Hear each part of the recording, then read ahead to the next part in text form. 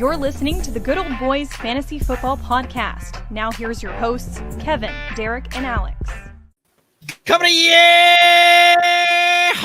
Welcome on in, everybody, to the Good Old Boys and the Fantasy First Rounders live. Coming to you on draft day. We are doing this thing live. We're big and in charge, and it's going to be a lot of fun. Let's go ahead and just start kicking this thing off through the panel there, and we'll go ahead and start with Chris Pinto. Go ahead and introduce yourself, give your handle, and then we'll go to and we'll just kind of work around the clock. What's going on, everybody? Thanks for tuning in. I'm at Aggie Kappa Sig, Chris Pinto, host of the Fantasy First Rounders. Great to be here. Great to do this with you guys. It's going to be really fun. I can't wait to get this thing kicked off. That's it. I'm Chris, a.k.a. at Detroit Beastie. DFS is my guilty pleasure. I enjoy talking it, writing about it, broadcasting about it, and helping others in terms of DFS. Very thankful to be along this collection of men this evening. There's one. Ryan Hicks with There's the one. Wow, I'm not usually that guy. 2 seconds in. Shout out to BC for making me some money on some of his DFS picks. I often look at what he's posting. You can find me at Real Ryan Hicks. I'm on Fantasy First Rounders with Pinto and Billy and Tom. Right now, working on the St. Jude Bowl, which is a charity bowl where money goes to St. Jude and money goes to first place. Last year, we gave $1,200 to the winner, $1,200 to St. Jude. This year, we're going bigger, and that's what I've been working on lately. Yeah, partnering up with Ryan on the St. Jude Bowl, so join us for that. Hey, I'm just excited, man. This is football Christmas, so anything could happen. I see a lot of fireworks in this draft, so it should be a pretty exciting night. And, hey, hit us up on SportsMe for this battle, these predictions, see what you got for us. Hell yeah. Well, I'm Jeff. I co-founded SportsMe because we think every sports fan and every creator should have a voice, and we have a whole lot of cool shit coming. I don't know if all you guys are on SportsMe. I know most of you are, and I love it. We've done a ton of battles together, so that's dope. Anyone who's not, you should totally join. Anyone who's watching, it's just think like TikTok meets Around the Horn. You hop in 30 seconds or less. You can literally like the seven of us right now. No, 8 of us. I didn't carry the one. There's 8 of us right now. You can literally hop in at any time and join anyone, no matter what you're doing, 30 seconds or less. And you can reply as much as you want. And people give you points. And there's gamification and leaderboards and a ton of creators that you'll recognize, and it's fun as hell, and we got a lot of stuff coming. But yeah, definitely check it out. I'm gonna write that down. So, do you need a promo code or anything, or I can just pop right on? Well, it's a good thing you asked me because soon you may need a code or an invitation, but for now, no. Now you're good. But no. I mean, you literally SportsMe or Derek can send you an invite or something. Perfect. I look forward to checking that out. Yeah, you'll like it. The link for the battle, we've posted it on our Twitter account. It's all over the socials. On Instagram, it's there as well. Facebook, you can find the link, hop on it. But the website to get it's in the App Store or just getsportsme.com. Yep. And you can absolutely download that. Join the battle. We've been doing it all afternoon. Been a blast. Yeah. You know, there's actually an NFL player in there, and you didn't even know it, did you? In that battle. I missed it. Who's in there? I haven't had a chance to check it in a little bit. So that dude Dalton played in the NFL, and now he plays in the PLL because the dude's a beast lacrosse player. I don't know what lacrosse team he's on. I hope I get a hoodie out of it, but he's a good friend. But yeah, he played in the NFL, and I'm trying to get him to get a few other NFL guys in because coming soon to the SportsMe verse is maybe or maybe not some athletes, some influencers, and some cool people, creators, and famous sports analysts and all that. Personalities, absolutely. I love the idea. I heard about it this morning, actually, and I haven't had a chance to check it out. But probably tonight, when we're done broadcasting at midnight or 1:30 in the morning, I'm definitely going to check it out. Oh, by the way, Derek, Alex from the Colin Coward Network is in that battle. Who's on the Volume Sports or Volume Up Sports, whatever it's called. Awesome. Yeah, he's hilarious. I'm trying to find your IG right now, but I can't. Detroit Beat, I can't find it. I don't have an Instagram. I'm Facebook and Twitter. I think I feel bad taking away from Alex and Joshua to say hi and tell us, what they're doing and where they're from. But I'm feeling the pressure to start an Instagram. But I don't know about any of you. We've built up our Twitters or our Facebooks or our anything that we've done. Sports Me, and we scratch and claw for every like, every view, every follow. Starting an Instagram seems absolutely exhausting to me. But I'll get one when I'm good and ready, or I'm pressured enough. Nice. I just followed you. I'm gonna send you a DM. Alex, go ahead and bring us on around the horn there. Have Joshua go. Joshua and then John. All right. Hey, what's up, guys? My name's Josh. Nice to meet some of you guys for the first time on screen, as opposed to like the Twitter feed. But just happy to be here. You can find me at JB Cho Knows, and I just like to help people out with fantasy questions and, just bring some positivity into the fantasy football Twitter sphere. So, I hope that, we can have the same thing here as we await different picks. I'm here to support my Bears. We need a lot of help.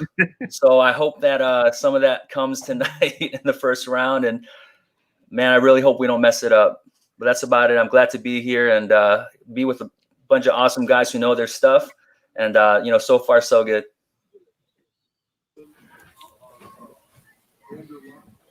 Glad to see Ryan dressed up for the occasion, I had to let my dog out. I got off work 20 minutes ago, showered. You're lucky I showered.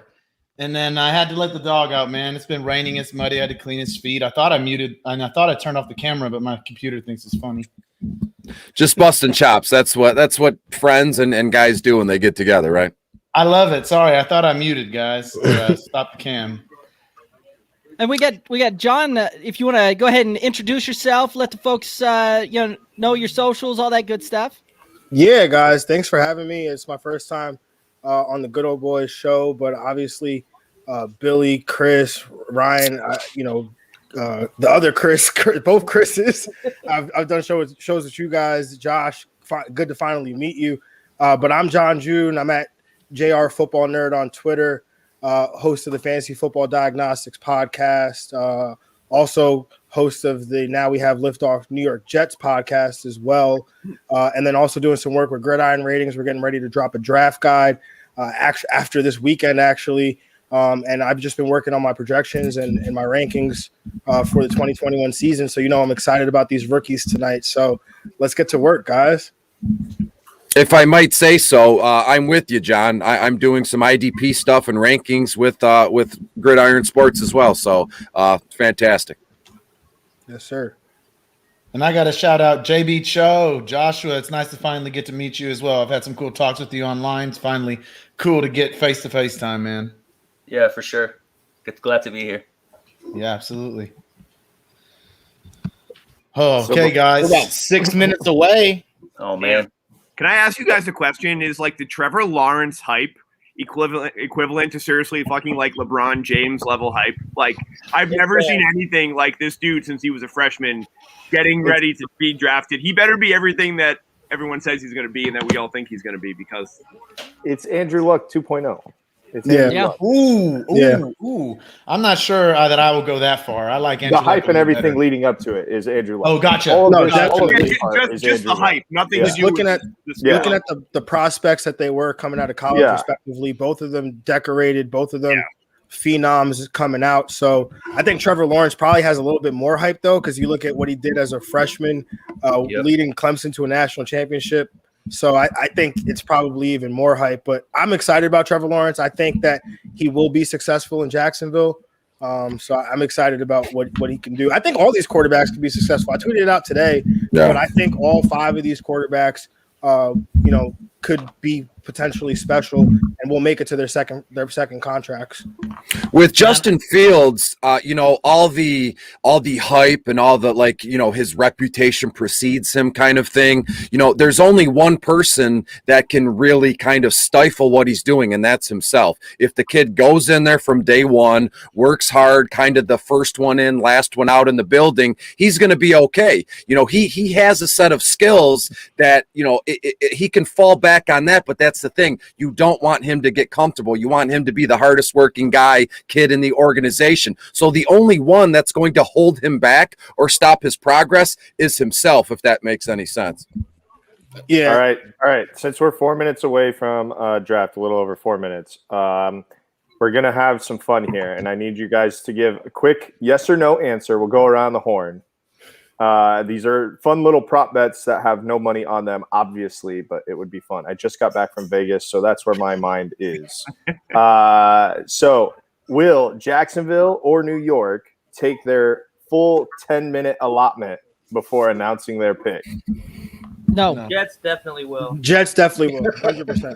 Yeah, Jets will. 100%. I mean, and you know, always does that. the number one pick always does every year too, right? The NFL wants them to do that. So it's a television thing. You know, both these picks are going to take 30 minutes. The Niners probably going to be the same thing because the NFL. You heard that report today. The NFL is pressing them to keep it secret. So who knows? We might not get to a short clock. I have a quick question. So let's say Jacksonville's on the clock and it looks like 3 minutes now. So they have whatever time they need. Does ESPN or whatever network it's on, are they able to cut away while Jacksonville is on the clock? If so, then Jacksonville is going to take the full allotment of time because there's TV money and there's broadcasting and revenue from like Bud Light or whoever has wants to put their first spot on, because again the ratings for the draft will probably be highest right now. So why wouldn't you want to take the full allotment of time? Yeah. I'll tell you right now that they probably won't take that first commercial until after the 5th pick, which seems like a long time, but they want to keep this audience engaged. They could take it after the 3rd pick because I think a lot of people are interested to see what San Francisco does from a television standpoint. That would be the most ideal time to take that break. But that's what it is. But you're correct. You're correct on that. Is that they will wait until the television coverage is back, and since it's a joint effort between ESPN and the NFL Network, right? It's all going to be. What are y'all watching on? Be coordinated. I'm on ESPN. What are y'all watching on? I'm on NFL Network. Yeah, ESPN. NFL Network. But it's muted, so I don't care. Yeah, it's muted. Same. Yeah, exactly. Yeah, but I think that's partly what it was too, with all the smoke and mirrors and everything. It's like the entertainment factor of the NFL. Like I almost feel like coaches and front offices are kind of maybe even given a little bit more of a go to like make stuff out of nothing, so that people will be more interested to see what happens on draft day. So bottom dollar, right? Bottom line is always what the NFL is looking business. for. In a way, it kind of reminds me of professional wrestling, like Monday Night Raw or whatever, that like WWF. This is basically a pay-per-view. Aside from the Super Bowl, I would imagine, I don't have it in front of me, but the draft is one of the highest rated, broadcasts on NFL Network or ESPN, CBS, wherever it's simulcasted. So they're going to treat it as such. There's going to be hype videos. There's going to be Tostitos commercials and beer commercials. It's all promotion. They're going to treat it like it's WrestleMania, like it's unbelievable WCW versus WWF kind of thing, which I would. The XFL, man, that's what they try to do. The XFL. Absolutely, yeah. Which I enjoy. Absolutely. So real quick, before we start going at that, Alex brought up a very interesting thought with the Vegas and the props and everything else. So here's kind of a question for y'all. Since we're notorious for hitting some mutes and talking with the mute button on and all that, I want to go around the horn. All the listeners out there, all the watchers out there, want you guys to throw it in the chat as far as what your over under is. But what's the over under for times muted tonight? Starting with you, Pinto. I'm gonna go with 12. Wow. Chris, right. I'm good for 5. I was going to say 7.5, but I'll round up to 8. We're already 1 in. Or are we starting fresh from right now? So that the first one that Ryan does mine count? Does this count? If not, Factor Ryan's in. Okay. Then I'll go 9 then, because I originally thought 7.5 to 8. We got 1 out of the way. So if I given the chance, I'm going a 9. Let's go there. I can't believe. I think that the fact that I was the one who muted means I'm going to go 4. Wait, but Ryan, do we count your failed video mute though? Because you had that going too. Yeah, that was kind of a mute. simultaneous. That was simultaneous. Yeah, I'll go with like 10. Okay. 10. Who's next? I don't even know where to begin. Alex? Wait, I'll go how 9.5. long? The entire night? Time out. The entire night? Absolutely the entire night. All right, 18. Nobody's going I to keep changed track mine. of this. 18. The What do you bookie's mean not we gonna call it pay, out so I'm every not single taking- time? I'm not taking action. Bookie won't pay. I'm gonna say 9.5 over under. Do we hit double digits? I'm gonna put a C note on the over though. Okay. I'm not taking your action, but John, what do you got? I'm gonna go with 6.5, nice and close to the middle, but I'm gonna take the under there at 6.5.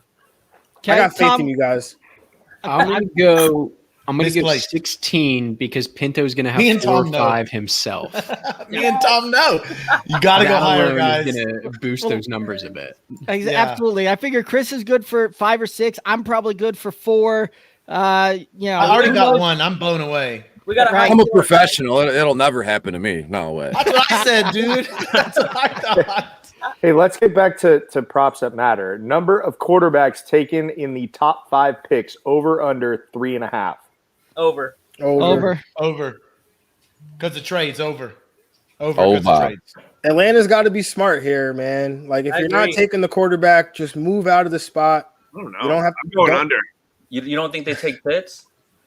It doesn't make Don't sense. take Pitts, my God. Don't take Pitts. I It mean, doesn't look, make sense. you could take Pitts, right? But if a team is sitting there offering you Yeah, what it costs to move up for a quarterback, yeah. and you're not moving back that far, right? If Denver wants to move up or Carolina wants to move up, and you're only moving back to 8 or 9, It'd be hard to turn down.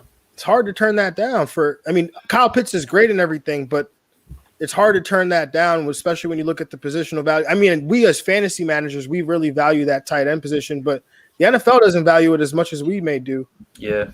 I've said for about a month now that what Atlanta does at 4, Atlanta at 4th is the linchpin to the entire top 10. What they do or what they don't do is going to send ripples into the top 10, the top 12 here. If they trade out, you could see a case where Sewell or Jamar Chase falls to the Lions at 7. If they go Pitts, then there's no way Jamar Chase makes it to Detroit there. But so what Atlanta does at 4, I have all my eyes.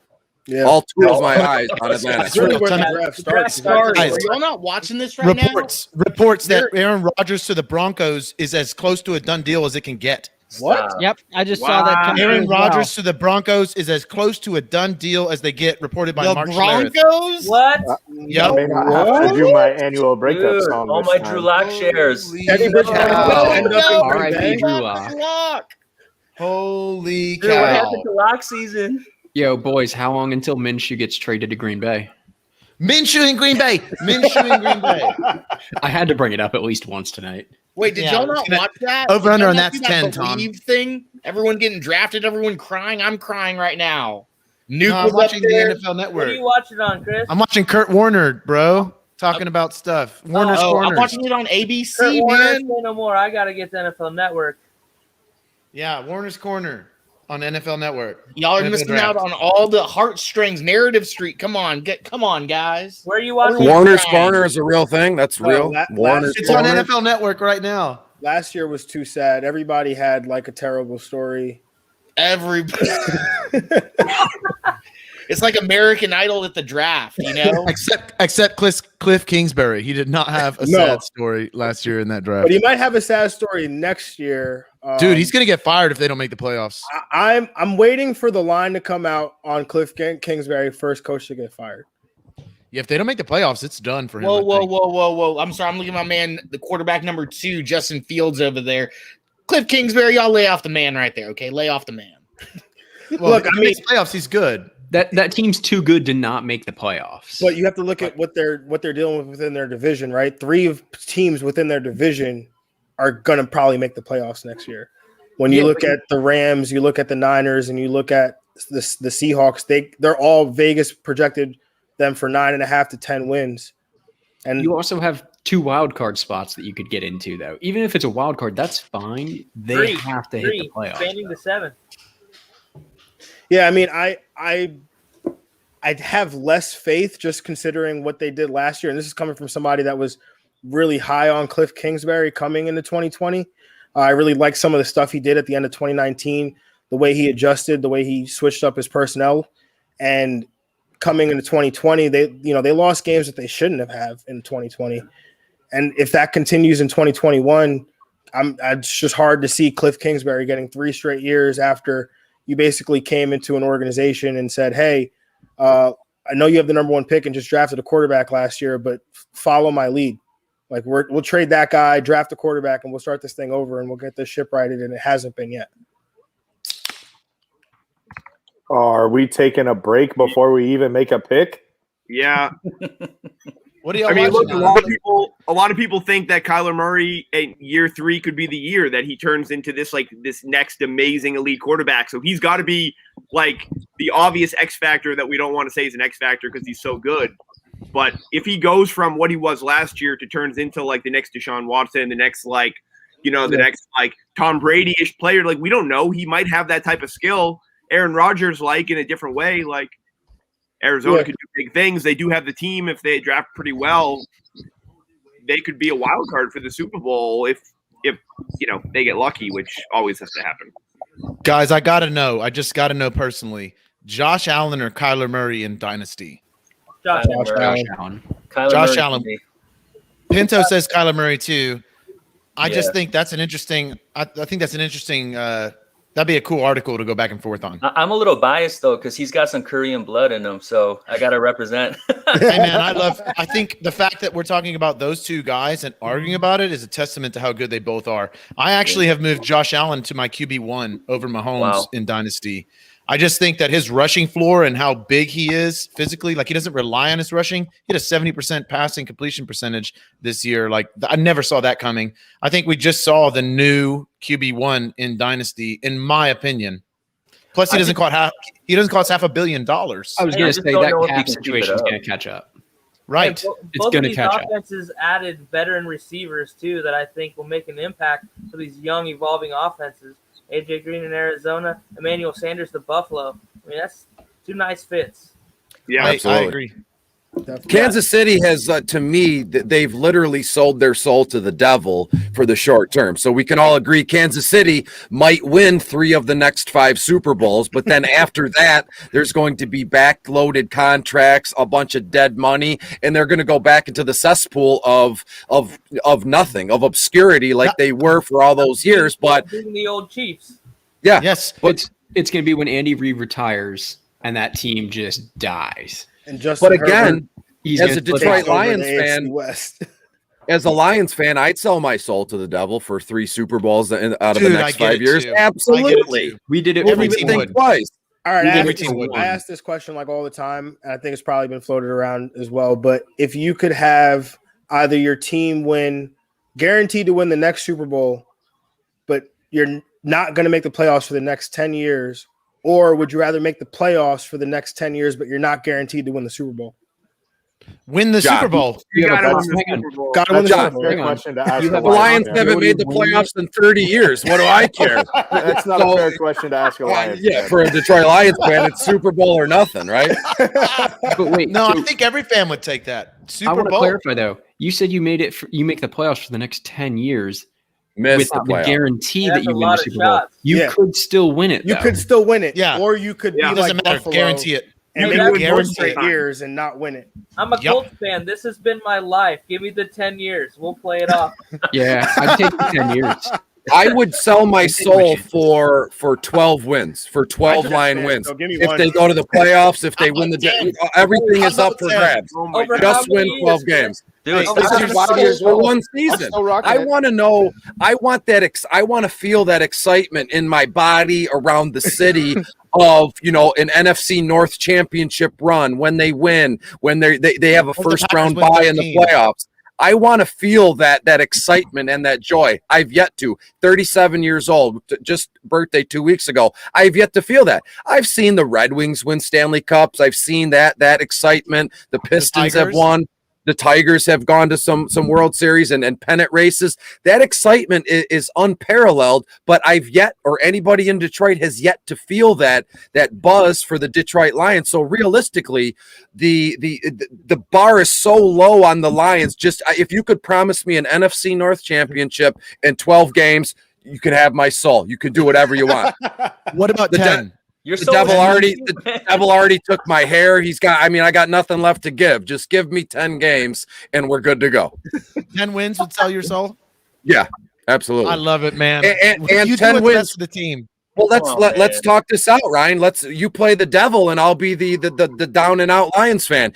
If you can promise me 10 wins and an NFC North championship, then I'm in. Not the NFC championship, but just winning the division, beating Green Bay, Minnesota, and Chicago. You could promise me that. You can do with me what you will. Oh, man. I think you got to raise your standards. Yeah, promise, dude, you got to raise your standards. Actually, guys, I don't think you. I'm not sure. I agree with you, Chris. Like being in purgatory like that, or being in hell like that. Like Cleveland fans, they made the playoffs this year. My God. Whoa! The devil just said no. Don't do it. Lions are winning 12 games. I was just going to tell him that I'm a Patriots fan and I feel so bad. Oh, he's back. I feel so You bad. booted me out. What the heck was that?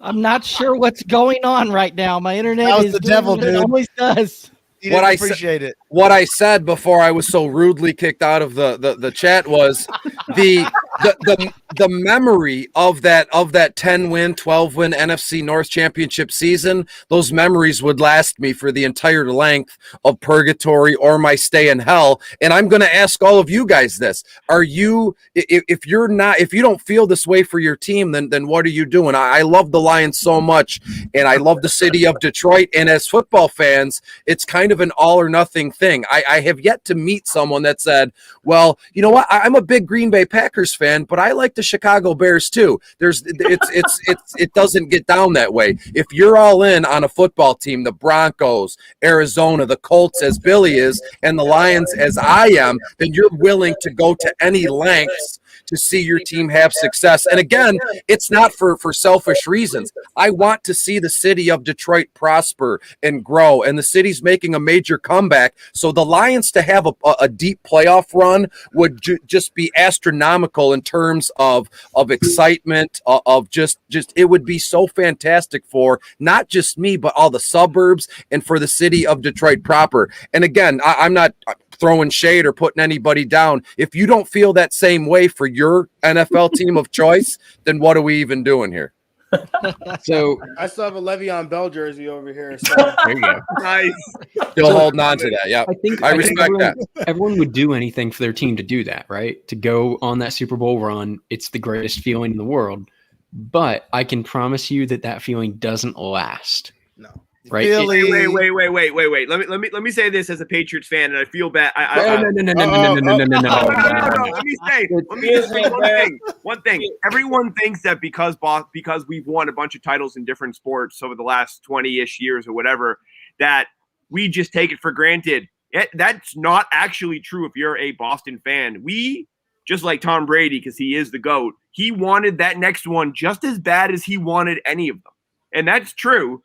When we go in, it's a new team, it's new rookies, it's new drama, new coaches, on the new ways to cheat. Hey, Tom, let me ask you a question. You say that excitement of a Super Bowl run or a division title doesn't last forever, or there's a shelf life on it. Well, what are Dallas Cowboy fans doing? They're living off the early '90s Super Bowl run. The Cowboys' momentum is momentum unlike measured anywhere else on this planet. It's crazy. Yeah. They pull those VHS tapes out every year, blow the dust off, and they relive former glory from the '80s, right? But I mean, what I'm saying is, as an Eagles fan, obviously 2017 made the run. It'd been 50 years. They hadn't done anything. You win the Super Bowl, and now we're 4 years removed, and this city is just dead. Well, let's be honest, man. Even for the athletes, that's why, athletes talk about what their passion is and, how important winning is to them. That's a question that was brought up to, about Trevor Lawrence, when he was saying, football isn't the most important thing to him. And they were questioning his desire to win and his will to, take his team to the next level. But, there's more important things than sports. And I'm not saying, Chris, to take away from your diehard fanhood. But yeah, man, even if I guess it's harder for me because as a Bears fan, it's like I was born in '83, right? And, so the '85 Bears, obviously, I had no idea until I went back and looked, into old tapes and things like that. But yeah, definitely, man, your soul is worth a lot more than 10 wins for your. I get it. But Joshua, realistically, I'm of sound mind. I know that, the football, the game of football has no bearing on my regular, real, everyday life. Sure. My happiness, my career, what relationships I get into. It literally, when you break it all down, sports are meaningless. When you strip everything down, all the betting, all the jerseys and all this stuff, it's all worthless. But it's human nature to want to be entertained. It's human nature to get, as Prince said, get through this thing called life. And it brings so much joy, excitement, and entertainment along with countless other, positive emotions and feelings that's where, the connection, I was going to say disconnect, but that's where the connection is here. We're here, you get people say that all the time at NASCAR races. I'm here for a short time, not a long time. And that's realistically, that's I could get behind that. So, and at this moment in time, I'm only here for what? God willing, 50, 60 years, 70 years, like that. So you have to condense all this stuff into a short period of time, and we can pick and choose where we put our efforts and what we do and where we go. And I choose to put all my efforts into fantasy football and the Detroit Lions. Yeah, I see that, man. I mean, and you're doing a lot of awesome stuff. I see you grinding all the time, working hard. So I respect that. Thank you. Oh, and DFS. Without DFS, I'd be nothing. I think it's actually hilarious that you talked about a Packers fan that would say they like the Bears, because I'm a Packers fan who likes the Bears. But my situation is a little different. Is I grew up in Texas, but my dad was a Packer fan, so I was a Cowboy fan, then a Packer fan, and then some things got me. So now at this point in time, I honestly am more of a fan of my dynasty players than I am of any specific team. Like I want the Packers to win the Super Bowl, but I don't care if they don't, because I actually want all of my fantasy players to not make the playoffs so they can't get hurt in the playoffs so I can have them next year. Like, that is how I watch football now. I'm with you. Like, man, I've gone to this level where I'm like, all right, I want guys that are not going to be playing the playoffs, because a playoff injury does nothing for me except screws me next year. So, like, if I have Aaron Rodgers, say, in a dynasty league, I hope they don't make the playoffs, because I don't want him to play and get hurt in a game that doesn't mean anything to me. Like, my fantasy teams have overtaken. They've taken precedence. Favorites. Right. That's what's happened to me now, because I love Saquon Barkley. I have him in a lot of dynasty leagues. Y'all know AJ Brown is like my soulmate. I love AJ Brown. So, like, I'm a Titans fan, but I would really prefer if they didn't make the playoffs so AJ Brown didn't get hurt. So let's change gears here just a little bit, and the Jaguars are fully on the clock here. Roughly about 6 minutes left on that clock. Obviously, I think we all think that they're going to go Trevor Lawrence here. But the question that I have for you is, put it on the put it out there as far as how many wins you think the Jags are going to get, and let's do some thoughts as far as what the Jaguars fantasy prospects and the players on that are going to look like with this. We'll go ahead and start off with Ryan Hicks. Well, look, I'm a James Robinson truther as well. I think he's a monster. And having a quarterback like Trevor Lawrence there with Urban Meyer, you got DJ Chark there. They have the pick 25. I don't know what they're going to do there yet. I think it depends on how the first round fleshes out. But I think this is a team that probably is going to be playing from behind a lot. So I think there's ample opportunity for Lawrence to be viable year one. B, for Robinson to have, because he's a pass catching back too. And then for Chark, like, I think that this Jacksonville could be a fantasy target for me, just based on the fact that they're going to be playing from behind, and B, this rookie quarterback is going to need a running back to help him out. So I'm looking at Robinson, Lawrence, especially in Dynasty, obviously, that goes without saying. And then Chark for a rebound year. I love Visca. Marvin Jones there. I still love him as a best ball guy. So for me, I think this offense isn't going to be something that you can just disregard. I think this is going to be a fantasy situation, especially on a week-by-week basis. Yeah, I absolutely agree. This is a fantasy situation to continue to monitor. Obviously, getting Trevor Lawrence, that's going to be their quarterback. And they've brought in some vets and along with the young guys that they have to make sure he has plenty of targets that are tight end short of being one of the deepest pass-catching rooms in the NFL, really. And James Robinson proved he can catch the ball out of the backfield. He's an every down back. Way outplayed any expectation that he might have had coming into the season. This is actually a lot better spot for a number one overall pick than a lot of these guys have gotten over the last handful of years.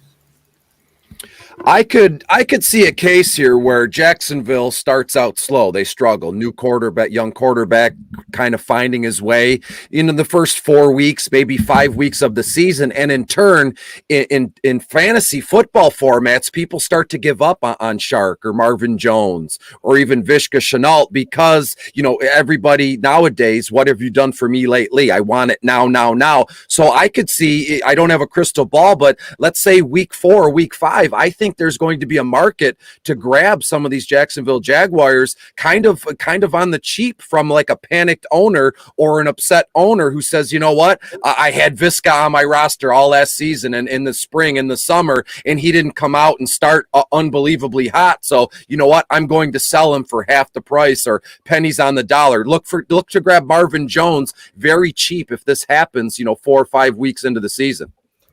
Yeah, I think it's interesting, right? I mean, we're talking about James Robinson, during the NFL draft, and he was, an undrafted guy. But what an important man that is in this Jaguars offense. I think some people are still kind of fading him because they think like he had, no competition, which is pretty much true, with the other guys kind of going through COVID and whatnot. But, he really showed that he could be an every down back. And especially with a young QB coming in, as much as he's been, touted and, hyped up, they're still going to need that ground game to really, make it easier for Trevor Lawrence. So I actually see, James Robinson still being a very good back, a top 10 back. And they're going to keep on pounding it with him and really just open up those passing lanes for Lawrence with all of his, potential targets. So it'll be cool to see who he kind of gets that chemistry going with, is it going to be Chenault? Is it going to be Chark? That's kind of the question that a lot of people are asking. And then, with Jones now in the mix, he has a lot of targets that he could go to. So that's what I'm kind of most interested about to see. I think J-Rob is a guy that I would want. And Lawrence, obviously in Dynasty, he's the 1.01 as well, for pretty much the majority of anyone who's playing fantasy football Dynasty in Superflex. So it'll be interesting to see what happens. But I'm excited for the season already. I think the thing that is going to hinge the most on the Jacksonville success this year is whether or not Urban Meyer comes to his senses and allows Tim Tebow to play tight end for the. I'm fucking with you guys. This team's they're going to be bad, right? Like they're going to be bad, but it's going to be fun for fantasy. What you guys are saying is absolutely correct. They're going to be playing from behind. They apparently, if they're going to take 10 minutes to make this thing, I'm not excited for what's going to happen in the season. A little commitment would be nice out of the Jacksonville Jaguars and their offense. But no, this team is going to be bad, but it'll be fun for fantasy. James Robinson is kind of that diamond in the rough that everybody always wants to get. And if you listen to the Good Old Boys Fantasy Football podcast, you would have known about that diamond in the rough a lot sooner than several other people did. So self-plug, and I can't believe that it took them 10 minutes to do this, and we started at 7:15. The pick is definitely in. For the record, first overall pick in the draft, and even first overall in day 2 and 3 shouldn't have a clock. You should have to have your pick in by the time the draft starts for the day. I agree. 1,000%. You've had 6 months to decide. Yeah. At most have like a 2 to 3 minute clock to entertain trades. But like you gotta come on. Why are we taking 10 minutes to figure out you wanted to pick Trevor Lawrence? We've known that for the last year. We've known that for all about that 3 intrigue. Years. So for me, for 3 years he was going number 1 in this draft. Right? Yeah. For me, I mean, you look at the Vegas projection. There's over/unders at 6. So, I do projections and modeling and stuff. So, I've got them projected for 6 wins in their first year. So, right up what Vegas said. But, you look at Trevor Lawrence in his first year, I've got him projected as my QB 15.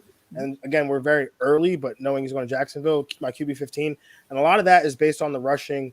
And a lot of that's also based on the game script that Jacksonville is going to be faced with, right? Projected to go 6-11. They're going to be passing a lot. And if Trevor Lawrence is as good as we believe he is, then some good things should happen when he throws the football. And, we look at Joe Burrow last year, he came out of the gate, productive as a fantasy asset, mainly because of volume.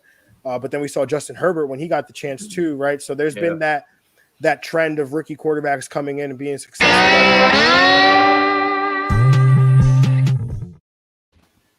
That was buggy. So we've seen quarterbacks come in and be successful. And so I think Trevor Lawrence in year one with Jacksonville with the weapons, James Robinson, who I do love as a player. I just think that, we have to be mindful that Urban Meyer this weekend could, what if he falls in love with a Michael Carter or a Chuba Hubbard or something along those lines and it becomes a committee. So that's the only thing I'm weary of. Otherwise, if they don't address the running back position, locked and loaded with James Robinson. And as far as the receivers go, I still like DJ Shark.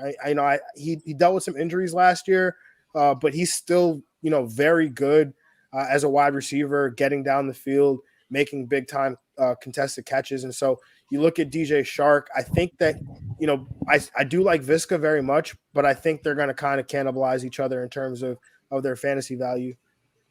Yeah, I'm with you on Shark. I think he's the guy I'd want over Visca. That's me personally, though. Yeah. I'll take it real quick. So with this offense, James Robinson, Chark, Viz, and now Trevor Lawrence, all these guys are going to be inside probably my top 15 at their position. Well, sorry, not Viz, but probably Chark. I really like what this offense can do. I mean, we keep on asking like ourselves or telling ourselves like if this kid's ready. His NFL passer rating out of college starting 40 games was 114.7. The floor for 5.8 rushes per game gives him a great floor, especially in this division, man. This division with my Houston Texans that they'll play twice a year, and I'll see Trevor Lawrence absolutely decimate us twice a year. Man, he's going to be lighting it up in this division. So I like this offense, especially for fantasy. And yes, the Tim Tebow tight end effect. If Tim Tebow becomes the tight end for Trevor Lawrence under Urban Meyer, like talked about earlier, Urban Meyer, Tim Tebow, the connection from college there. Golly, man, remember Urban Meyer ran the 2 quarterback system there, Chris Leak and Tim Tebow. So what could happen here? Tim Tebow, also an older guy who's also fresh. We talked about him being like a chaplain type person for the team, a good culture that Urban Meyer is going to institute from day one. Trevor Lawrence, let's go, man. Excited. Wait, do we actually think that Tebow's going to make the Jaguars? What other tight ends do they have? If it wasn't for Urban, who knows? But there's a slim chance, man. I'm a Gator fan. There is a slim chance that they love each other. So it doesn't even matter what kind of skill level he has. He's probably just going to sign him because it's a great feel-good story, and everyone's going to be talking more about the Jags. Look at Matt Rule and PJ Walker. Hey, man, it could be a diversion, getting all the attention off of Trevor Lawrence in his rookie year. Point. And putting it on Tim Tebow. Yo, John, that is an amazing point that That's realistic. Anybody thought of that? Wow, what a QB controversy. What a great. There's another. We're not there's even another talking about realistic Trevor Lawrence thing. being the number 1 pick. We're talking about Tim Tebow. Well, here's another realistic thing, guys. Derek, we were talking about this. Oh, my bad. We were talking about this before the draft. Tim Tebow is 2 years older than Kelsey, the same size as Derrick Henry, can play fullback, tight end, and why wouldn't you bring him in on a minimum? I didn't say quarterback. Realistically, Tim Tebow doesn't have to touch the ball. Tim Tebow can block. He's 6'3", 245. You can play him at fullback or tight end. And again, he's faster than Travis Kelce. Why wouldn't you use a minimum level guy? Urban Meyer knows him. I'm not saying he's fantasy relevant at all. What I'm saying is that it makes a lot of sense in many ways. Again, taking the pressure off of Lawrence, getting a good locker room culture guy in there. And then again, the dude's a physical specimen. Run him at fullback or tight end and just have him block, and he's going to be effective. Run him special teams hero, dude. Why wouldn't you at a minimum contract sign him? Urban, I mean. Play him at linebacker. Linebacker for real. I'm not joking. He could probably play linebacker. Real quick, Derek, when the 1.02 comes into the Jets, I'm going to cede my time to Sir John June on this one. All right. I mean, we kind of already know who it is. Yeah. Hey, so John, when it came out that it was going to be Zach Wilson, what was the thought, kind of the thought process around you guys? Well, I know personally for me, I had already kind of known once we hired Robert Saleh that it was going to be Zach Wilson, because when I watched Zach Wilson on tape, he just looked like he belonged in the Shanahan's offense.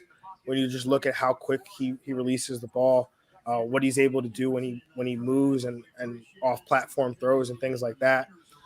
So it kind of fits him perfectly, fits his skill set perfectly. And then, so once that happened, I kind of knew that was going to be the move that they made. And then it's, started trickling out that obviously Zach Wilson was going to be the pick. And so ultimately when I first watched Zach Wilson on tape, I was expected to not like him. I was expecting all right, this small short kid from BYU, small school, probably not very good, probably not very athletic. But then when I put on the tape and I actually watched him, everyone talks about the level of competition, the defensive backs and things of that nature, but also talk about the receivers that he's playing with, right? These guys aren't going to be playing football on Sunday. And so these guys are getting very little separation against even, DBs that aren't going to be in the NFL, but these are still NFL type throws when you look at the separation that his receiver is getting relative to the defensive backs, right? And so when I look at a guy who could just put the ball basically wherever he wants on any throw, whether it's in the short, the intermediate, or down the field, I get very excited about that. Obviously, if I was making this pick, I would love for it to be Justin Fields, just because you look at where the NFL is going, you look at the athleticism at the quarterback position. I think Justin Fields fits that perfectly, and I think he just has the potential to be a star. But I'm not disappointed in the pick for Zach Wilson. I've been saying all offseason, Justin Fields is my 2A, Zach Wilson's my 2B. So I'm okay with the pick, man. I'm excited. Hey, does it worry you at all that there's that stigma about Jets rookie quarterbacks who, regardless of their skill, it's tough to perform in that environment with the biggest media in the world? There's so much, especially after what happened with Darnold. It's almost like Zach Wilson's going to be looked at as is he going to be another Darnold? And that's tough. Adam Gase. Yeah, Gase is gone. Well, Adam Gase is definitely part of the blame, but also you look at Mike McCagnon wasn't much help either. And right after trading 3 second-round draft picks to draft Sam Darnold, the very next pick after Sam Darnold is a 25-year-old defensive tackle. So, you're not doing anything to help the young quarterback. You're not doing anything to put playmakers, put protection around him, any of that kind of stuff. And you look at Mark Sanchez, he wasn't very talented. Let's be honest about that. I mean, I say it all the time. You put Sam Darnold on those 2009, 2010 Jets teams that made it to the AFC Championship game, they probably make it to the Super Bowl, because that's the level of talent difference between Zach Wilson and Sam Darnold. So I'm excited about what Zach Wilson could do. I'm excited about Joe Douglas and Robert Saleh and what they could potentially do, and to help Zach Wilson be productive and be a good player in the NFL. Real quick, because this is the Niners are on the clock, and this is obviously the one that we're all intrigued to see. But real quick, John, in the last 10 years, can you name the worst first-round draft pick of the Jets? Well, that's what I thought, because there have been so many of them. I just got to needle Jets fans, man. That's a pretty good one.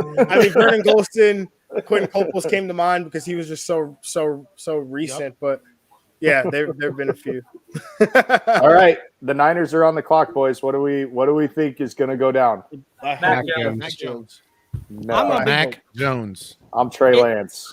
It'll be somebody other than Mac Jones. That's the way I bet. Yeah. It's going to be Mac. It's gotta be Justin Fields. I think it's going to be Lance or Jones, but I think just too much is pointing to Jones. So hang on, who Jones. doesn't think it's Fields? Hands up. Who doesn't think? It's not Fields. It's either Fields or Lance. That's where I put the money on it. I say Mac Jones. You're going to lose money. I'm just digging. I'm I'd say digging my Jones, heels if in. not him, then I have money on Mac Jones right now. I think that was a good bet. I mean, just a Mac little Jones. bit. Like, why not, right? here's the thing: if Mac Jones doesn't go here, Patriots trade up and get him. I Do the actually, Patriots need to I'm trade not up? Minnesota, but that's just me. Do the Patriots even need to trade up? I to get really Mac Jones if he doesn't go really here? want Fields, man. I think he under fucking Bill Belichick would be so amazing. And we've never had a guy like that who could really do his. And by the way, he's dropping for unfair reasons, and I think that he should be. How is he not better than any of these other guys? I don't understand that. His draft process reminds me so much of Deshaun Watson. It's unbelievable. Literally, I have no idea what's happening. Hey, if we luck out, that's very Bill Belichickian kind of. So it is. But hey, if we're talking about Deshaun Watson, I mean, there might have been onto something then. There is something to be said though about Alabama quarterbacks coming out, because think about it, and this is Ohio State ones too.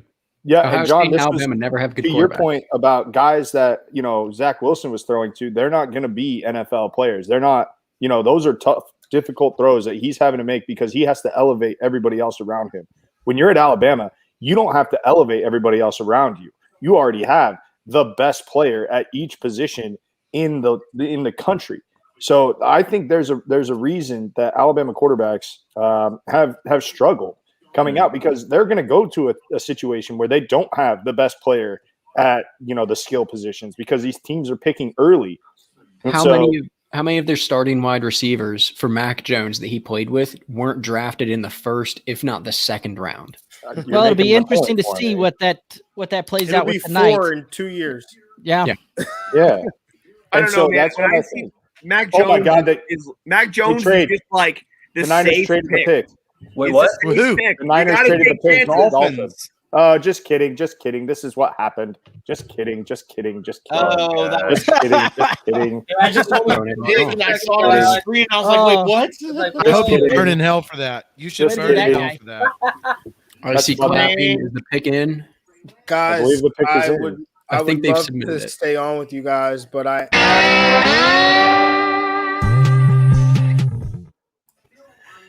Whoa. muted. Oh my God! That is- I that told is You gotta you. stop that. Hey, That could have been 3 times. and that video crapped the hell out of me. But anyway, guys, I would love to stay on, but I have to go. But good Hey, luck to the appreciate rest of your y'all insight, tonight. man. Nice Thank to Appreciate meet you you. guys. John. Definitely. I loved being on. Thank you for having me. Definitely would love to do it again. And good luck to all your respective teams. I hope the Lions, Bears, Eagles, maybe the Pats. I don't know. No, man. They don't But, Maybe hey, not. I'm gonna make sure. I Derek, you connect got to with get all you John on guys. Sports Me. That'd be dope as hell. Yeah, Absolutely. no, I'm gonna get on that. I definitely have to download it, so I'll get on that, create an account, and I'll definitely see you guys on there. But if not, I'll see you guys on the Twitter sphere.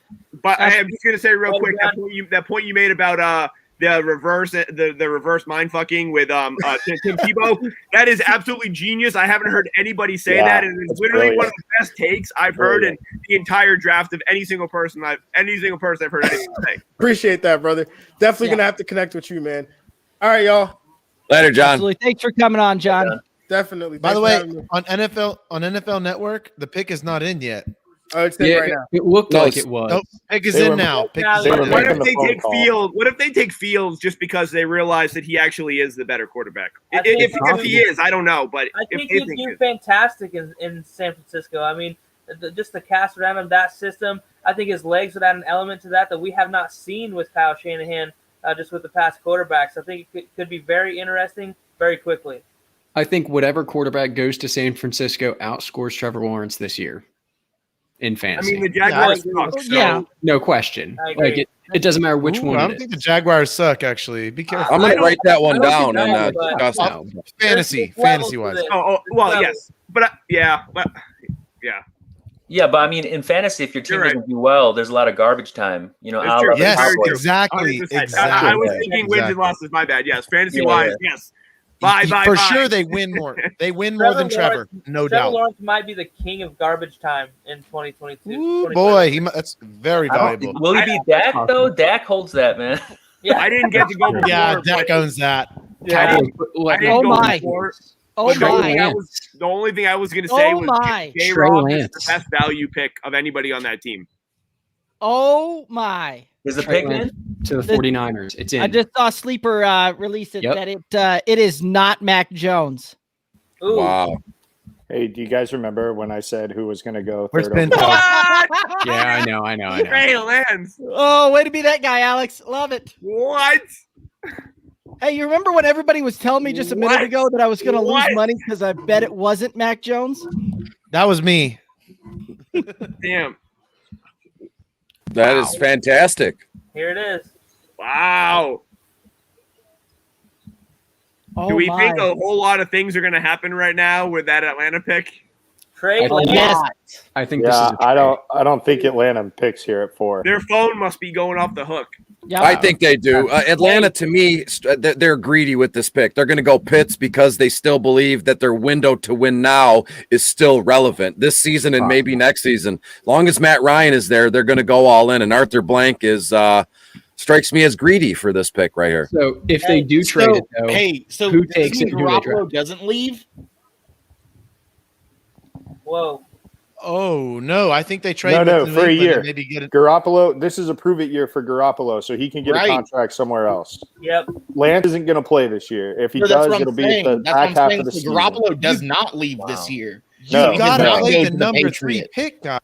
No, gotta you play do the- not. No, you Yeah, do you got to not. get a water. Be right back. That's a You do lot not have of to play the number 3 draft pick. capital, man. That's a lot of draft capital. Hey, maybe For- 15 years ago, before they restructured rookie contracts and you had to pay them $100 million before they ever took a snap, you had to pay the third pick. You don't have to do that anymore in today's NFL because the Kyle contract Shanahan's a little isn't gonna bit different. He's methodical. Is- He's not just about is to go San roll Fran- out a rookie. Is This San is Fran the long- contending or this not? is the long play. Yeah. Absolutely, San Oh, Fran is they're absolutely contending. contending. Then you Yeah, play but the best Jimmy G- player, and if Garoppolo is better than Lance, then you've got a problem taking him at 3. No, I think we'll absolutely have our not. answer by the end of the night if Jimmy Garoppolo is going to have the year in San Fran or not. I don't think the Patriots are going to screw around here, but I will say I called last night that Justin Fields back to his home state of Georgia to the Falcons just feels right. Funny how he fell. Does. Funny feeling here. If they're shopping Julio, maybe looking to rebuild, I could see Atlanta just saying, you know what, might as well get our guy now. They're Yeah, I shopping mean, hey, if Julio you- because Julio's contract is unbelievable. It's They're not going to massive. get. They're not going Chris. to get what they want for Julio. So Chris, you and I think that they're wrote. willing to it's do it gonna be after tough. the June 1st deadline. They Yeah, Chris, said you and I money wrote after for June going 1st. for 2 on I believe it was their like 10,000th article from Jeff. Correct. And I have the Atlanta Falcons. I said that Justin Fields will return here, boy.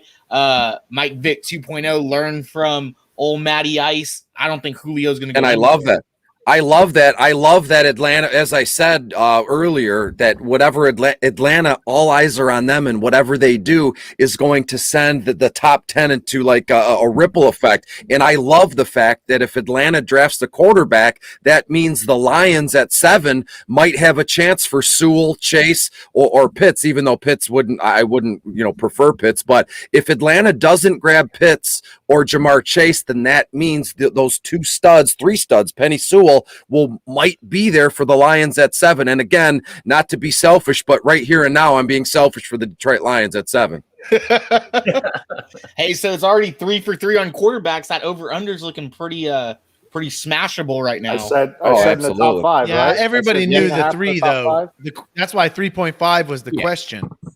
It's either We does knew this these pick get 3. traded and a quarterback gets taken? Do the Falcons rebuild by taking a quarterback, or did we all lose out if we bet the over? Right. So I think the Falcons go I don't Kyle think the Pitts here. Falcons. They're not going to take a QB here. I think they go Pitts here. There's Yeah, no but way they if take a they QB. That's what don't I'm take thinking as well. Fields, that number 5 pick is going to be the hottest commodity in a long time. I think it's like a 60% chance they take or they trade it away. Like If a they don't trade it, I 35% think they chance get they it, take Pitts and a 5% chance they take a QB to sit behind Matt Ryan for a year. What's and- Hayden Hurst's contract right now? The dude didn't he If just they- get He's paid? still on his rookie. Yeah. Still on his no, he's rookie not. deal. I thought they. No, he's not on his rookie deal. No. Yeah, He came from Baltimore to Atlanta. They paid him. Didn't they pay him big money the same way when I thought yes when Cleveland picked up Hooper? They used draft capital too. I mean, didn't they give up a third for him? I believe. Yeah, so. no. If Atlanta takes Pitts and I'm an Atlanta fan, I am burning that whole city down tonight. Like, look, I understand the. I understand the. It's pretty sorry, rough. that was too intense. Obviously, that's hyperbole. What I'm saying is that's not a good pick. I mean, who actually thinks they're better than the Saints and the Bucks with Here's Pitts? Here's the thing though about They're Pitts. not. He's just No, they're not. big guy. I mean, you can take this guy here and it just makes sense regardless because of the talent, you know? Yeah, I mean, Absolutely. Yeah, but I kind of Atlanta has a lot of problems. like Julio is going to be gone at some point soon. I feel like maybe they're thinking about Pitts as kind of that next guy to fill in the excitement factor of a big body, like receiver. I could see them taking Pitts here, even with Hurst. I'm a big Hurst guy. I think that he deserves a real shot to really produce. I mean, that's what they brought him over for. But I could see them taking Pitts here. Oh, Yeah, no. I think if they do trade him, he's less of a tight end for him. I think they want him to be the Julio Replace replacement. Julio. Play outside. Yeah. I don't see him blocking a whole lot in the NFL anyway. You know, No. he really is a glorified wide receiver. We'll call him a tight end, but we all know he's a pass catcher. There. Ooh, pick is in. Should I hit the thing again? No, God, no. that thing, it literally startles me when it goes off. I jump back in my chair. And did you notice I'm taking a drink every time it comes on, so I'm with it. every time it happened, John was actually talking, so I feel bad. Yeah. That's probably why he split. He got upset about it. That's 2 for 2 on John.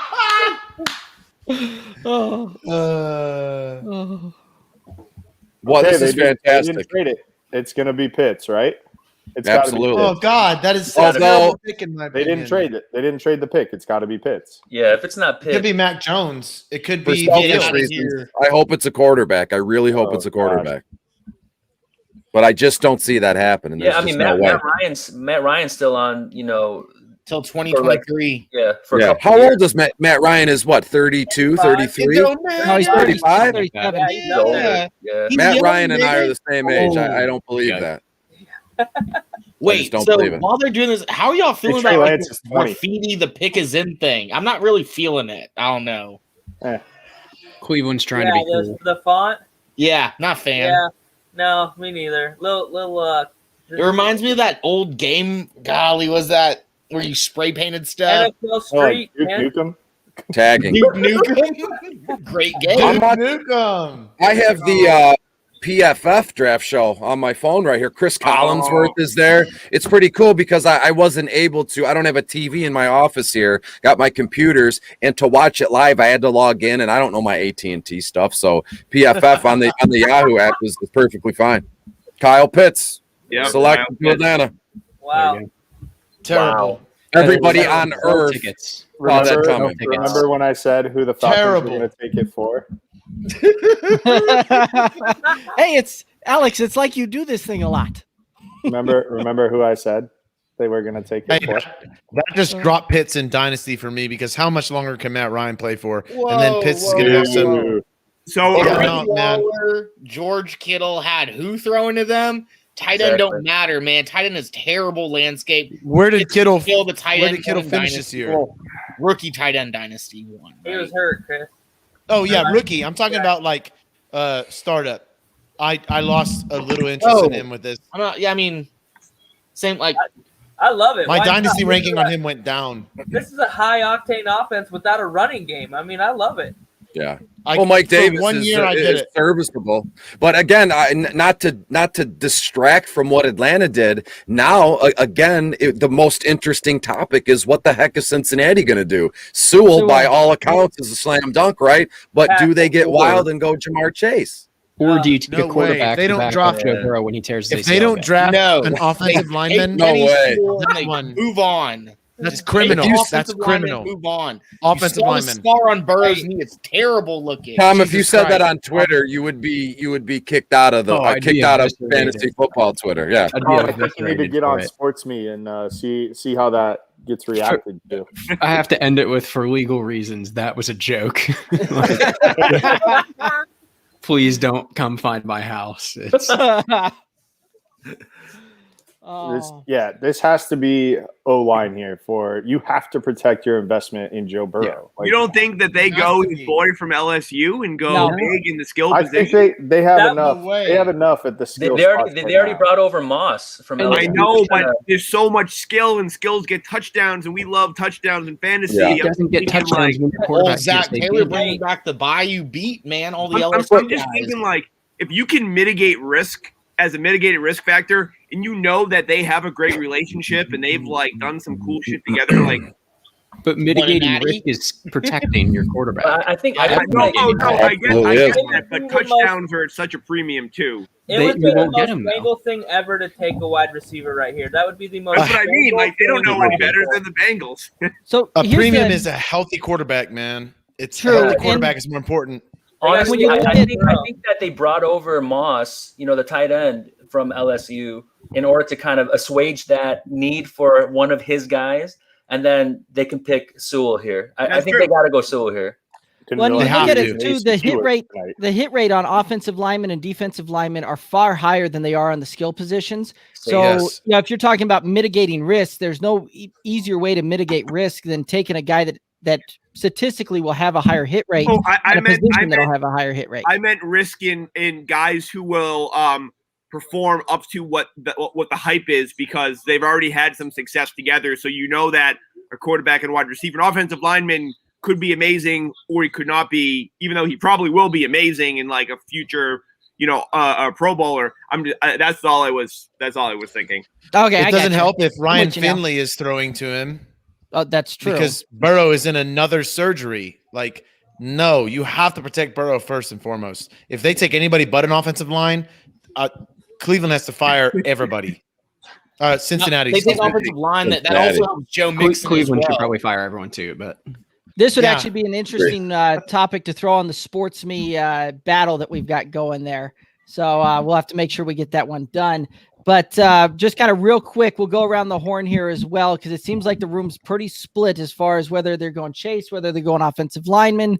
So just curious here. We'll start with Ryan and kind of work our way through snake style here. So who you got Cincinnati taking here? Offensive line or die. I think there's an argument. It's offensive line. It has to be offensive line. I don't even care who it is. It All right. has to be. Billy, who you got? Yeah, got to be Sewell here or the kid from Northwestern. You got to go O-line here. Joe Burrow, you got a real one. Don't screw it up, Cincinnati. All right, Jeff, what do you got?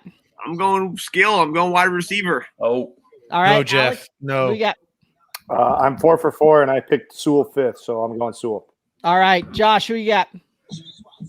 you know what? Give me Sewell because they need to protect their man, and they already brought over Moss, LSU connection, so I think it'll be good. I like Cool. it. Tom, who you got? Sewell, like we said, you have to protect him, and there's no other O lineman that's anywhere close. I like Chase, but it's not worth it. All right, Chris Rodman, who you got? For selfish reasons, yet again, I'm going to say they grab Jamar Chase. Miami won't be in on Sewell, so the Lions at 7 will be able to get Sewell and put together a nasty offensive line. So for that reason, Cincinnati is going to draft Jamar Chase. All right, Pinto, who you got? Big body boy right here. Got to go Penei Sewell on him, boys. You got to protect Joe Burrow. You got to. Sandra Bullock said it the best. The housewife knows the first check you write is for the mortgage. The second is for the insurance. We saw what happened last season when the tornado hit and you had to build the house back up from scratch. So you go get Sewell. You protect your quarterback, your franchise guy, and also helps Joe Mixon, who will be a running back in the top 12 this year. Come Bingo. on, Joe Mixon. Don't let me down for the 4th year in a row. When's Let's go. When's their next pick after this one? What's their second rounder? They've got an early second as well. I think I it's want the to say it's like 37th. 40 something. Like, couldn't they just go O-line then and get like what could potentially be a No, phenomenal? you take two offensive linemen in that Creed situation. Humphrey might be offensive there at linemen. the start of the second Two round. offensive Alex linemen. Leatherwood might be there at the start of the second round. Austin But hey, Eckler. boys, I have a prior commitment at 9 p.m., so I got to dip out. You let me hang 30 minutes longer than I was expecting to. I appreciate that. What a joy. How much fun is this? And thank you, guys. Thanks, Chris. Thank you, brother. Chris, always a Good luck pleasure to you having you live. on. Thanks for coming. Absolutely. Always. Can I get the pick is in graphic as I get out of here? Just one more. Damn it, you really got me. I was mid-talk when you did it. You have a good evening, boys. I'll be in touch. Yes, sir. Thank you, man. Always a pleasure, Chris. That doesn't count for the mutes over under, by the way. No, I mean, we're actually rolling pretty light there. And we've got Johnny Bats jumping in here now. What's up, guys? What's up, everybody? So Johnny Bats is in the house. Love having you. Appreciate seeing you. Real quick, kind of bring you up to speed here. We're talking the Bengals and their pick here. So I want to get your kind of blind reaction here without knowing that. The room's a little divided. Jamar Chase or Penny Sewell or offensive lineman. Who are you taking here? I'm always going to go with the offensive lineman. I'm just going to lean hit rate. Smart. I'm going to lean hit rate. I'm going to lean on the fact that there's the success rate going into second contract, the longevity of this first round pick being an offensive lineman. So that's where I'm going to lean. But I will never argue with someone who adds. I understand the value of adding a wide receiver, and I understand understanding the value of adding an alpha like Jamar Chase. You know, it's not often you're sitting here at 5. You know, it'd be different if you're in the middle of the first and you're saying I can add some mediocre wide receiver talent or, you know, a stud lineman. But sitting at 5, it's weird. It's a weird place to be. I still would take Penei Sewell. That's not uncommon for the Bengals to be sitting at 5. Yeah, that's true. The Bengals have been up there quite a bit. They have 2 alphas. And they have Higgins and Boyd. I like both of those guys a lot. Mm-hmm. Yep. Like, that's not a weakness. When you watch the Bengals, this is the thing you have to say to yourself. When you watch the Bengals, do you say wide receiver is their weak point? No, you don't. No. You don't say that at all. So you have to address, you know, what is weak, and what was weak was their offensive line. Obviously, they had a quarterback that ended up on their back quite a bit. So I think that they probably should go Penei Sewell. And again, then you have to ask yourself, which offensive lineman do you like? I mean, there's people who say Slater might be the better pick. Oh, no. Yes. There are. Yeah. I'm a bit behind. I'm still waiting for this thing to be announced. Uh-oh. Me Me too. too. Well, I just want to say, Jeff I would is not like cheering, to- so No, it just made so much sense if he can become like a Randy Moss or someone like this, and he has chemistry. It's so hard to score touchdowns. Why would you not want to do the thing that would get you a lot of wins? And for fantasy, like I'll take either of these guys. wow. Wow. Unbelievable. Oh, there's the under on the quarterbacks too, right? Yeah, that is the under on the quarterbacks as well. Wow. That's 5 a picks, terrible 23 pick, man. taken. Wow. Terrible pick. I'm also not a Terrible. Bengals. I'm a Patriots fan, so I don't really care what the Bengals do ultimately. Terrible pick. It's an arms race. That's all it is. This is crazy. Okay. What are you going to get? Like somebody off the road to go be the arm because Burrow is going to be in surgery again. That is it. I cannot express my dissatisfaction with this pick. I hate it so much, and I'm going to be trading Burrow in every league that I have in Dynasty. I hate this pick. But you know what? You know what we were talking about? Like we were talking about mitigating risk. You know, one thing is you want your young quarterback to be happy. So maybe in one sense, you know, he was the one who was really pulling for Chase to be on the squad. So, you know, maybe they're mitigating risk in different ways where they want to keep him happy. They want him to be back, motivated, you know, excited to get into the new season. So, I mean, from that aspect, I can see it. But, man, for the team needs, you got to take even Slater, right? I mean, over Yeah. oh, my Rashawn goodness. Slater. Yeah, I'm shocked for sure. Dave, right? Their guy In reaction, I saw you tilt the head back when that happened. Yeah, I gave a lot of people crap for saying Chase was going to go here, and this was like back in February, and I basically called them idiots, and I'm yeah, you were I'm an right, idiot man. now. You were right. No, they were still wrong. This is all wrong. Everything is wrong. This is a terrible pick, It's man. a horrible pick. I hate it so much. Wow. I wish the Bears didn't win, you know, early on in last season so that they could be up close to around here so we could get Sewell or Slater, you know. All right, Man. let's Wow. move on from this Oh, abomination of a God. pick. Who is one Yeah, going to go with? who do the hard. Dolphins take now? Dolphins. Yeah. This is And probably a Sewell. worst case scenario for Miami, right? Like this is the worst way that this draft Trade could have out. fallen for them. Absolutely. Trade out for a Mac Jones or a Fields lover. Sure. They can't pass on Yes. Sewell too, right? I think No, They're they picking. can't. They're He's not trading. like- They're picking. If they pick, it's got to be Penei Sewell. Yeah, right. I mean, it's got to be. Right. Now, what does that do for take one of the other Tua? receivers. That's great for Tua. Oh, picks Yeah, in. exactly. Oh, they're taking this pick. I'm like 5 seconds or 10 seconds behind you guys. I am Picks too. in. They I'm saw late. that Sewell was on the board and they said, shoot. Yeah, they forget it. We can't not. Right. The only negative I've heard about Sewell is that his arms are a little bit shorter than people would like. So, but other than that, he's an amazing tackle. That's just, I mean, he dominates. It's crazy that they passed up on him. And The Broncos took tackles an O lineman that his arms were a little too active. So if it's a shorter arm, I can get behind that. again, the fact that he dominated at a young age too, to me, that's like impressive for a lineman. When you get a lineman going up there at 19 and dominating and against guys who are 20, 23, 24, it's like he's dominating men. Like he's going to be fine in the NFL. That's 100%. to me what I look for. And he, again, at a young age, went out there and absolutely mauled as an offensive lineman. And I don't scout offensive linemen very well. I don't know them, but I looked at that and went, oh, he plays better than anyone else I've seen in a long time. Ryan, So- you said you're comparing Jamar Chase to AJ Brown. Oh, Ryan's not here.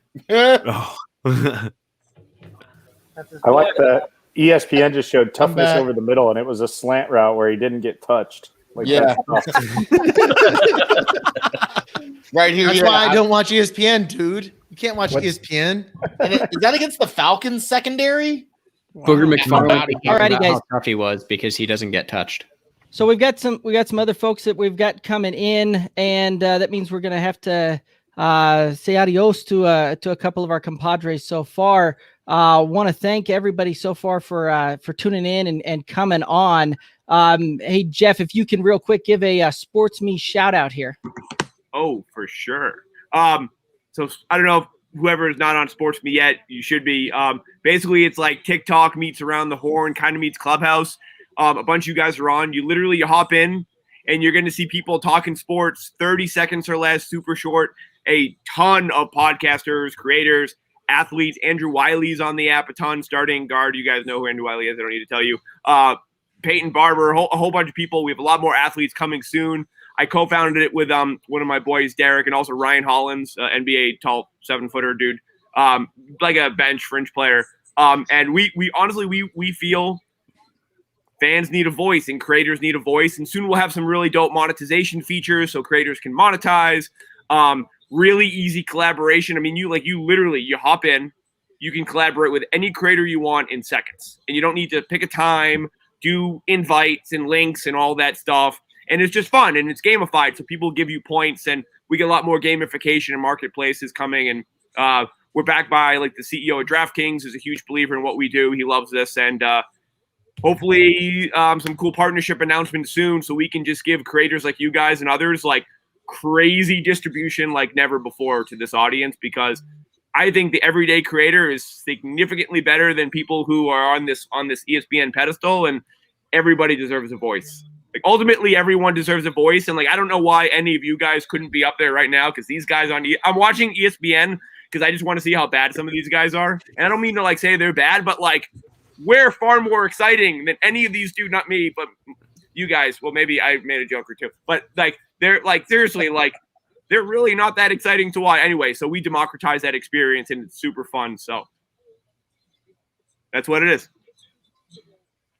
And I'm also a diehard Patriots fan and New England fan. Just I love it. I saw that, so I had to shout that out at the High end. law, baby.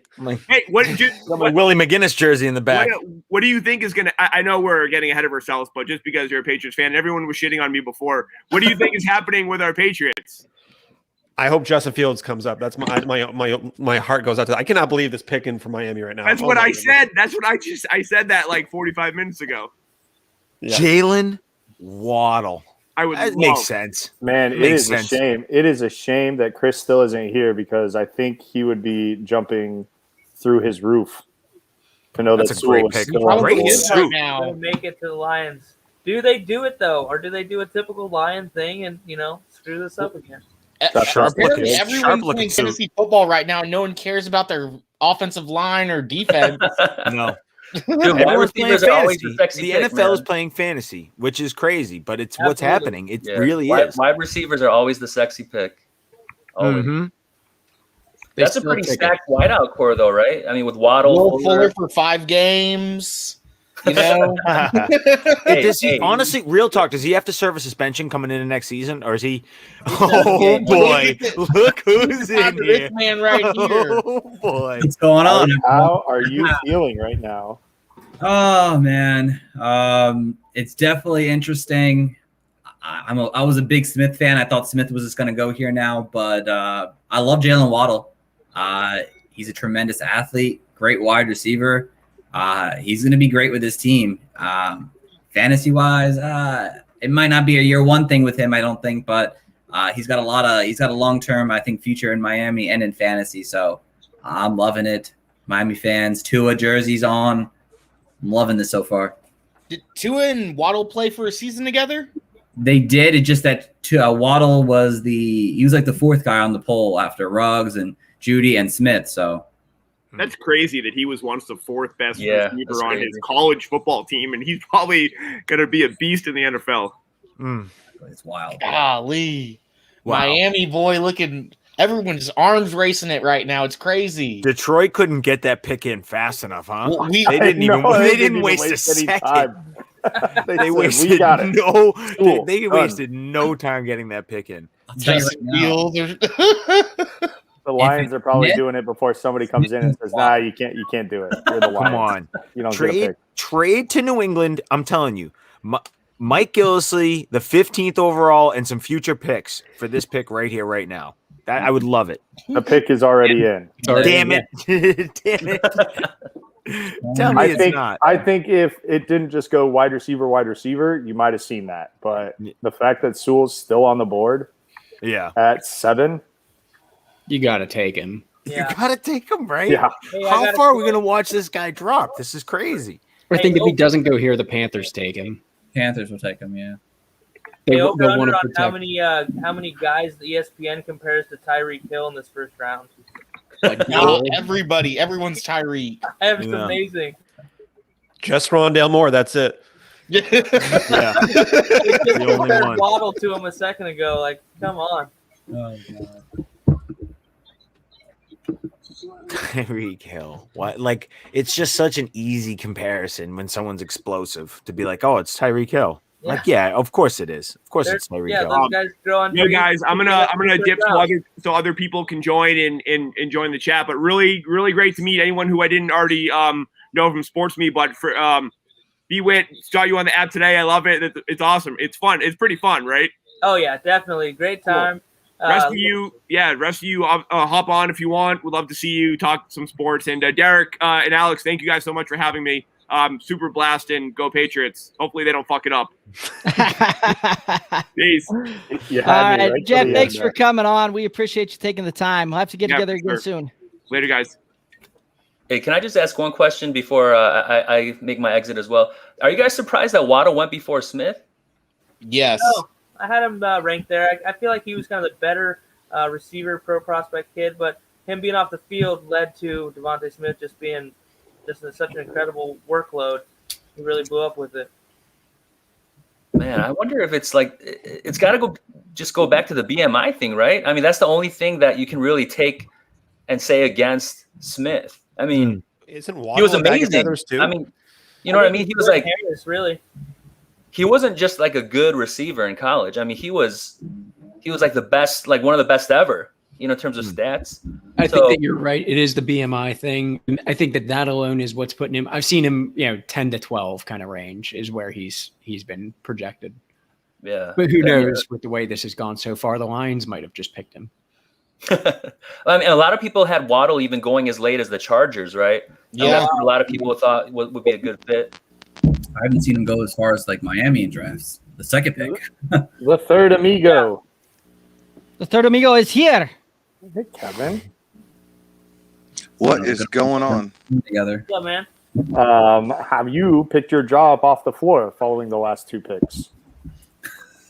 What are you talking about? Jamar Chase and Jalen Waddle? Yeah. What's surprising about that? Wow. Okay. All stone cold coming in. Yeah. No big deal.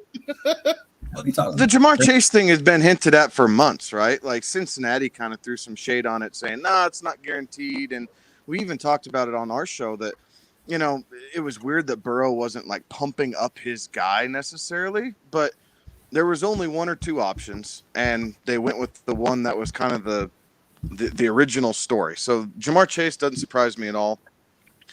Starting yesterday, I believe, and it could have been even as far back as Monday, Miami had been letting out that they were really interested in Waddle. Like they really, really liked him. So that was kind of what was the new up and coming. So was it the best pick for him? Nah, probably not. But I don't know that I'm going to say I was shocked about that pick. Whoa. I think we got a new It's pick in. in. It's in. Beastie And is a Chris crap has got to be loving this one. Great There pick. you go. Sewell already came There through. you go. So, That's the right pick right there. That's the right pick. Of course. Absolutely. the right pick, like 3 picks If he's ago. there, I mean, you have to take him at 7. What does Carolina do here, though? trade or take Justin Fields. DJ Moore says Do you thank take you. Justin Fields here, though? I don't Could think they so. use Slater? I think they go Slater. They could use Jake Smith? They could use Slater. They could use a linebacker or a cornerback. They could use Yeah. Surtain. They could use the kid out of Penn State. Parsons. Yes, thank you, Micah Parsons. Like they have a couple different like that. options here. Horn, Parsons, Surtain on the defense. Otherwise, it's probably Slater or another O lineman. But Hey, who do you guys have as the better cornerback? Surtain, or Horn? Surtain, SEC Surtain. baby. He played against Real. yeah, Horn But I shut heard- down everyone in the SEC. I heard a thing though that Alabama corners, and I didn't go and read into this too much, but I heard it today on my way home from work. Alabama corners don't really do so hot coming into the NFL. Stop and it. Kareem Jackson was decent. Okay, hear me out. Why? Because No, it I'm is saying such Kareem a, Jackson was terrible. it's such a position that is dependent on a pass rush, right? Like you're only as good as your pass rush at the cornerback position. There are very few guys that can be kind of that, that island, that Darrell Revis type, that, even a Champ Bailey type.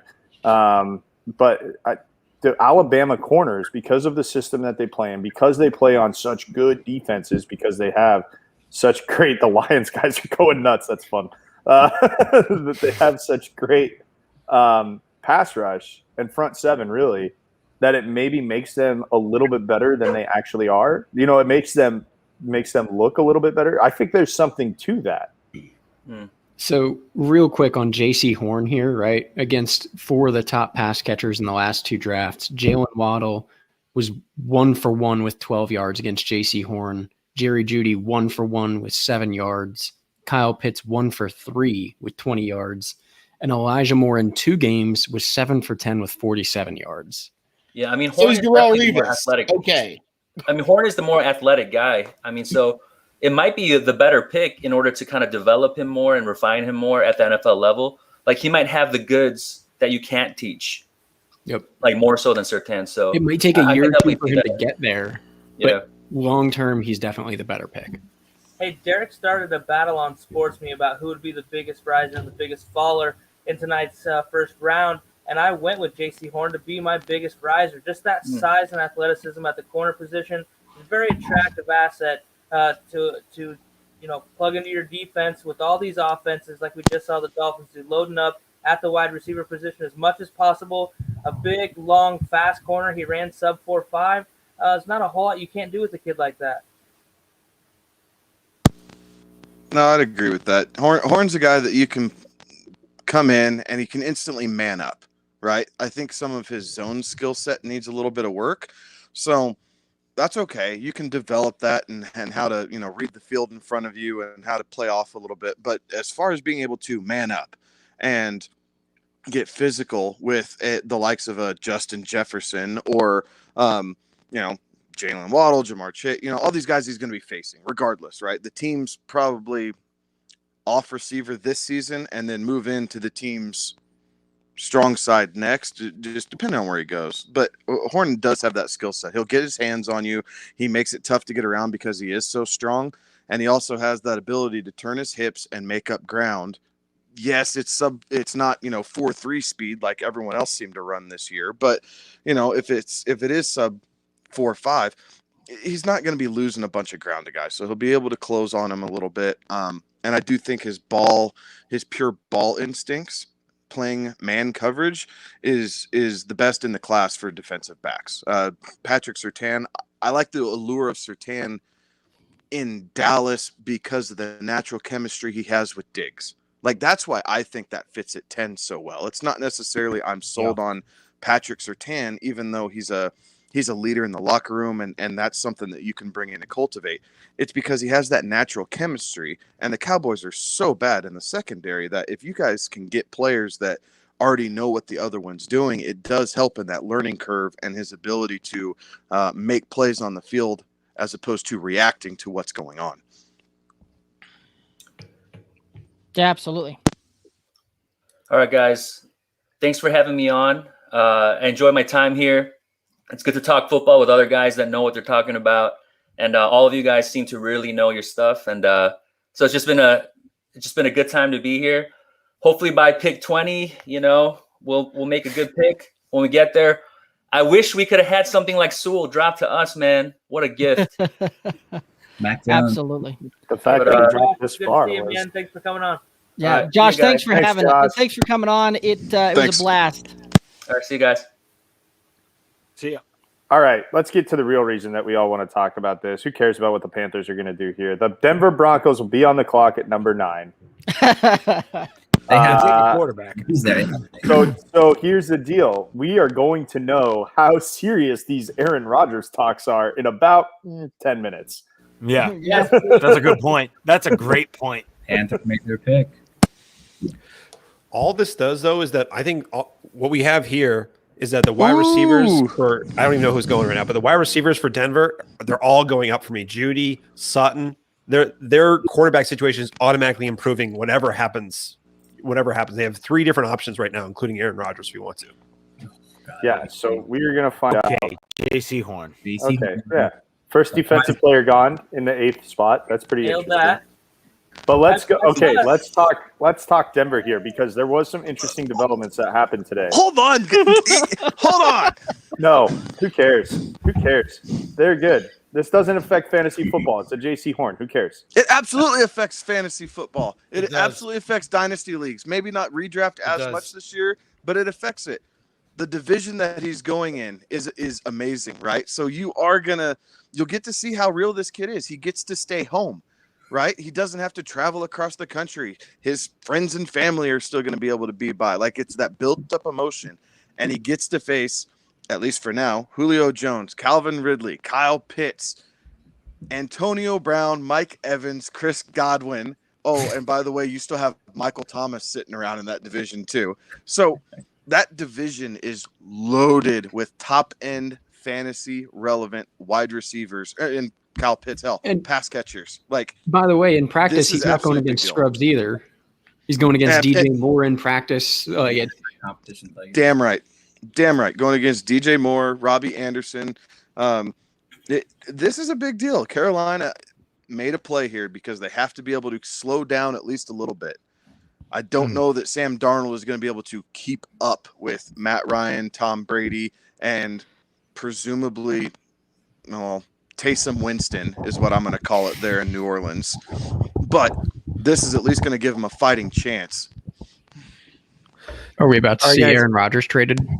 I got to head out. Before we talk Aaron Rodgers, I got to head out, guys. I hope once the dust settles, I can talk about some more fantasy impact with all of you.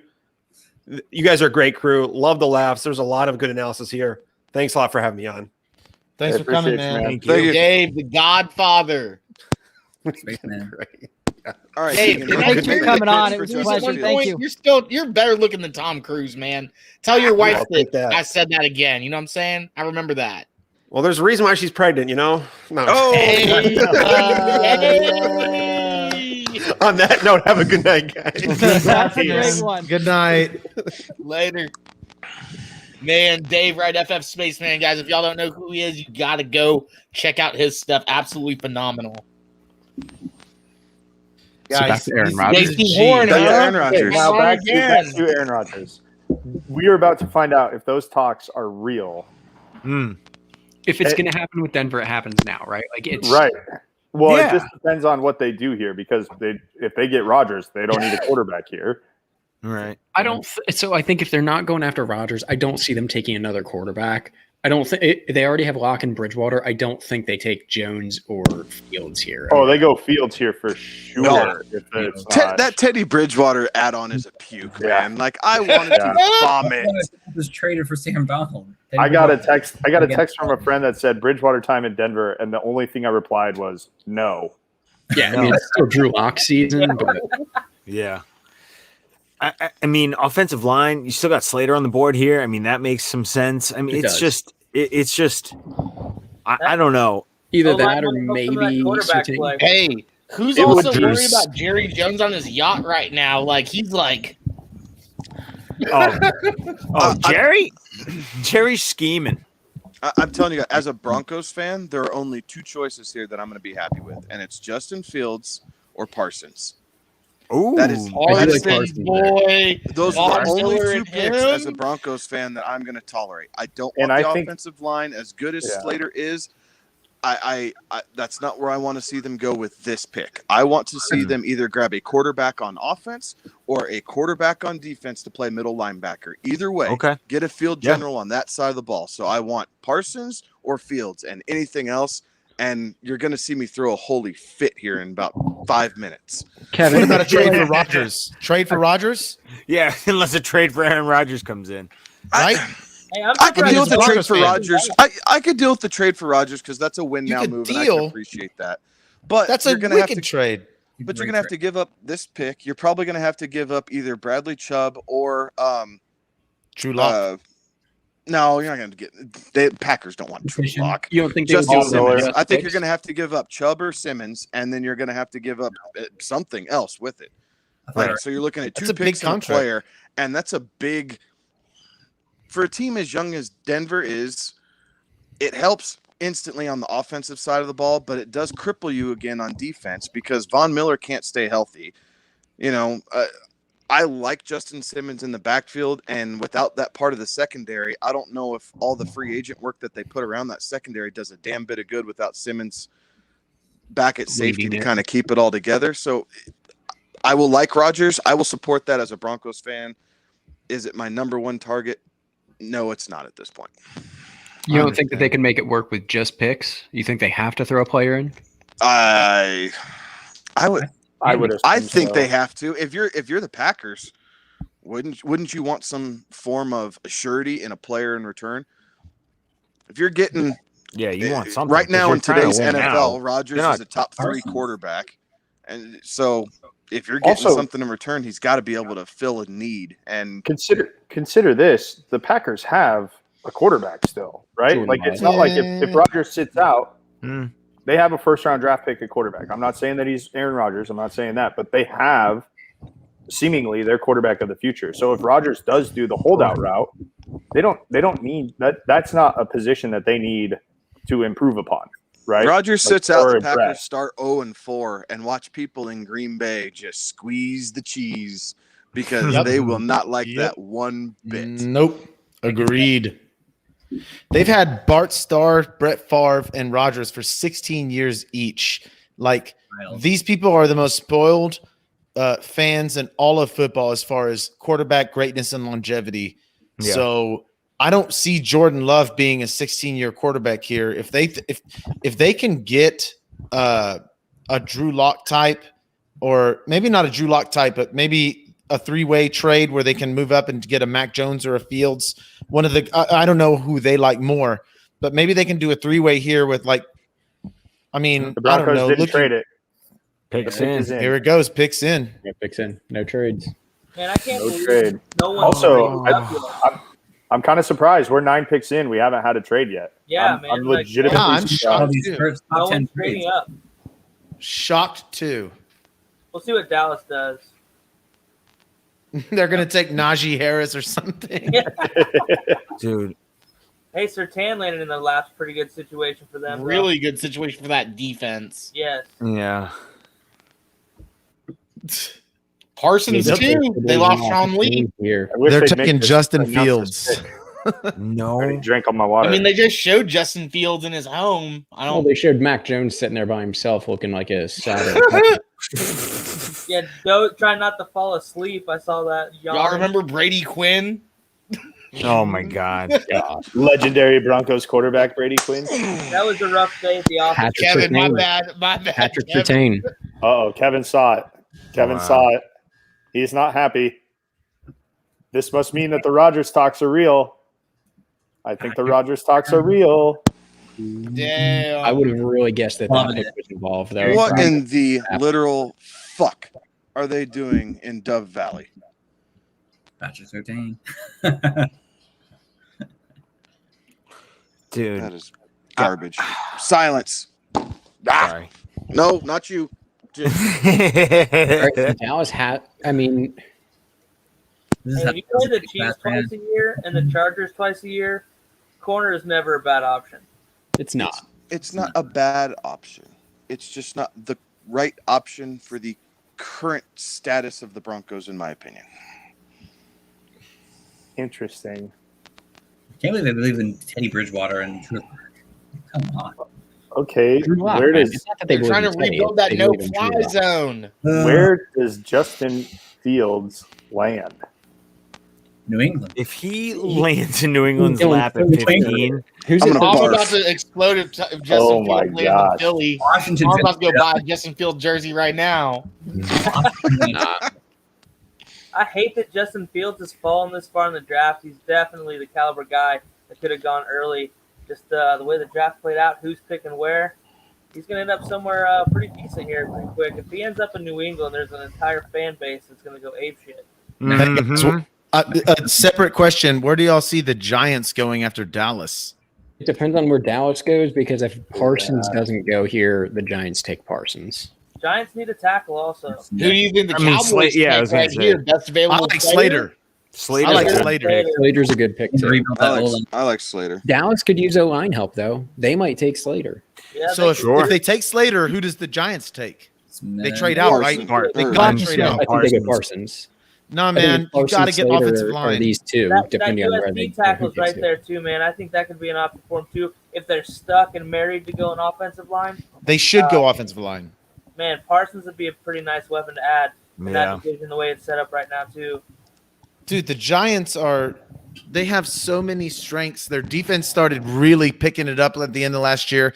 I Yeah, think they with did. the Galladay signing and Saquon, and I love Slayton and Shepard as a 2-3 combo with Evan Ingram. I think the offense is good except for the offensive line, and the defense is good. You have to go offensive line here. If Slater goes for Dallas, then you trade out. If Slater doesn't go, you go Slater.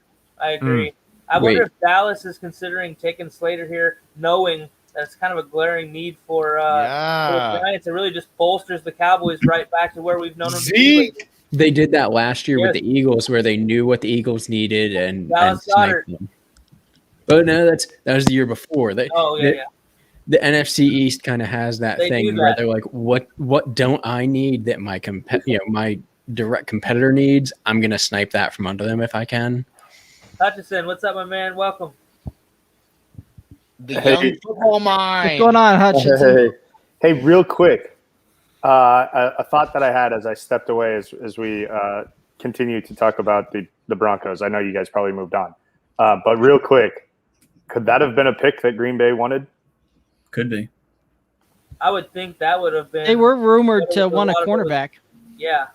Could that have been the pick that Denver made to then package Yes, together? yes. Aaron Rodgers is another one of those contracts that is a $16 million less of a hit after June 1. So maybe Exactly. that's a scenario too. Exactly. And I heard today that scenario wouldn't allow the Packers to get the pick in this year's draft and trade to be completed after June 1. So kind of complicated situation with that money. $16 million, it's a lot of dough, man. I think that we may not see Patrick Surtain play it down for the Denver Broncos. That's totally Oh. possible. I like that by the way. call. I like that call. That is, yes. Oh, the Eagles boy. just traded for this pick. Uh-oh. Who did? The Cowboys are doing business with the Eagles. Yeah, what is happening? Devontae Smith. I don't like it, but Oh, man. If they take Devontae Smith at 10, they could have taken him at 12. Yeah, I agree. Yeah, 100%. This is some Maybe- draft day bullshit where you trade up to get somebody that you could have gotten where you were already at. Tom, you called this Dallas- earlier, dude. You Tom's called gonna this have a earlier. meltdown. Howie is going to mess this up, and he's going to trade up for a guy that he could have gotten. How at 12. Howie's going to take fucking Rashawn Slater right here when we don't need O-line. Oh my god! Am I wrong? I can't believe this. Either he's going to take an O-lineman that we don't need, or they're going to take Devontae Smith when they could have gotten him 2 picks later. What's the package? Wait, What's no. the deal? We have 10 and 12 on the clock now. 12 is Whoa. still listed as Philly. they traded. Whoa. They trade. No, I'm seeing Dallas listed at 12 right now on my screen. No, I'm seeing Philly. I'm on NFL Network, and I see Dallas at 12. I see Philly, New York, and then Philly. Philly. What was the trade? Anybody got it? The old double Not yet. Philly pick. They traded it. Oh, they did. They gave her the 12th pick. Yeah, they gave up the 12th, 84th pick for the 10th pick. The fuck else did they give? Just those 2 picks. 2 for They 1. just swap picks? Yep. They're taking Devontae, bro. That's a I see Philly on the huge clock right now. mistake. Billy's on the clock. Do they take Parsons? They take Fields. No, I don't think they take Fields. I think they might take Parsons because they know the Giants wanted him. Well, they have to take a quarterback in the first 2 rounds. That's the rule of the Eagles. It is quarterback factory. They have to take the quarterback in the first 2 rounds. That's written in That's stone. when you go nuts. All the people who traded for Jalen Yeah, Hurts. Philly's on the clock. Got a minute 30 Oh, left. there's Devontae Smith. A minute 30. I've got 2:25. Yeah, I've got like y'all are so ahead. I've got 220.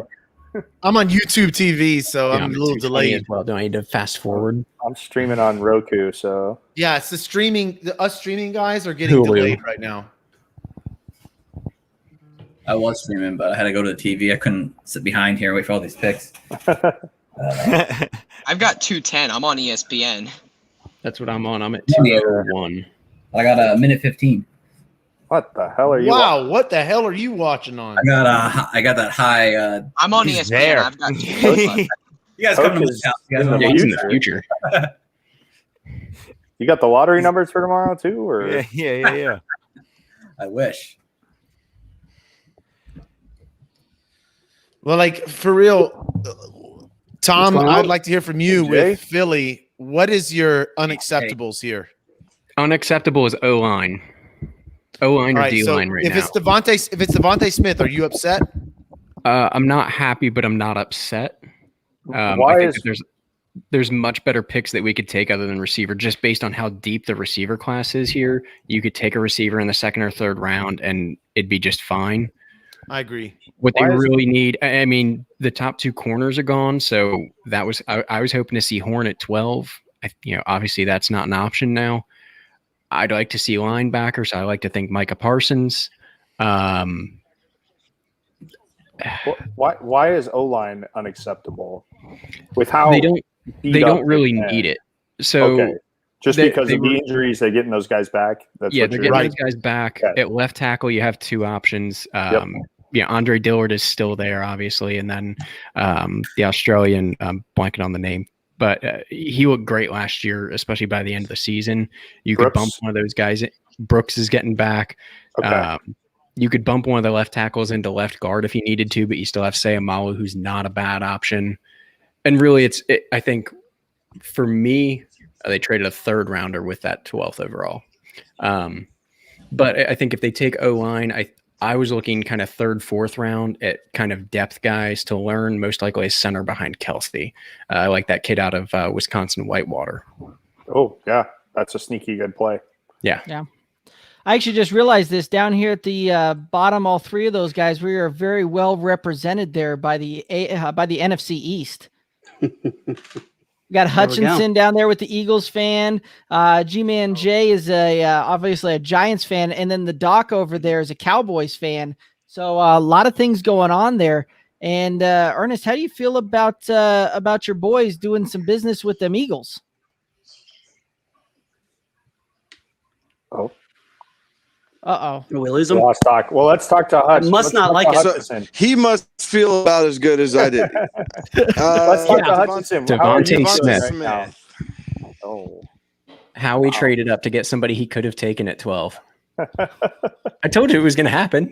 Hutchinson, I don't know. I could have seen the Giants taking him. About Devonta Smith? Yeah. Yeah, about trading up, losing a third in this year, and getting the same guy you could have got. Stupid. 2 more picks.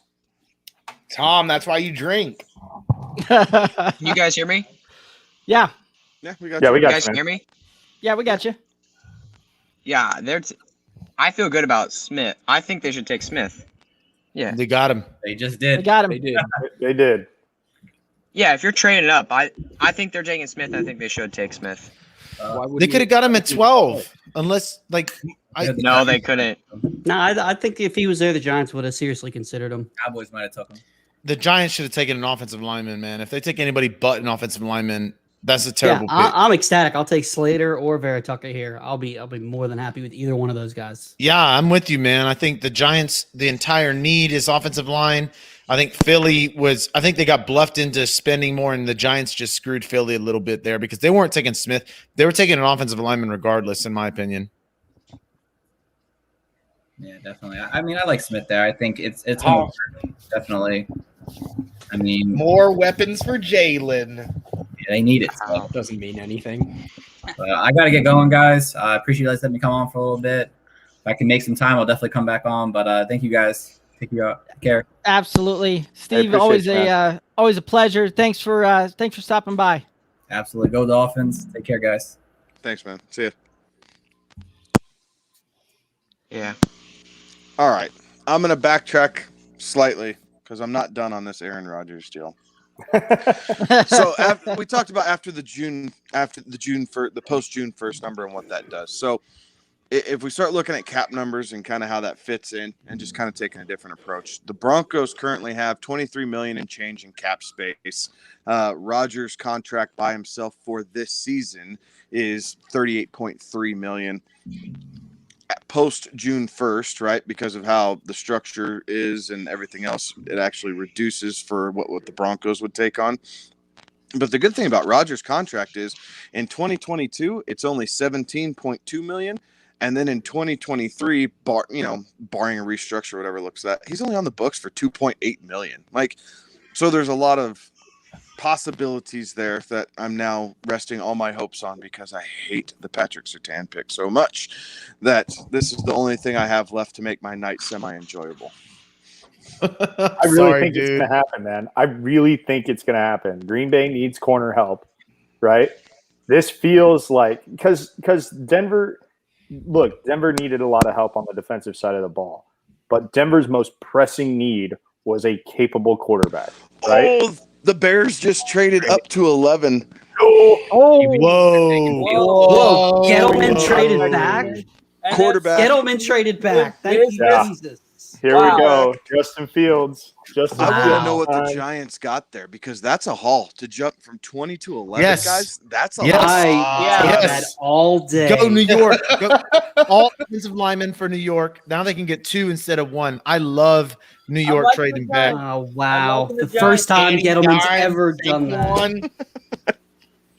I'll take it all day long. I got to find out what this trade was. Tom, how you doing, buddy? Josh Cho saying that it's got to be Fields going. That's gotta be. Gotta be, right? I hope we got a haul. Andy Dalton cannot be your starter, though, if you bring in Fields. You got to play him. He was only QB1 based on Twitter alone, so. All right, here it is. The Giants trade pick 11. The Bears trade 20, 164, a 2022 first, and a 2022 fourth. Wow. Go Giants. Go Giants. Yes, love it. Good for them. I will take that all day long. Look at Jason Garrett having a good day today. Don't say that. Why'd you have to ruin my mood bringing up Jason Garrett?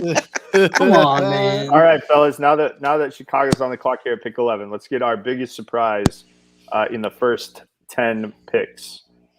I'll start, and I'm shocked that it went receiver in 5 and 6. Yeah, me too. I'd say that the Broncos didn't take Fields unless they know that they're getting Rodgers. Hey, I believe I believe the draft starting with 7 consecutive offensive players is a record. I think 6 was the record before, so kind of an interesting nugget. Yeah, I'm looking at the Jamar Chase pick at 5, and I am just dumbfounded because Burrow is going to get murdered this year. Yeah, but it's Cincinnati, so are we really that surprised that they made a dumb decision? I'm so frustrated because I'm all about Burrow. I said picking Jamar Chase was the most Bengal thing you could do in that scenario. They didn't let us down. Oh my goodness. Josh has got to be losing his mind. On ESPN right now, they're showing Mac Jones. Yeah. No way. Please do. They're just showing him sitting there. But Josh, I think all of Chicago has to be just Justin Fields' empty living room, apparently. Yeah, he just showed up. Showing. Hey, man, stage it real quick. We're calling you. They said clear your living room. That's some Roanoke Island stuff right there. Oh, here we go. Oh, yeah, that's Smiles. That's All Fields. right, now, Yeah, he now was just on the phone. We're hoping for you, Joshua. Everybody. Wow, Justin Fields, a Bear. That's this is something. This is fun here. Yep. What do you? I just showed the pick is in for me. I'm streaming, so I'm behind everybody. We just talked I'm on about YouTube TV. No trades, and we had trade after trade back to back after talking Loved about it. no trades.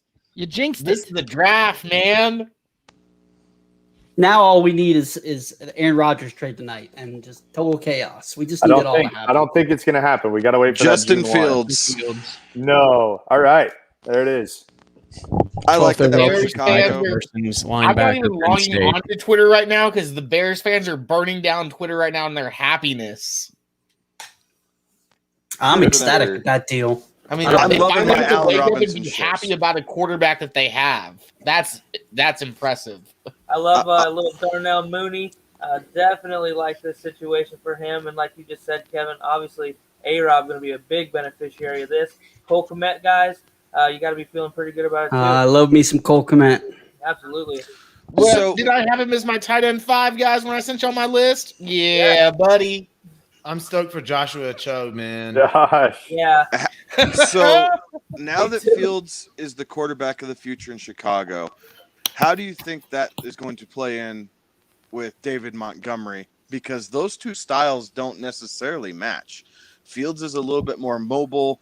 The Bears in the past haven't necessarily, been aligned with that. Even when Trubisky ran a little bit, it wasn't designed. It was more, oh crap, my second read went out the window and now I got to run because I can't get past my second read. So does Montgomery play in? Does that raise his stock or does it drop it? Because two completely different styles now between what you had and what you're getting. I think the Bears first and foremost are going to give Monty that guaranteed volume of at least 215 plus touches. How he gets them don't matter. He's probably going to get close to 230 this season because they're going to run the ball. That's what the Bears are going to do. Fields is probably, for me, it increases Monty's value because that check down is going to be there. I don't know how he's going to be against these defenses in this, at Lambeau, in that, all that kind of stuff. We saw that at Ohio State, but geez, this is just a different level. And I love it. I love Monty. I think it increases his value.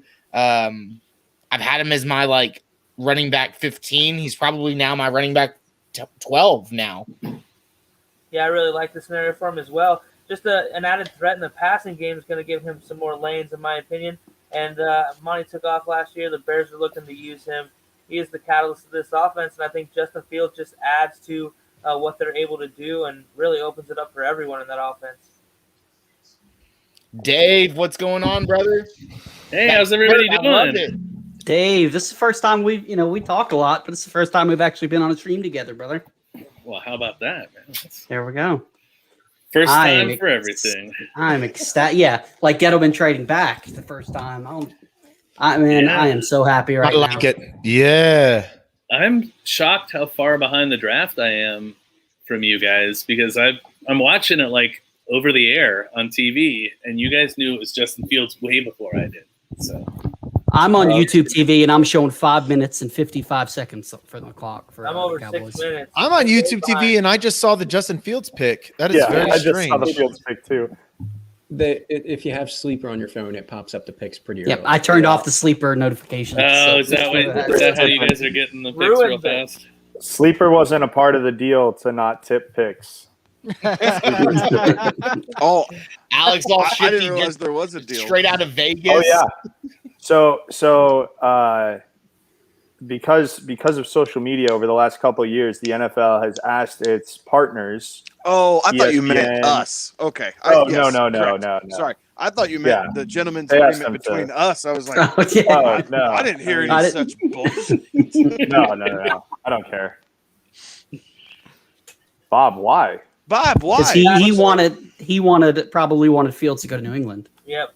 Which that's where I thought he was going to wind up once he didn't get. But now they get Mac Jones falling right into their lap, and the Kellen Mond. Bill Belichick marriage Kellen can Mond, continue. let's go. Don't say Kellen Mond. It's Yeah. Davis Mills. No. Pinto, it's Davis Mills over Kellen Mond, dude.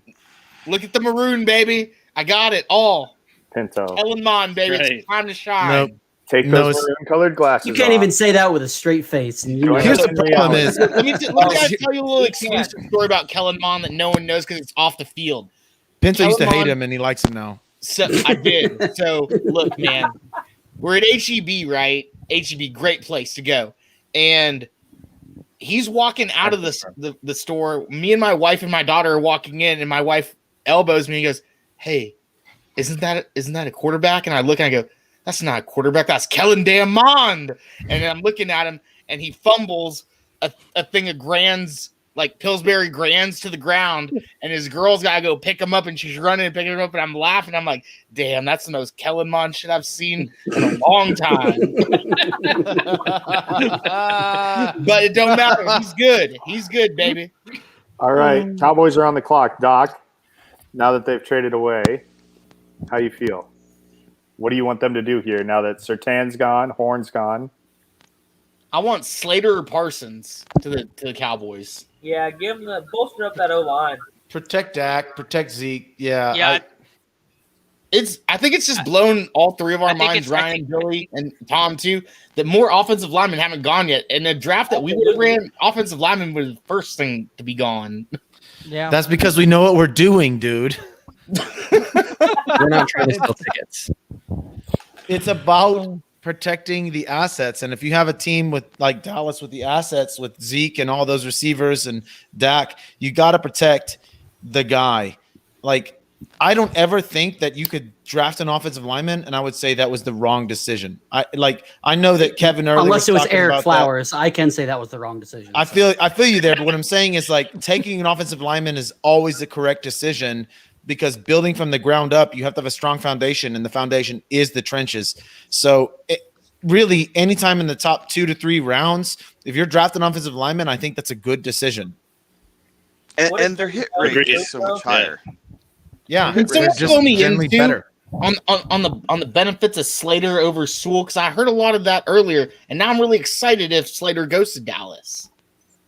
Slater's more of a mauler playing in that Big Ten format, right? Like it's just kind of the style of football that you get. It's the pedigree of that conference. Penei Sewell has the athletic ability, and he can get nasty, but abstract view, right? This is not necessarily overly scientific, but the Pac-12's soft, y'all. Like, let's be honest. The Pac-12 is it's soft football. Like, if you're going offensive Softer line, for we've sure. seen this like for 15 plus years now. If you're going offensive line, the Big Ten is the place to get it. Like their offensive line pedigree just across that conference is even better than the SEC.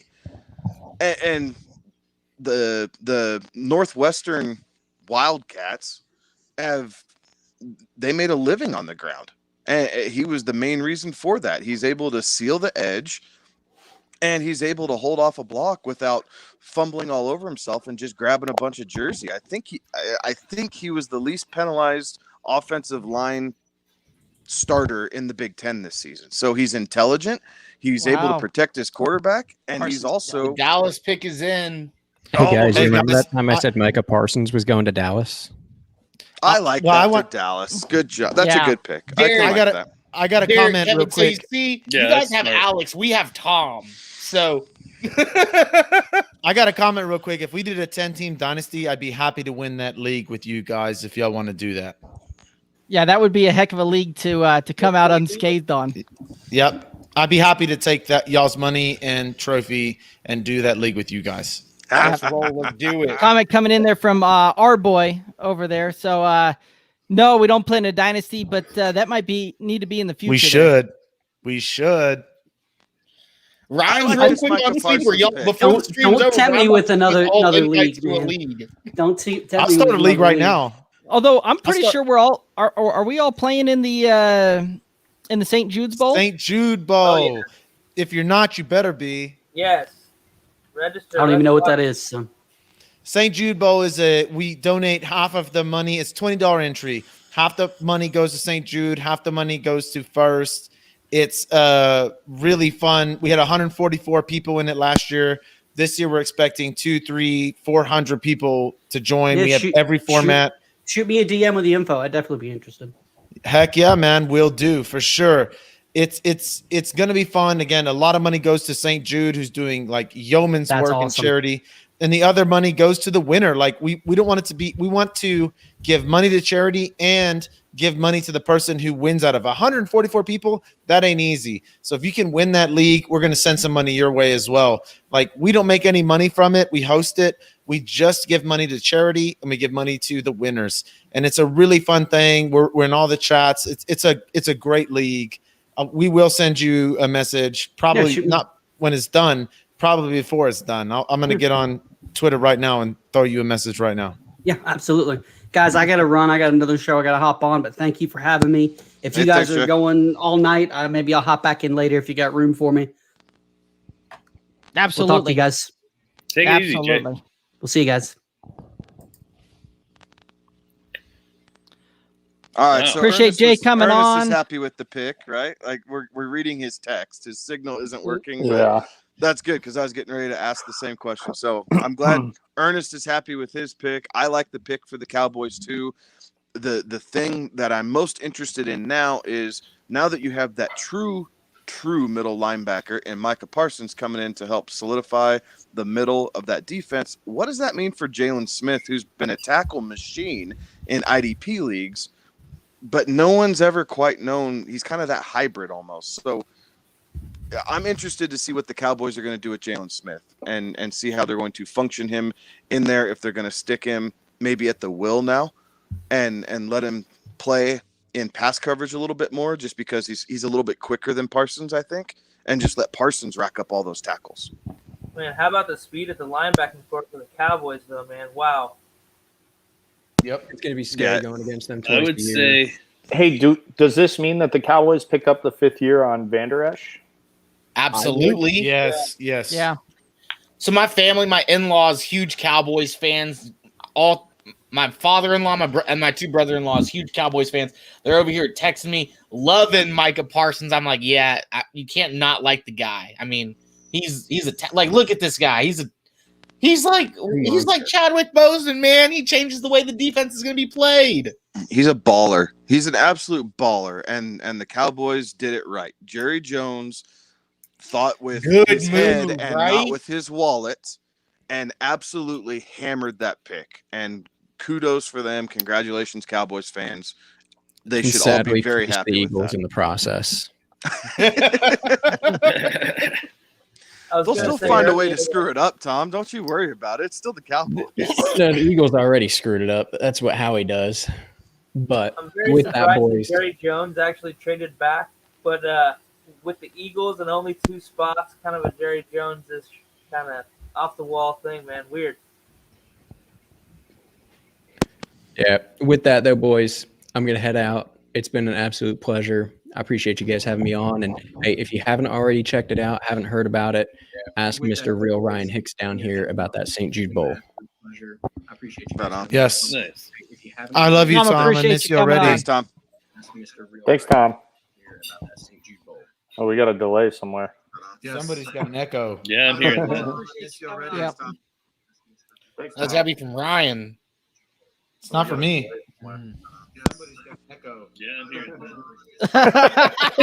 Definitely from Ryan.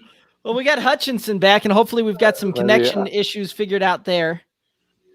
I actually had your live stream playing on my YouTube. Oh, okay. Maybe that's what it was. That's what it was. There you go. That's it. That was It's not me, Pinto. Because I've been Yeah, we're still gonna blame you, Ryan. I'm cool with it. I'll take it. I'll take it. I love it.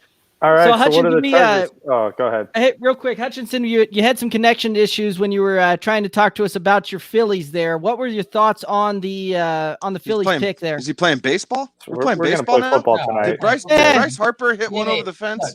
He might have, after catching that one yesterday. Taking 2 to the friggin' head. Yeah. Okay. Philadelphia, the Philly Eagles. How about that? Does that make you feel better? That is better. Yeah. That's better. Okay. Yeah. So, I mean, they traded up from the Cowboys. I didn't really think they needed to draft Devonta Smith. I thought, I honestly thought the Cowboys and the Bears were both going defense. I thought the next 2 picks were going to be defensive players. But just to trade up, get that guy, I thought it was definitely worth it to get Devonta Smith. And I think Jalen Hurts is going to love him. Love it. It's an It's a interesting nice pick, little though. Yeah, it's an interesting pick, though, because they went receiver early last year, right? Their first round receiver last year. Rieger, who didn't play, right? They chose the right guy this He time. played some. They didn't Not a lot. choose the sleeper guy that belonged in the second round. They chose one of the top receivers, and I think he's going to be great in Philly. I like the combination. Devonta Smith is going to play in the slot, guys. He's 5'9". Like he's not going to play outside. So you have Rieger, who's a little bit taller, I can thought play on Devonta the Smith was outside. 6 foot, right? Wasn't Devonta Smith like 6 foot? I thought he got listed at 5'9" at Pro Day. I'll double check. Sorry, I think he's like 6'1". Yeah, he's 6 foot. Yeah, I think he's like 6'1". Oh, my bad. It was Rondell Moore that got listed down there at the 5'8", 5'9" range. Oh, yeah, that's my apologies. definitely Rondell. He's like 165 pounds. Yeah, it's his weight, not his height. Yeah, his weight is Devonta pretty Smith's low. like 166. Yeah. Latest Yeah. measurement on him, and then 6 foot. That was the scary thing for a lot of these teams was that he was only 166 pounds. But when you watch Although, him, how heavy was Marvin Harrison when he came in the league? 180. Was he? I thought when he was going through, he was down there in that, right around the Yeah, he was 170 light. mark. He was light. Okay, what do we think the Chargers do here? They got to Pick a do game. Slater, right? Yeah. Right? Like you would think they would address O-line, especially since Slater has – I mean, I don't know that we thought that Slater was going to go early. I mean, we're still early, but this feels right. Slater feels right here. Yeah, I mean, they also they traded definitely for need to improve that tackle position on the offensive line. I know that Herbert had said he was hoping they would get Sewell, so he could be reunited with his old teammate. But yeah, it's definitely that. I mean, there was a lot of talk. I've been following what the Steelers have been doing in the free agency. There was a lot of talk that Villanueva was headed for the Chargers at one point. Obviously, that didn't happen. But either way, I mean, the Chargers are tackle-needy team, so I would expect they go Slater. Pick is in, if you guys want to know. Yeah, pick is in. I can't believe Slater's still on the board. Yeah, I'm a little surprised myself, to be honest. Break it, Rhodes. Break it. Rashawn Slater is going to the Chargers. So Good pick. Yeah. good pick, guys. Nice. We Yeah, were smart. right on top Smart. of that one. That one makes sense. Protect your asset in Justin Herbert. Absolutely. I think we all kind of said it, right? That's the right pick for them. That's what they needed to do there. They've had a lot of offensive line injuries. They've been kind of juggling around that tackle position for about the last 3 or 4 seasons. So getting him in there really helps solidify it, protects Herbert, buys him a little bit of time to find Austin Eckler, Keenan Allen, Mike Williams through there. So it'll be a very good deal for the Chargers offense to help keep pace in that division. And you talked about it earlier, Kevin, the run game in the Big Ten. The Chargers need to get that run game going to really complete this offense. So that addition really kind of helps this team. It's a nice fit. Protect Herbert, enhance that running game a little bit. They've got a plethora of running backs they want to play. I think this is a really good pick. Can't go wrong with O-line, like you said before. Yeah, absolutely. I think that, the new coaches that they've hired are pretty defensive minded. I think they're just going to, make sure this defense is healthy and just ready to go. And then they're just going to build up their run game. And I'm actually very concerned. That's why I'm very concerned for, Just Herbert, Keenan Allen for fantasy this year. I'm a little concerned with them. Just their coaching staff is just very defensive minded. And I don't know how well they're going to do with Justin Herbert and Keenan Allen in the passing game. I think they're just going to be a ground and pound, run heavy team with play good defense, have the ball, run the ball. I think it's I would agree with that, except for they play in a division with the Chiefs, where they're going to need points. And you're going to need to score, and it's not a matter of trying to keep the Chiefs out of the end zone. It's trying to put yourself in the end zone more than the Chiefs put themselves in there. So but that's only Chiefs. That's only 2 games. That's 2 games. You're right, and they probably could salt away. I mean, now that Aaron Rodgers is going to come into the division, I'm just going to start speaking this into existence because it has to happen now. It has to happen now. But now that Aaron Rodgers is in the division, I don't know that the good defense and try and ground it out is going to get it done. Fair. Honestly, I think the Chargers can go a lot of ways. They should not go offensive talent, like skill position here. Their defense should be better than what they are. I get weirded out by it. But when you have a guy like Herbert, who, I took him in the first round of our Dynasty startup, Billy, you saw that this guy is the thing that you want. This is the guy you're looking for. Protect him. Don't worry about the other stuff. You have Keenan Allen and Mike Williams and Austin Eckler. Ooh, I don't know. He should be. Herbert in the war room? I don't know. There was a little sunshine-looking kid over there in a little jeans and blazer. Uh-oh. I need to get the TiVo going real quick. Hold on. I'll check it out. Y'all keep talking. Whoever said Rashawn Slater, I'm getting the same thing as you. I got it at the exact same time you did. Yep. Yeah, how long ago did you guys get the Rashawn Slater pick? Because I literally just got it 2 seconds ago. Yep. Yeah, I'm with you. Me too, man. Me too, dude. Me too. I've been the latest one the whole time, Hutchinson. Like, everybody knows my phone's telling me, and it's like 5 minutes later, there's Justin Fields going. I'm like, okay, cool. Yeah, ESPN for me, like whenever I'm like looking at the clock, like I was like looking at a different live stream earlier, and like they were talking about the picks. There were still like 3 minutes left on the clock, and they would say, "Oh, there's like 30 seconds left," and I'd be like, "What?" I'm like, wow. Yeah, right. Hey, Minnesota, another team that could be snagging a cornerback here. Mac Jones. Yeah, Mac Jones too. Do you think? Okay, so that's intriguing because That they is. still have Definitely just Kirk Herbert in Cousins the on the war board. room. They've said that there was a report they said no positions off limits for the draft when they were asked about drafting a quarterback. So They just extended Cousins again, though. Yeah, and you could have time to develop I just him, saw but- that. I just saw that Justin Herbert in the war room shot. Yeah, that was He's him. all I'm pretty sure that was happy. him. That's cool, man. That's a good feeling. He just kind of ducks in from the side there with his blazer and his t-shirt on. So yeah, That'll work out pretty nice. So going back to the Chargers real quick. So they got Brian Bulaga, who was a little bit injured Green last Bay year. alum. Kind of fits right in there for that left tackle spot. And then you can instantly slide Rashawn Slater to that right tackle position, let him learn for a year or two. And then once Bulaga rides off into the sunset, you have your instant transition back over to left tackle there. So the more I look at this, the more I like it for the Chargers. Like they really did exactly what they need to do here.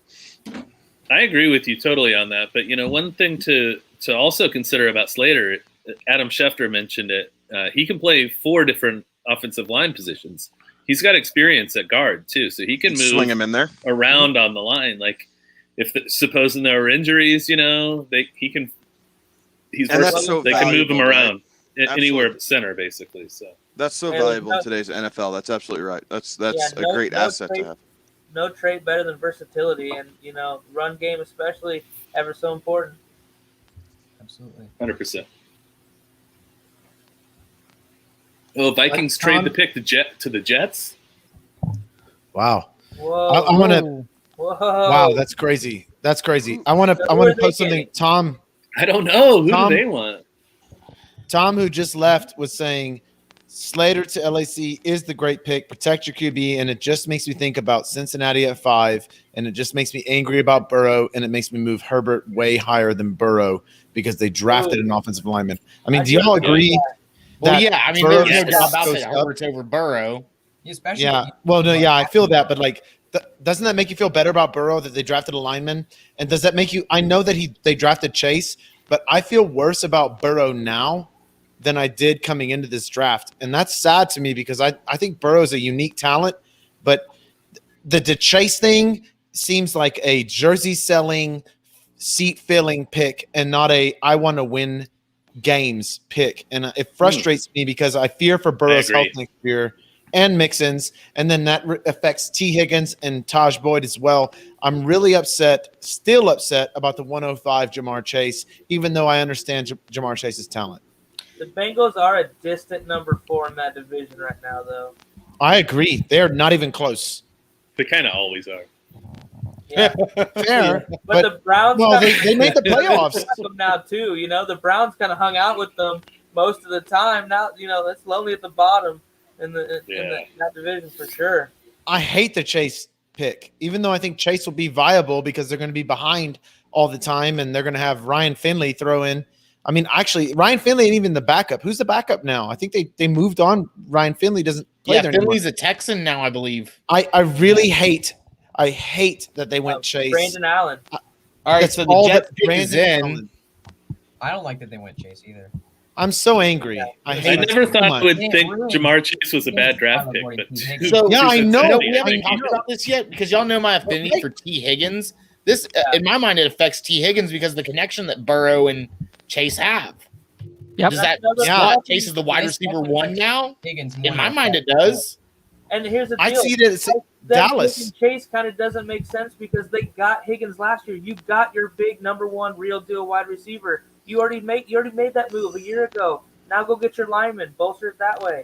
They're just not taking. So right, Billy, like, does that make Chase your wide receiver Dallas. 1 for the team? He has to be. If you're this high in this scenario, I mean, I love T. Higgins. I just took him earlier today with Burrow in a dynasty startup that me and Ryan are in, and man, I couldn't be more upset right now with that situation. Yeah, I hate it. It's it was a Dallas. mistake. Why did Dallas? Look, I love CeeDee Lamb. I took CeeDee Lamb because I have Dak Prescott in that same league. Yes. But they took CeeDee Lamb with Gallup and Amari Cooper. That's a stupid Jerry Jones move, in my opinion. Yeah, it makes it more exciting in fantasy, but that was so dumb. Why wouldn't you get a guy that would actually CeeDee Lamb helps your team, but it relegates Michael Gallup.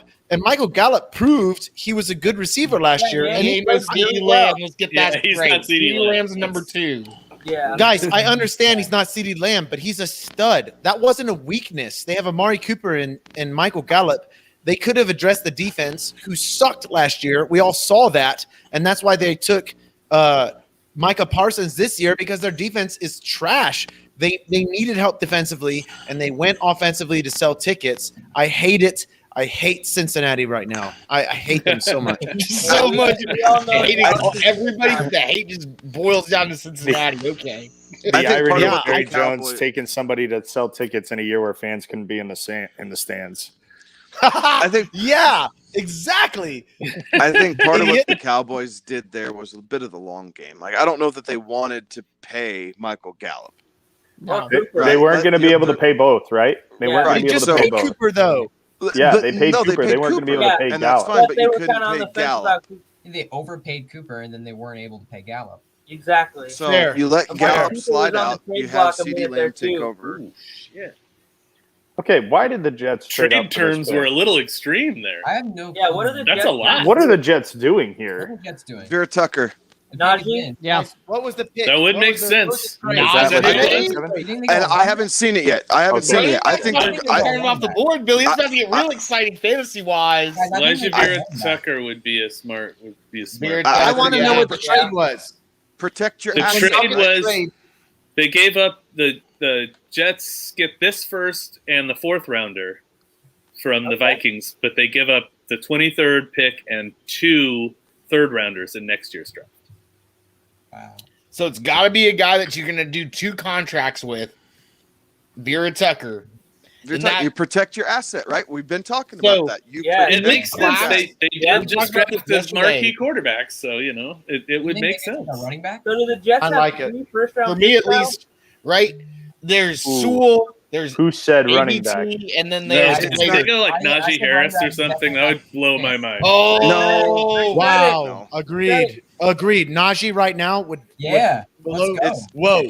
It's Najee right now would be a very Jets move. I'm not gonna lie. That would. It's That fair. would- Hey, in Yeah, fantasy, the Jets would Najee go- right now they is would a go not- big they go thing. ETN.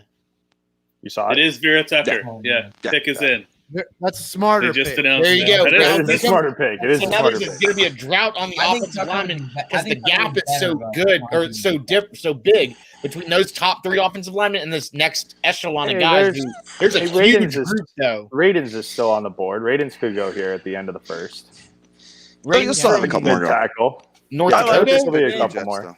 All right, Kevin Mac Jenkins Jones is going in this first round too. I mean, to Yeah. somebody, I'm pretty Is sure. this pick anything besides Mac Jones, guys? Mac Jones to New Now England. that the Patriots are on the clock, Kellen does this pick Mond. go anywhere but Mac Jones? Kellen Mond over Mac Jones? No, Pinto. I can't even go there. No. And Davis No. Mills too? No Can way. somebody mute Pinto? Can we mute Yeah. Pinto? Do we have that control?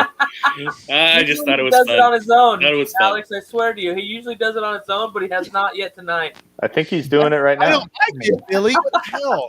Derek, the thing came out. It's like the host has muted you. Okay. I was asked, so I had to oblige. You cannot be throwing that mess out here. All right, real quick. Jets. Way to go, New York Jets. Absolutely. Is the absolute right Patriots call. are taking And Mac Jones, correct? I sure think so. That's our guess. Yeah. Right, Billy. I didn't anticipate that. Pick is for in. sure. Billy, I have a question. Billy, I have a question for you. Yeah, Is that the first time Pinto has been muted by somebody other than himself ever? I don't believe it is. No, Oh, last I got time we the did the show distinction. together, Derek made it muted I was him. gonna So- say, I recall. When I guest on shows, the hosts often mute me at times. I'm actually really surprised that we've made it through this. I'm actually really surprised. 2.5 hours in, we've made it only so far of the. There's a couple more hours of this, baby. Yeah, I'm Gentlemen, getting we're on drunker a as hot we go. streak here. We are correct again. The New England Patriots have selected Mac Jones, quarterback. Alabama. Already. Boom. It's happened, huh? All right. Well, That that's what we makes thought. That's what we way thought. too much sense. ESPN's graphic is all messed up. They still have the Jets on the clock. I like this, 7 Jets. minutes on it. And the Jets have the 2-1 Amazing. or the 2-2, right? So I think that's where they're going to go running back. Yep. Like you can go back there and you can sit tight, and then there's a good chance ETN's going to fall into their lap at 2.2. Like that's not out of the realm of questions. And then what a draft the New York Jets have had. If that does play out, and you end up with Zach Wilson, Robert Saleh is definitely endearing himself to the Jets nation right now. Yeah, he is. Oh my gosh. Mac Jones is a Patriot. Yeah, did you see ESPN's graphics are having just a heck of a time here. They had Mac Jones going to the Jets there for a second. Yep. I could hit the thing that says the pick is in. You know. Do it. We can Oh, be God. on. Kevin hasn't seen it yet, has he? Oh no!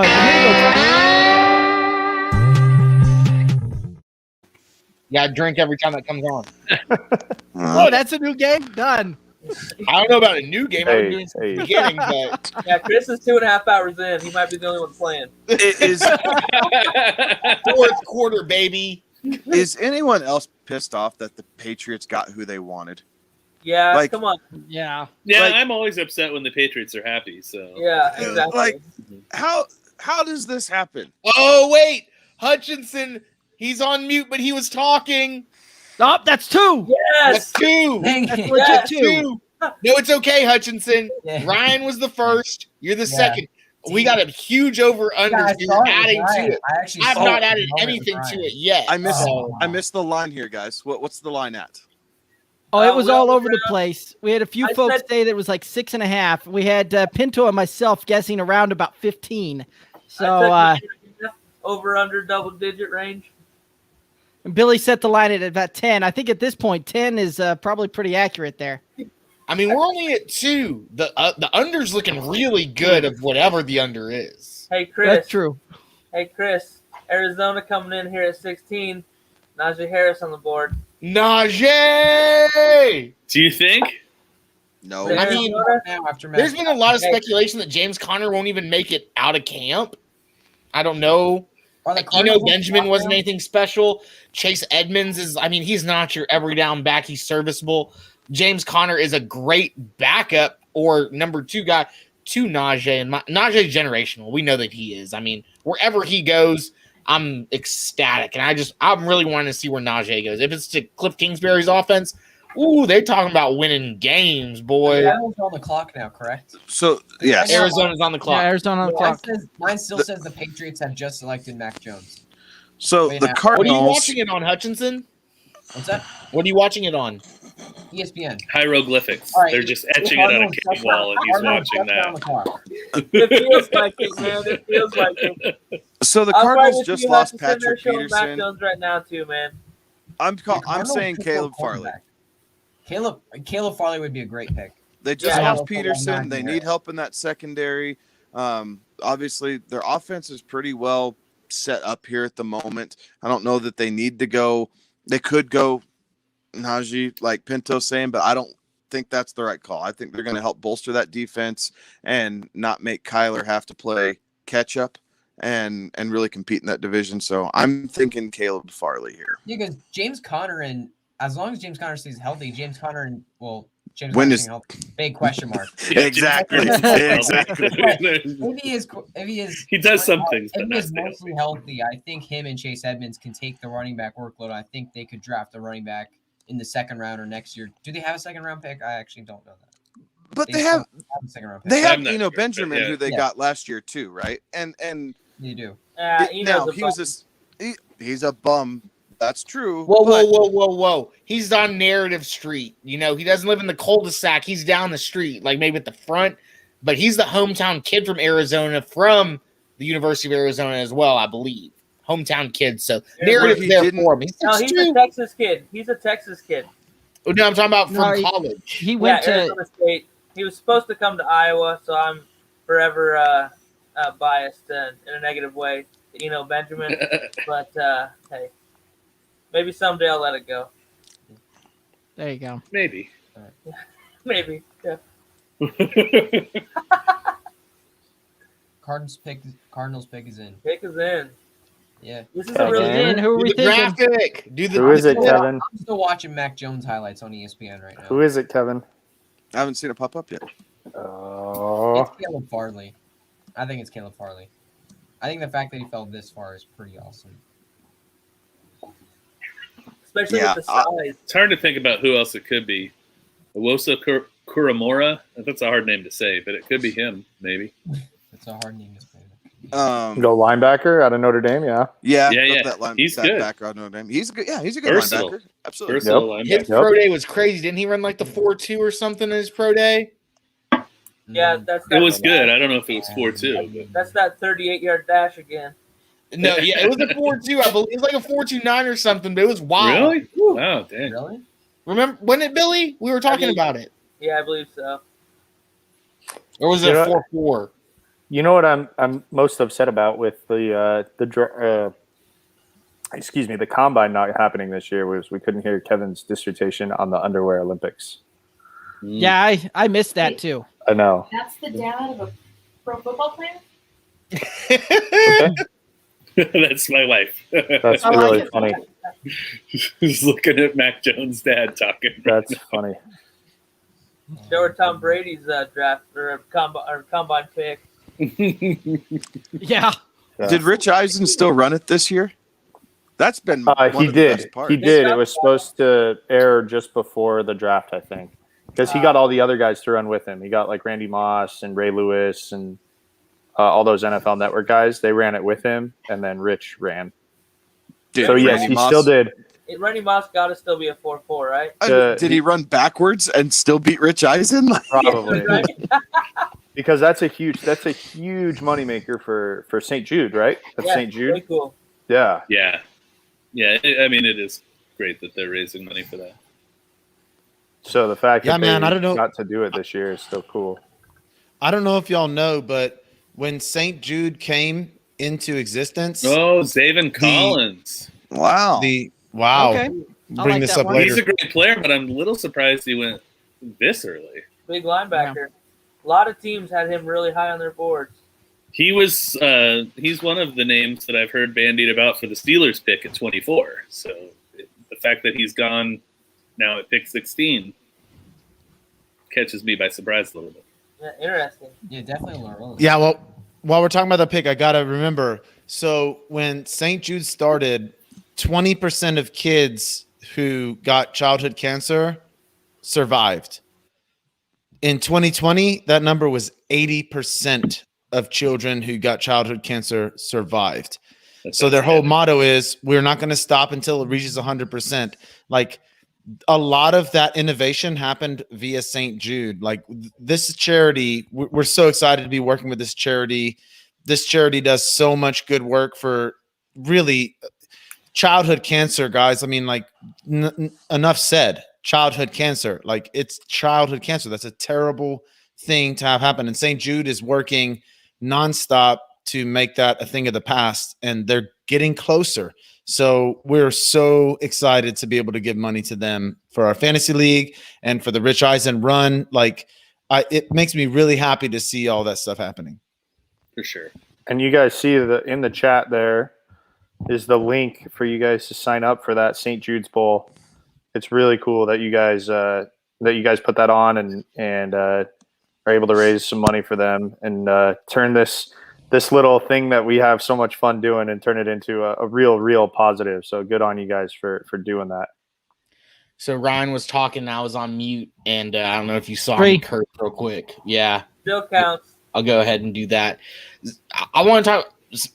I'm going to let Billy talk about some St. Jude Bowl in a second, but Xavier Collins, man, this is a guy who I was predicting going in the 40s. Now, when I did the analysis on him and I looked at the film on this kid, he's very smart. He's a sideline-to-sideline running back. Last night, I thought he was going to go to the Patriots because of that complex defense that Belichick runs and all the things that the middle linebacker has to do. I'm looking at this defense now. Last year, I mean, who was the linebacker that fell to Cliff Kingsbury? Their first round pick. There you go. Oh, yeah, there you go. Simmons. And then you pair him with Xavier Collins this year.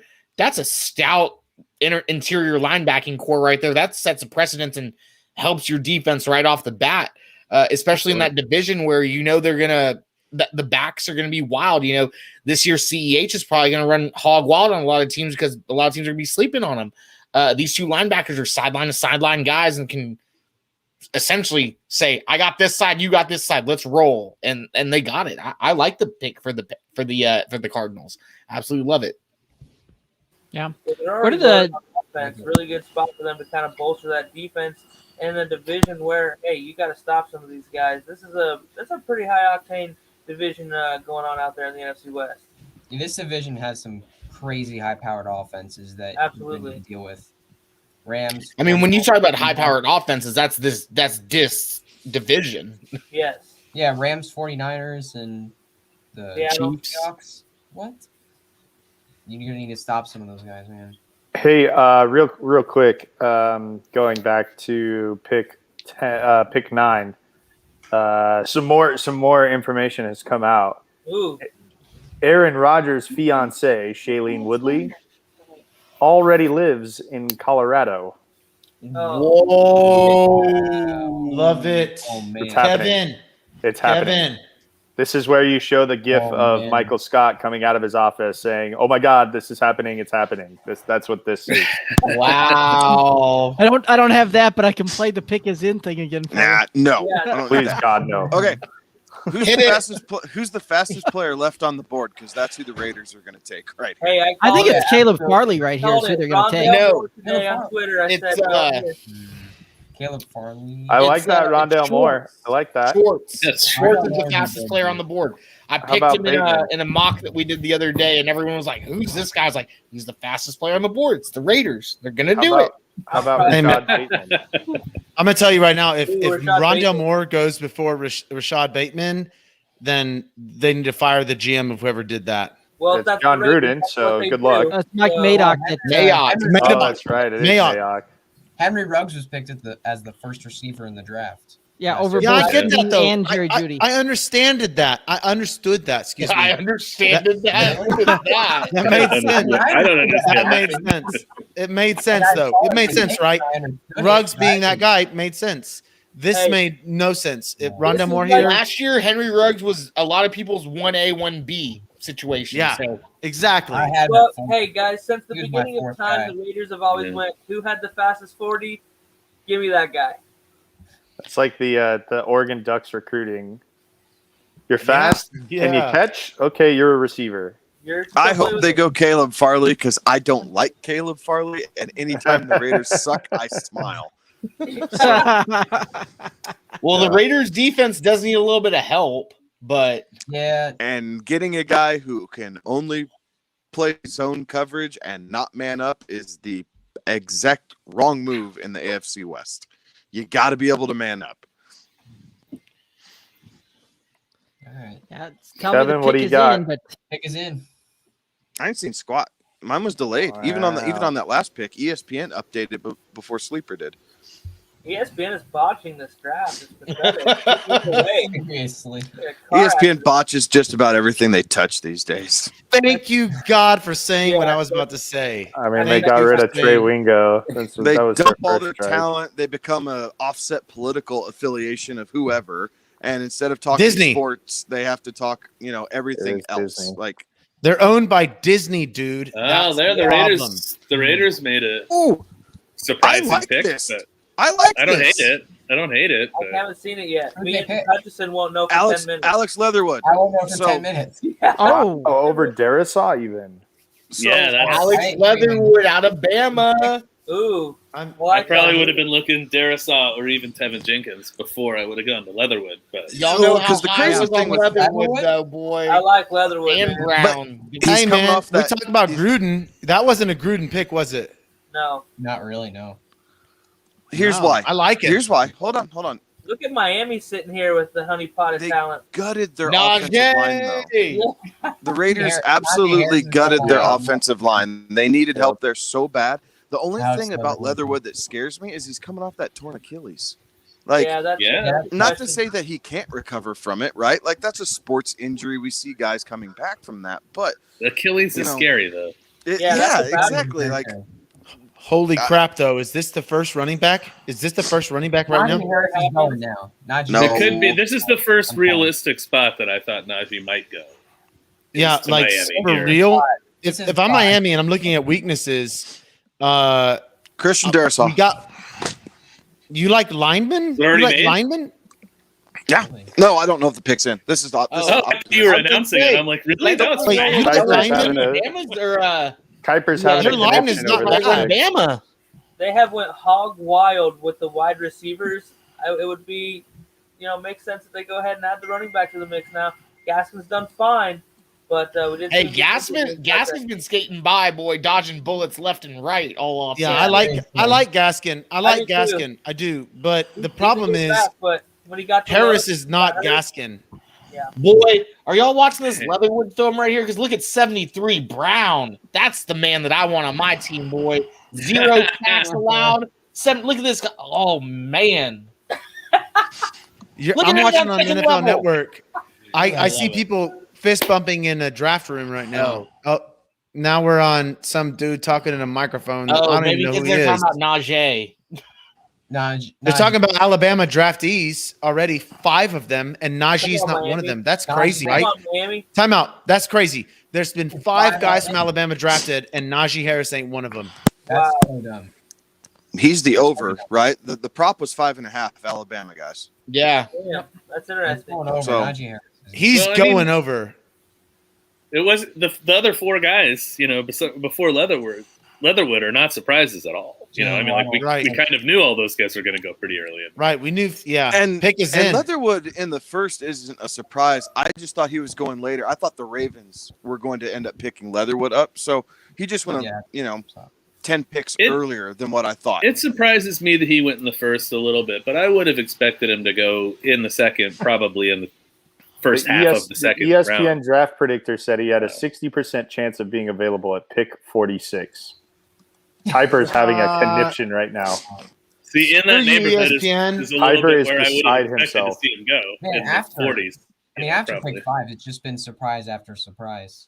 So After pick 3, it was a surprise after surprise. Yes, absolutely. Yeah, there's been a lot of surprise. Number 6 at Jalen Waddle. Jalen Waddle at number 6 was the big shocker for me. Kyle Pitts at 4. Oh, really? Kyle Pitts at 4. I called Kyle Pitts those first 4. That's not a surprise to me. I had Kyle Pitts 4 at is so 4, stupid. I wasn't very No, surprised. I kind of expected Kyle Pitts at 4. That didn't surprise me That's very terrible, man. That's terrible. Terrible. They're but not beating the surprising. Saints or the Bucks. They're not beating the Saints or the Bucks. That's ridiculous.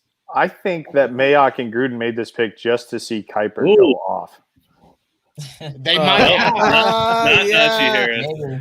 I mean, Mayock. Just to all see the Kuiper. smack that ESPN analysts been talking about Mayock being an analyst and being a GM now and how bad he was last season. I don't doubt that at all. Do you guys see it was Jalen Phillips? Yeah. Janine Phillips. Interesting. Miami's putting together a pretty nice defense too. Jalen, the other Jalen, Ryan. Should be a He lot Hey, of man. gets to stay home, right? He was Their defense was- the U Yeah. player. He gets to stay home. Their defense was Absolutely. good. Yeah. Their defense was good already, and they made it more dangerous. Miami needs to get on the phone right now and get Aaron Rodgers. I don't know what they're doing. Tua, Get baby. Aaron Rodgers. Man. No, man. Tua's got it. Look, if Aaron Rodgers got it. goes I'm to with- Miami, Miami is immediately a favorite, in my opinion, in the AFC. Why They would are. Rodgers want to play in the I same think- division? Never mind. Excuse me. It's like, why would he want to play in the same division as Tom Brady? But Tom Brady doesn't play there anymore. Yeah, no. I thought you were going to say Mac Jones. They won't have to kick a field goal. Why wouldn't he against- play in the same division as Mac Jones? Hey, the Dolphins and Bills could be a fun rivalry for quite a little while here. They need to get Rodgers now, right now. He's Whatever going it to takes. Denver. Tua Ryan, he's and going what? to Denver. Stop trying to make fetch happen. He's going to Denver. Look, for Kevin's Ryan's sake, just a I hope Tua that's hater true. is the deal, man. Ryan's just a Tua hater. For Kevin's sake, I hope that's true, man. I really do. But what for- I'm saying is, if I'm For all Miami, of the top row I'm on the here. phone right now, and I'm offering whatever it takes to get Rodgers because the receiving core in Miami, other than not having Adams, is like better otherwise than the receiving core in Green Bay, and the defense is better. Honestly, if I'm Rodgers, Miami is my number one place to go to. Now that they have Waddle too, like seriously, Miami is just a quarter, and maybe it's Tua, maybe it is Tua, but if it's not, you know who I know is a Super Bowl winning quarterback? Rodgers. If you could trade Tua and something to get Rodgers, you do that immediately. Ryan, here's the deal. Why he's going to go to Denver? State Farm. Wait, are they signing Peyton Manning? No. Him and Patrick. Patty Mahomes I'm just joking. I'm just joking. That's nationwide. The Dolphins would have to get really creative to try and get Rodgers. $10 million in cap space. You guys, they want to keep that defense intact, right? Flores coming from that New England system, wanting to make sure that they're strong on that side of the ball. I don't know, man. I don't know if financially that they could do that and not give up so much to where they're stunting the growth that they've spent the last 2 seasons trying to develop. But time out, guys. The growth is for what? To get young players to win a Super Bowl. If you can get Aaron Rodgers right now, you can win the Super Bowl. And you know what you trade? All of those picks you have in the next 2 years. Not now. You keep all of the picks you have now. You trade all of those late picks that you got in the Texans Laramie Tunsil trade. You can trade like 3 seconds and a third and a first in 2023 for Rodgers. And But the were Packers likely do that. Where are you And if making up Tua the 20? in- Where's the money? You got $28 All right, million here's in what cap you do. space you got to come up with. So you trade Tua first and foremost, and then you trade a defensive guy, and you back off Tua's- of your too much draft picks. Too much Tua's- work. It's not Tua's too rookie much deal for is Rodgers. Too much for Rodgers, guys. Seriously, again, Miami is built. They are built. They can win now. They were like flirting with playoffs and really, really salty last year with a rookie quarterback who was not doing the job. Let's be realistic. The job wasn't done at quarterback. Fitzpatrick was a more prolific quarterback than Tua was in his time there. If you put Rodgers in that scenario, and everybody dogs on the Miami weapons, but Devontae Parker is a beast, and Preston Williams is pretty damn good too. And y'all know how I feel about Mike Gesicki. So again, let's get here. They have Jalen Waddle now. Why would look? You have an opportunity here. There's no Brady in New England. Yeah, the Bills are salty, but look. If you had Aaron Rodgers, Miami's defense is really, really good. If you sacrifice a player, you just address it in the draft after you trade them. But Miami's defense is really good. They have the weapons. I really think they have the weapons, especially now with Waddle. You add Rodgers in and you don't wait on Tua to develop. You just get Rodgers in right now. This is a team that can legitimately look at themselves in the mirror and say, I want to win a Super Bowl. The problem with that is I would love Rodgers in Miami, and I think he would do a great job, and I think they could go to a Super Bowl and win a Super Bowl. But they have a very young team, and I think that if you put Rodgers in there, Rodgers only has like 3 to 5 years left. You have a lot. He's 7 years younger than Brady. 7. He ain't living the Brady life though, baby. Yeah, I understand. But what you're saying is this is an all-world quarterback as well. And last year he put together one of the best years ever he's had at 36. What? 36? Ooh. Ryan, you might be onto something there, but when you look at it from the standpoint that what age did Peyton fall off? What age did after Drew Brees surgery fall off? What age? Well, Drew Brees even like you look at it. These guys they start falling off though. In their maybe 40s? after another 2 or 3 years. I think he's got another 2-3 year window on that. So you're looking at a rental type of thing there.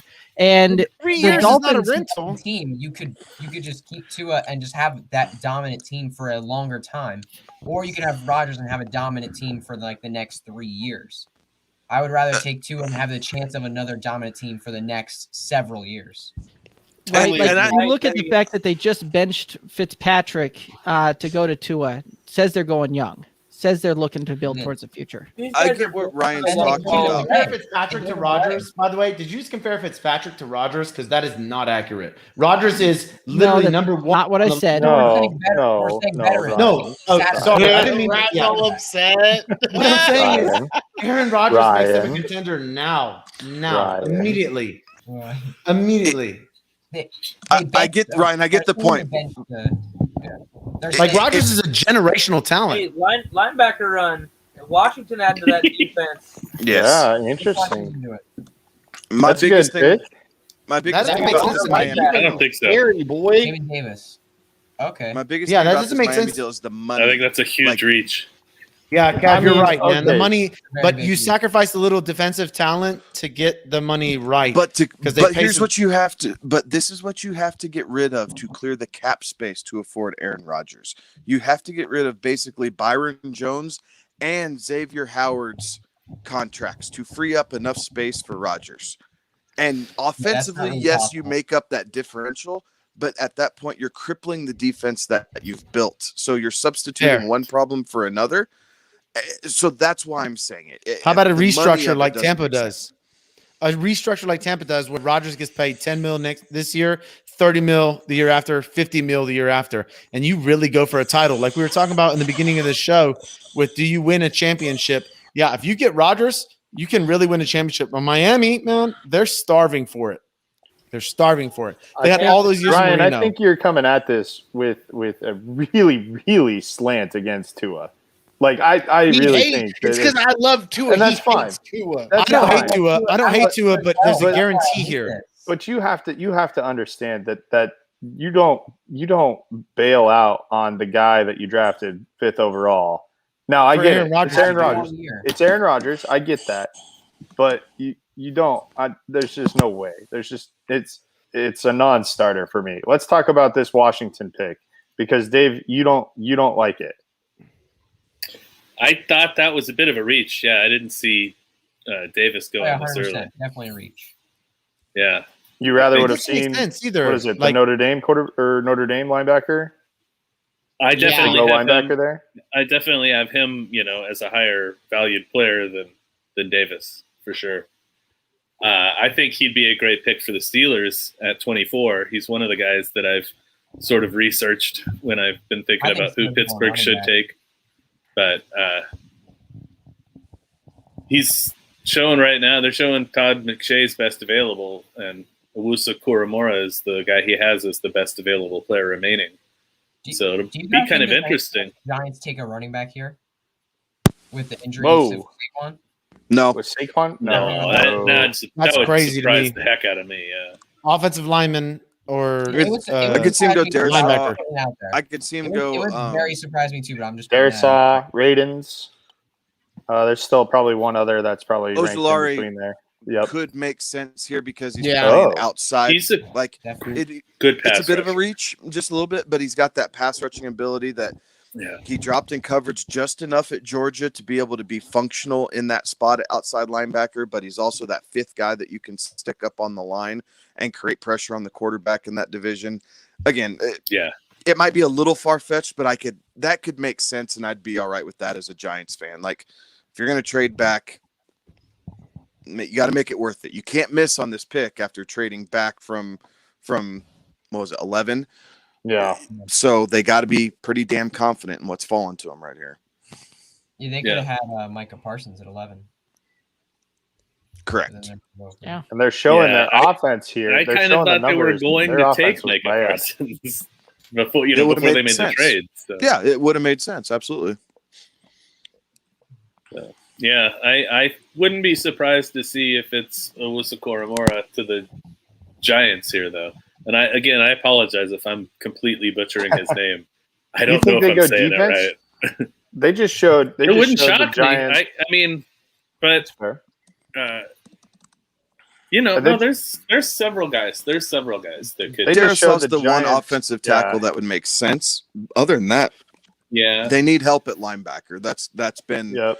I mean, their offensive line was wasn't but good linebacker's last what they year, but they did draft offensive linemen with their first 2 picks in last year's draft, and so I mean, you gotta still kind of hold out hope for those guys. I mean, Their O line was bad, and I think a lot of that played into the fact that Saquon makes them look a lot better than they might actually be. Sure. And so with Their missing O-line got better, that O line looked bad. It got But, I better mean, as the year assuming went those on. two the last highly 5 drafted weeks rookies, better. look a little improved this year, the offensive line could take a pretty big jump. The last 5 weeks they were middle of the pack offensive line in the last 5 weeks. So to me, you just continue to build. That's the weakness on the offense. The defense really got salty. The pick is in. I don't have it yet. I'm sure one of you guys that's a minute and a half ahead of me does. But I think see that you it's go. in, but I don't see what it is. You go offensive line. You go offensive line here. You really should. This team is ready if they can protect the quarterback and generate a run game. You have to go offensive line here, I hope. Well, fellas, after this pick's made, I'm going to duck out. It has been a pleasure chatting it up with all of you guys. Highly recommend for anybody watching to go check out the St. Jude Bowl because that is super cool that you guys put that on. But we really appreciate you guys joining us. It's been a lot of fun. I didn't think I was going to be up for doing it because I got my second shot yesterday, so I've been a little on the tired side. Oh yeah. But you guys have made it fun. I was initially just going to stick around for about an hour or so, and you guys made it fun for me to stick around longer. So we'll see who the Giants go with here. We think O-line, right? They should go O-line. That's what he paid, but it's like went back in time. It's weird. I think ESPN is butchering this. They do that a lot. All right, amigos. Well, I'm actually going to bounce out now. Thank you so much for having me. There's Tony. Uh-oh. There's really? Yeah. Oh no. Oh my God. Darius so the Tony. The Giants trade back, and that's what they Look do. at their fans. Look at their fans. They're like, what? Wait, who's that? How do you take this guy over Rashard Bateman? Yeah. And why are you going wide receiver? Why are you going wide receiver when they got just brought in Galladay? Yeah, totally. I don't know. You just got Galladay. It's an arms race. It's an orange Terrible. race. That's a terrible Yeah, pick Galladay, to trade they have out. Ingram, they have Darius Slayton. Terrible. Shepard. Holy moly. Yeah, exactly. Hey, They've Rashad got their Bateman is Adios, going amigos. right wow, dude. Wow. See you, Ryan. Thank you. See ya. Hey, Rashad Bateman Indy right now with Leatherwood and Vera Tucker gone. Oh my Wow, God. New That's York. All right, guys. Appreciate you all. Have fun the All right, rest of the man. draft. See you, man. Later, Take Ryan. it easy. See ya. Kadarius Tony. terrible. This guy. Yeah. Did you see the one guy? He was like, "Who's this?" Yeah. Yeah, that's He's just sixth. interesting. What's he do? He's sixth on my current wide receiver board, best Look, available. Not That's even the how whole. bad it was. Real quick, he has every NFL hat in front of him. That's not a good sign. He didn't know where he was going. Well, nobody thought he was going now. That is a terrible pick. That's a terrible pick. He was like, "Wait a second, I went in the top 20." People what? in New Me? York are Me? jumping off balconies right now. I had That is him as my terrible. 15th overall wide receiver pre-draft. I just checked. Oh my gosh. The Jets fans are going, "Ah, you sons of bitches! Now you know how we feel all the time." Jeez. I had him at 8. I had him at number 8 wide receiver. Okay. Well, I mean, I'm lower on him than some, I'm sure. I don't like him Billy, because do he you have came from Arkansas Florida, and State Florida in you? receivers suck in the NFL. I have just mine in front of me. Oh my gosh! Florida receivers do tend to suck in the NFL. Actually, I mean that's it. Billy, where are your lot of Colts truth going to that. right here, boy? Rashad Bateman. Yeah, Colts are going Rashad Bateman. I think that's my guess. Okay. Freshen that wide receiver room up.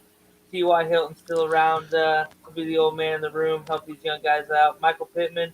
Paris Campbell hasn't really played, so kind of a rough spot with him. And this coaching staff's not really. He's not one of their guys, so I can see them looking to that plug and play wide receiver 1 with Michael Pittman on the other side. Oh yeah. Are any of you guys surprised that a running back has not been taken yet? No. am. No. Yes. No, not at all. Not surprised.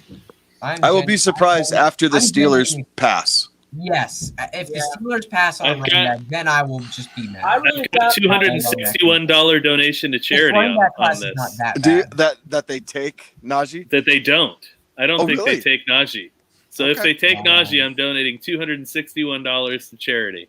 All right. Nice. I really thought Miami and Arizona were 2 really good candidates to go ahead and add a running back. I think Miami more than Arizona, but yeah, I think those were the top 2 teams for me to take a running back. The Bills will probably take a running back. I agree. As well after the Steelers pick. Do you And think so? Steelers. The Bills are licking their chops right now. I can I see think it as the a running possibility, backs- but I wouldn't expect them to. The running backs in last year's draft were better than the running backs in this year, and the only reason we got one is because CEH fell to the Chiefs. Right? Like I thought it was going to be Swift. I was pissed. I thought it was going to be DeAndre They Swift. should have went. Yes, man, they should have taken DeAndre Swift. Come on, I still feel and wish that would have happened differently. They But- should have. Yeah, they should have. That Totally, class they was should've. better. Yeah. That class was better. Yeah, It was. Yeah, overall, I Taylor, would say for sure. CEH, For and sure. Swift, and I mean just their now that you their look at them pre-draft now, rankings and after their everything. Dobbins. No, but their pre-draft rankings are better. Akers? Like Najee Yeah. is way at the top, and then ETN only Slash grades out well Devontae. because he plays for Clemson. That's his status bump. What do you Is- think about Devontae? Devontae Williams. Devontae's my guy, man. I like him I a love lot Devontae. because I like he's super Devontae smart. too. He is a It's not- smart football Najee's player. up here by himself. Devontae too, man. I just like it. ETN had some question marks last year. Statistically, They're gonna come back Javonte wasn't to even the school. best running back in his backfield. I don't know, man. Nice. Michael Carter is an awesome talent, but that size, that ability that Devontae has at 220, really attractive for an NFL team. And he can just he's not like the fastest lateral runner, but he can gain momentum and then just throw you to the ground. Like Yeah, watching some highlights of him, it's actually pretty insane how much momentum he can He's gain. like, so I watched Draft Day today from Kevin Costner. Oh, yeah. Javonte just like exudes the what does he overcome, right? Like Peyton Manning could never throw the long ball, but it didn't matter. Javonte's like his doesn't matter. They're all over the field, and he still gets it done. I give him that. Like he's a player. He needs to be able to put on about 10 to 15 pounds and not lose any speed off his 40. Otherwise, he is going to struggle in the NFL here a little bit. He's not quite big enough to be a yeah, but dude, I don't know that I like him. Oh, the Colts I want him pick at is 230 in. and buff up a little bit. Oh, they're in. He looks a soft 220. Yeah. Bateman, right, Billy? Yeah, Hutchinson? They gotta go. You really think it's going to be Bateman? I really I mean, do. I would hope so. I The way said this last draft's night- been going, it's got to be a wide receiver. Last night on the fantasy Right. first What are you gonna take? last night on the fantasy first rounders, we talked about these guys. I went over the Colts. I really liked Vera Tucker and Leatherwood just because of the hole in the offensive line with Costanzo retiring. Those guys are both gone. My mind automatically goes to getting Carson Wentz more weapons here. And Rashad Bateman just makes a lot of sense for what they like to do with guys. I don't know. I like it.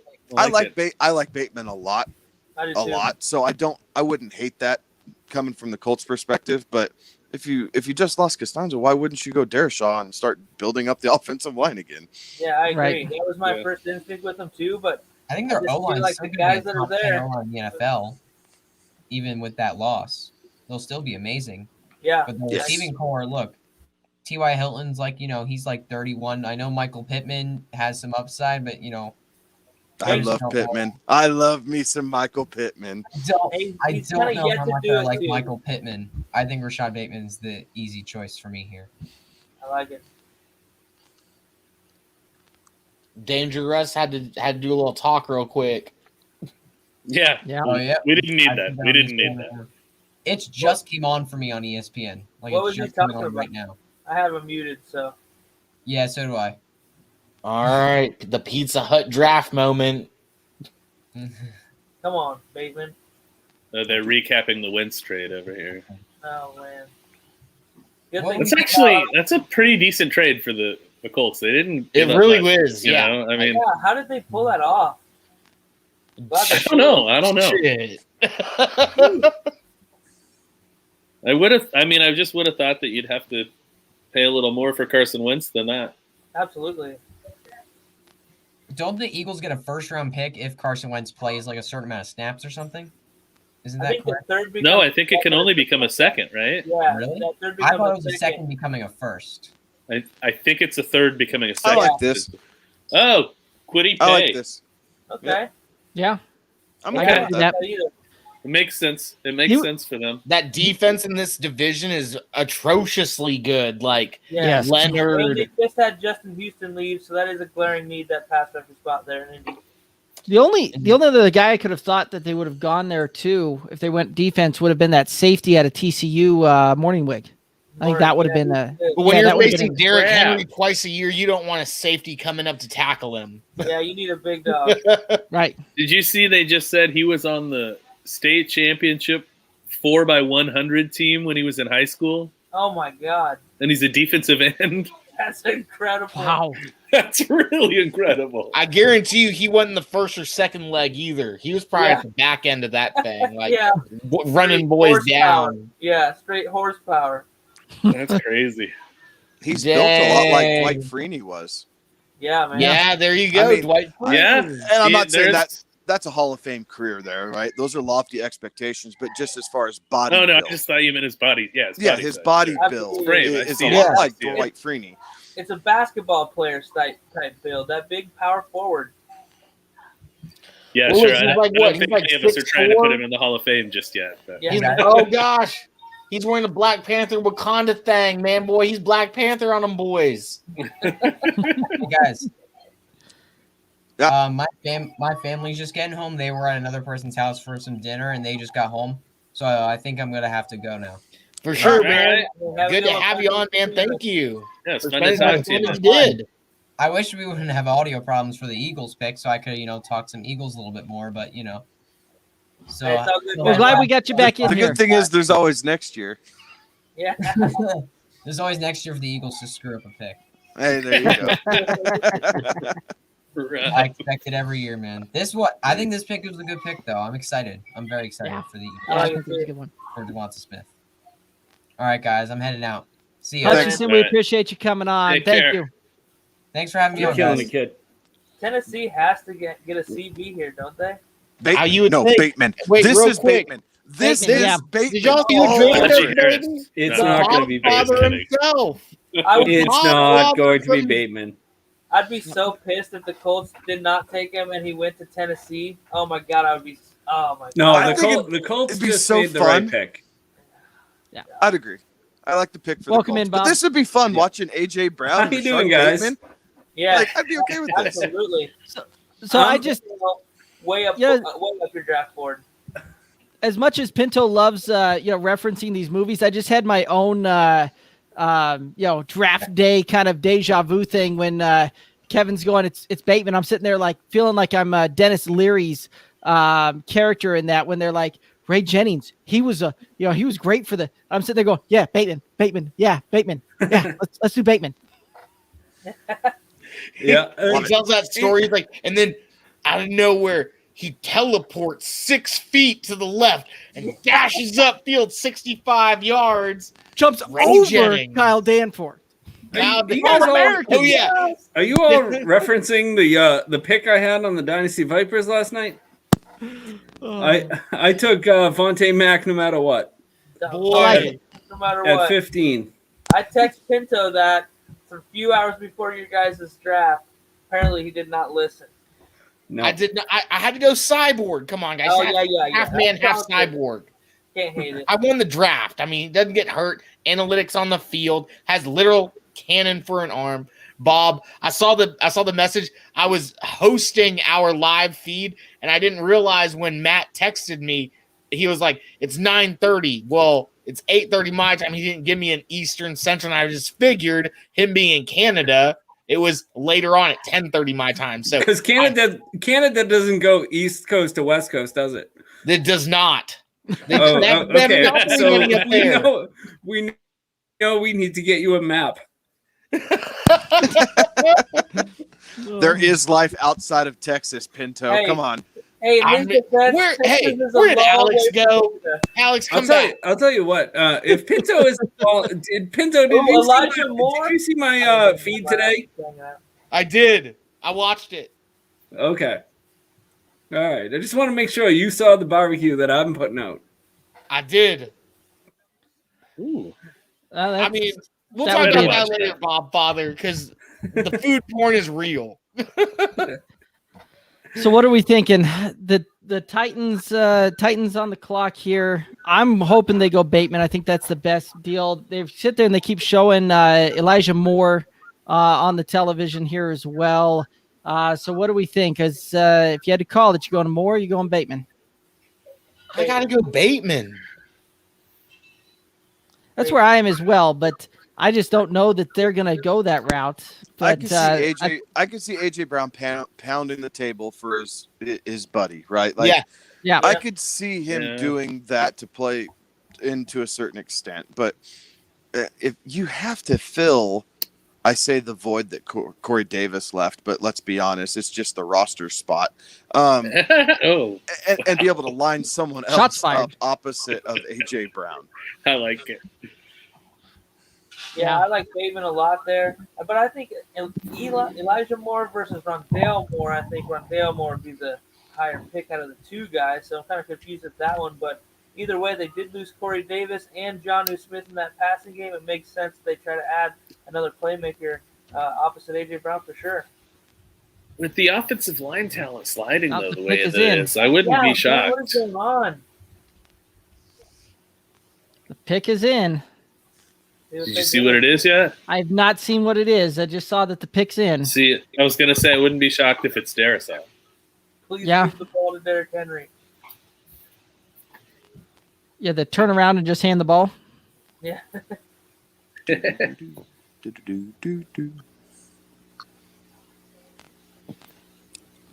Please give the ball to Derrick Henry.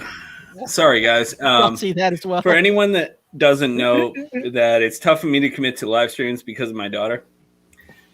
She has type 1 diabetes, so her alarm could go off at any time. So I just want to apologize if I instantly go to mute and turn off my camera. No, man, you got to be a dad first. It's all good. Can understand that. Absolutely, man. How old is your daughter? 5. 5. Yes. The pick is in. Sorry. Yes, it Go ahead, is. finish.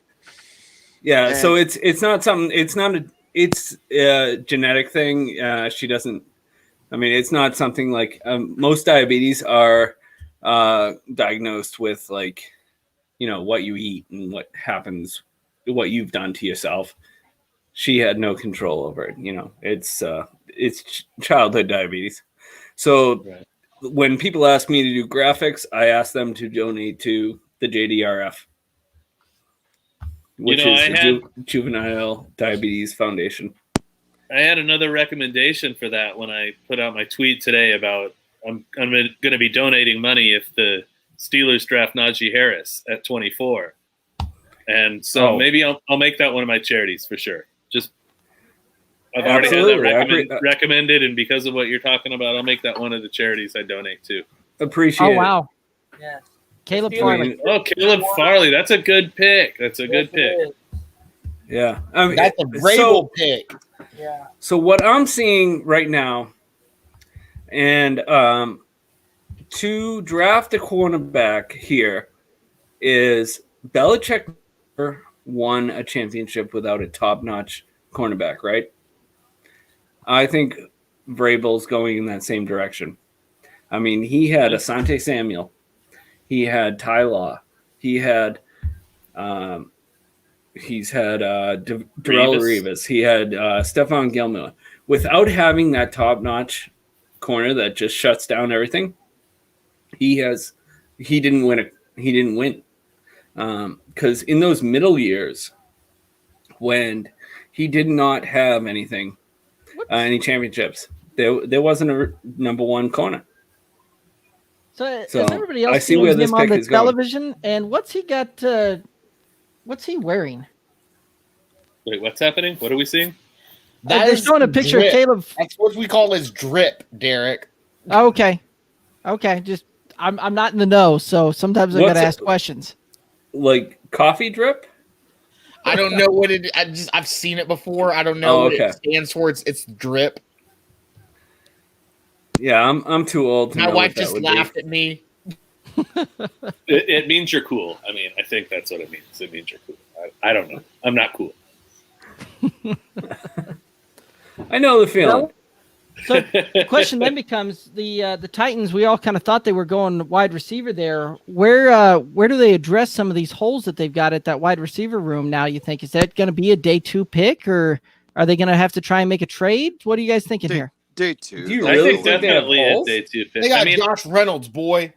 I think as impressive as last year's wide receiver class is, I think this class is even deeper. There's so many good wide receivers in this class. I mean, we're gonna have guys drafted, maybe even. I mean, depending on where Seth Williams goes, people are talking about him being a day 3 pick. Anybody that drafts Seth Williams on day 3 is getting a steal. I mean, that's a hell of a pick right there.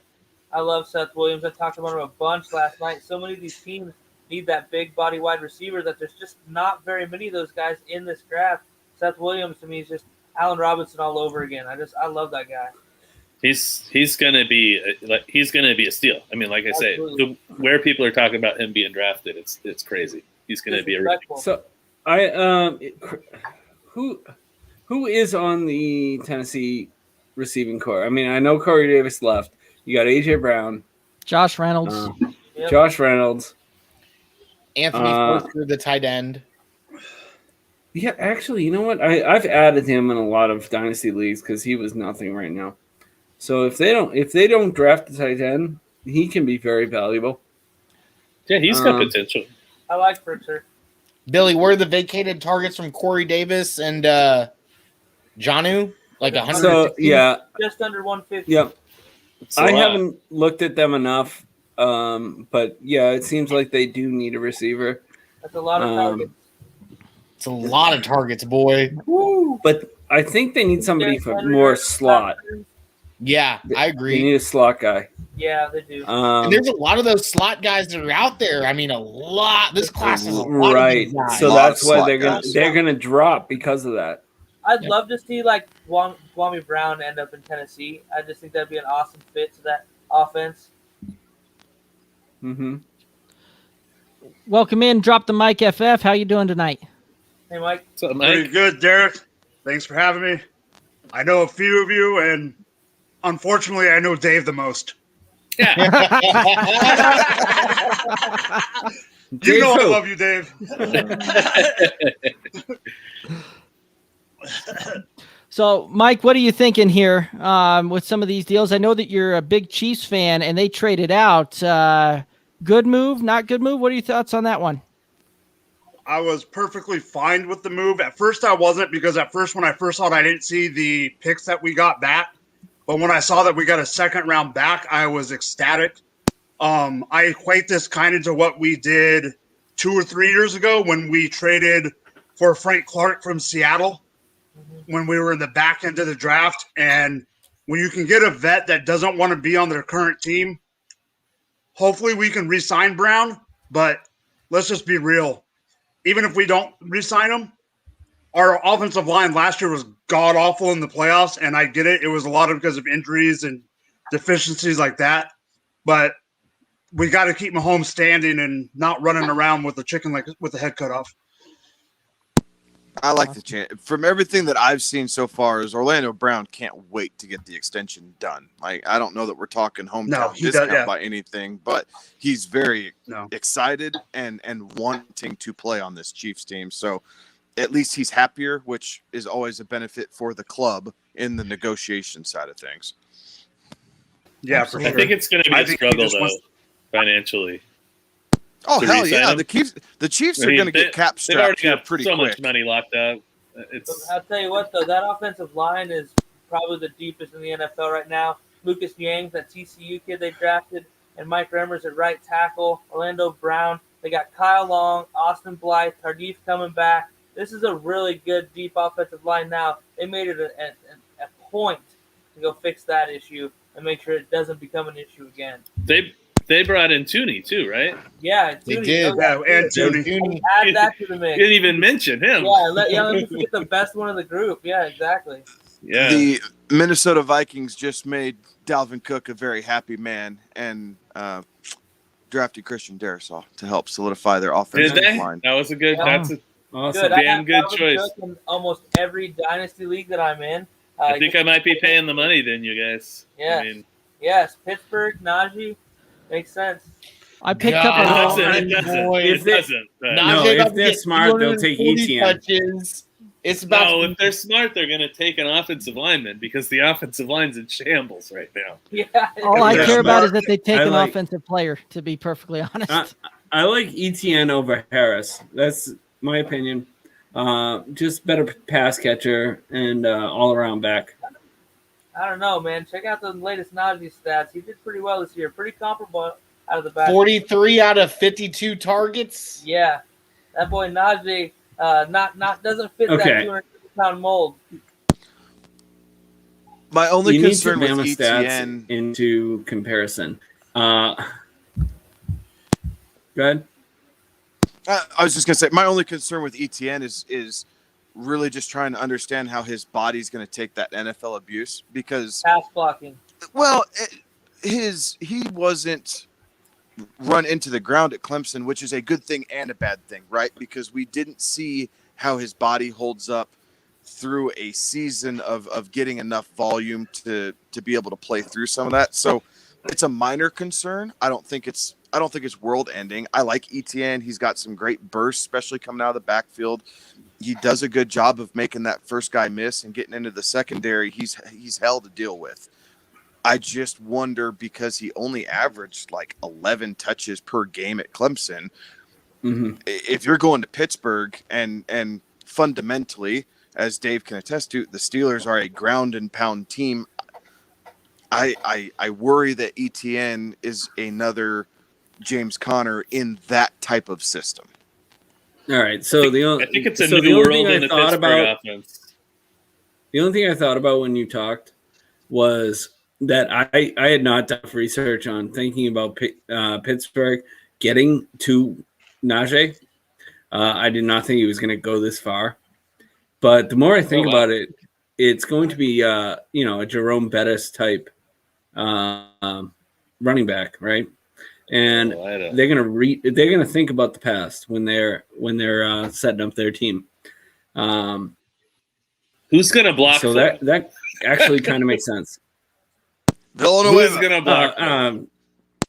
He's gonna block for himself. The dude's like 6'3", right? He's got very desirable size and speed. For sure. This isn't a knock on Najee Harris. I just don't think it makes any sense for us to draft a running back in the first round. Here you go, Dave. But if you think about it, Patriots, the Steelers' history says they like that big back. Yeah, but why? Why would we have just signed a whole bunch of dudes like Smallwood and Balaj and all these guys? The pick is in. It doesn't make sense. So if you're going offensive line, just for the sake of there's nobody high-fiving in the war room though.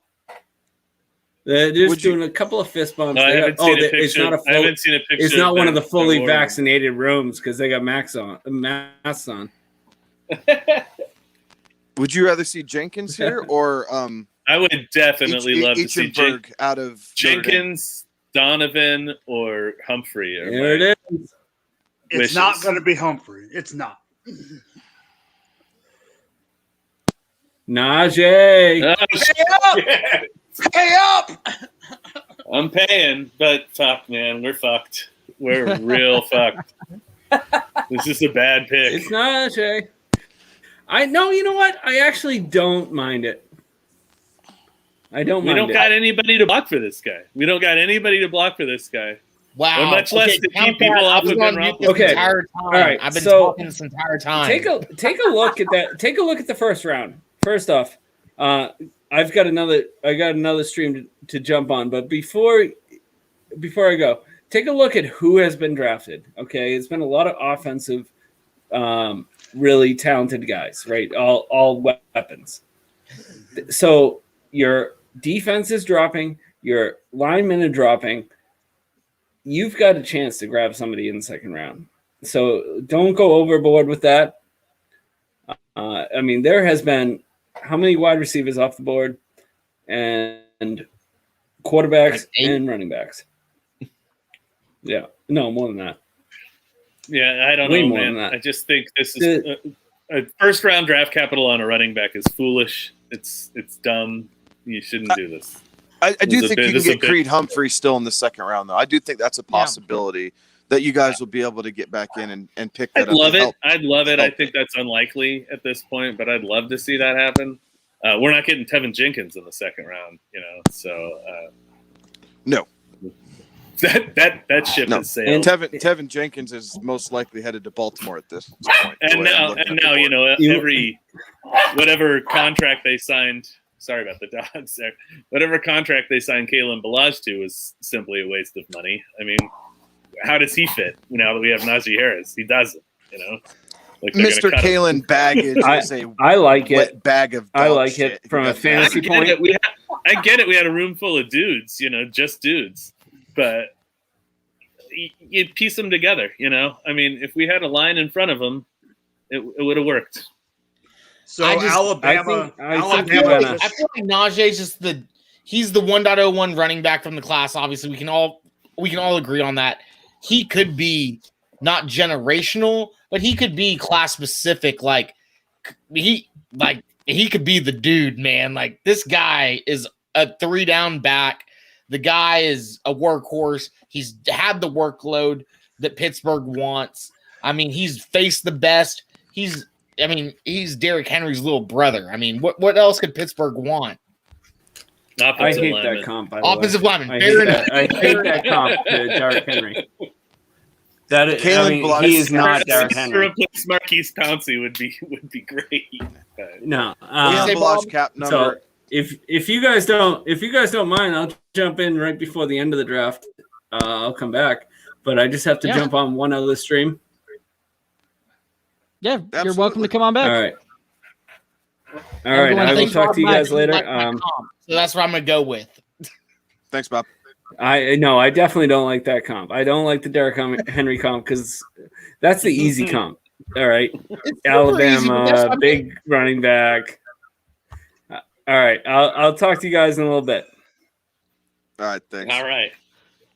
Although the Steelers just made me a very happy person from the standpoint that I had a prop going earlier where I picked the Giants, Eagles, and the Steelers all to pick an offensive player there, and that one just hit, as well as the fact that it hit me a couple of other props. So thank you, Steelers.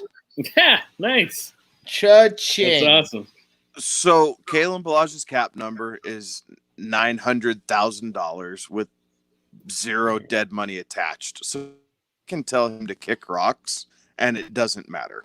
Just to give Dave a little peace of mind there that they're not going to be wasting money. They can just tell Ballage, hey, thanks for helping run through some reps during camp. Go pack your bag and get out of our facility. I mean, but he was serviceable and he showed that he was good in LA. You know, Yeah, I mean, he was decent in LA. He would have been. Yeah, but he was. I feel like he really- would have been a good part of a committee. You know. No, that's what I'm saying. Like One of he the- came one of a into few the role bodies. as like the backup, and he was the role that he played. He was the backup. The guy went down. He came in and he did his job. $900,000. Let's go. Yeah, I mean, I felt So like I just saw- I felt like with better offensive line in front of him, that Ballage and Smallwood and Benny Snell could put together a backfield. You know, nothing special. Nobody in that backfield's a star, but you know, just get the job done. Yeah. Hey, on that note, So I fellas, just saw a stat. I got to hit the road, guys. I work early tomorrow, but leave you guys with an interesting tidbit here before I roll out. Baltimore sitting here at 27 and 31, I believe, and these wide receivers starting to slip. Yeah, Lord knows that they've got to. They're draft a wide definitely receiver. they're definitely gonna get a wide receiver. There's Bateman. They're going to ruin someone's fantasy value. That's all it's going to Yes. Probably so. All right, guys, have a good night. Please don't be Yeah. Elijah Moore. Easy, man. Please don't be Bateman. Have a good one, Billy. Thanks. Yeah, Billy. So I saw a stat right before Bob left. Alabama has tied for the most draft picks in the first round by a team in one draft. Believe it, they hit Impressive. the over. So The how prop many? was Wait, 5.5. how many are we on? 7? Six. Because Okay. you Prop got was 5.5. All right, let's go. 6. Yeah. Well, who would have thought Leatherwood would have been in the first round? I did. did have him in Leatherwood the was first gonna be- round to I didn't Baltimore, ha- though. I did not. I was at the very end. But My late, bad. not Yes, not the front. No, not in the middle. I had him No. late to Baltimore Yeah. is where I had Leatherwood. So with the Jaguars, Not the Mike pick is Mayock in, pick. y'all see this? I see it's What's in, but I haven't. No, I haven't seen what it is. I haven't seen it. I think it's neither Morgan. have I I think it's yet, the safety out of TCU. Morwig. Oh, I think that's a great pick. I think that's a great Yeah. pick. Yeah. oh, what's his name? Why am I blanking? on Trevor that guy's name? Morrig. Morrig. Yeah. Yeah. I think there's a chance That they would could have not be taken a bad Harris. pick. That would not be a bad pick right now. No. I'm a little surprised that this kid from Notre Dame just keeps falling. Yeah. Yeah. I am too. Komara. I'm Yeah. shocked. So yeah. I was on a stream. I was on a stream from 6 to 7:30, and I thought Washington took the wrong linebacker. We said the exact same I thought thing. they. Yep. Yeah, I thought yeah, that's. I said the exact same thing too. Yeah, we all did. Yeah. I don't think there was anybody that saw that one come through that was super ecstatic about that other than the player drafted. Exactly. I need everyone on my sleeper leagues to shut up so I can see the information fly through and not the damn chats. Thank you. I agree. Oh my God. Sleeper's not even updating for me on picks anymore. Mine's getting updated, but I'm let's getting see caught here. in chat streams from 18 different freaking leagues right now. They're coming out to announce the Jags pick, so we'll find out. Oh, there's nobody in the chair. Oh, Raj is sitting in the get up, dude. At least stand up. Because they're only. Bum. It's because they're only doing one per. That's why they're only doing one per. So they already have the first overall. Yeah, but he doesn't have to sit in the chair. I mean, he can just walk. I'm not past saying it, he does. stand at the podium. No, I think that is his chair Etienne, from his house from Travis last year. Etienne. Two running backs. Oh, that I bet you it is. Dave, Two- it's his, two running I'm backs. almost Oh positive. my gosh, it is Travis Etienne. Okay, I called this pick. Okay, I called this pick, but Oh my God! There goes your J-Rob shares. I thought it was going to be the first pick of the. I thought it was going to be their second round pick. I thought they were going to do this in the second round, not the first. I'm Towards actually the top really of the glad. set. You mean their first pick in the second round or whatever? All James Robinson owners are going, damn it. Yeah. Yeah, I am a little bit. I'm I've got a little bit of J-Rob, and this doesn't make me happy at all. Although, if you had listened to us talk, it was a concern that we had on our show looking at James Robinson next year for what type of system Urban Meyer is going to put in with that RPO style of offense. And that was something that James Robinson didn't necessarily excel at when he was back at Illinois State. So this is a pick that fits what they wanted to do. Yes. Yep. It's a scheme fit, not necessarily a talent fit. Well, talent, he's still there, but James Robinson had to prove that he could do it. And so very interesting that they go this route.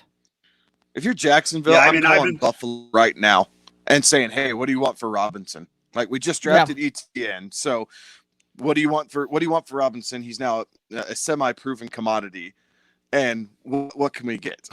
Just try and take something out of nothing since the guy went undrafted. Screw it." Something I've been saying all offseason, and I think I've said this to Derek. I know Dave has heard me say this. I know Pinto's buddy Robbie has heard me say this multiple times to Robbie. I don't trust Urban Meyer. I think he is a college coach. I think he is going to be a guy that's not going to be a great NFL coach. I just don't see it. It'll be interesting to see how that player-friendly style works in Jacksonville for him.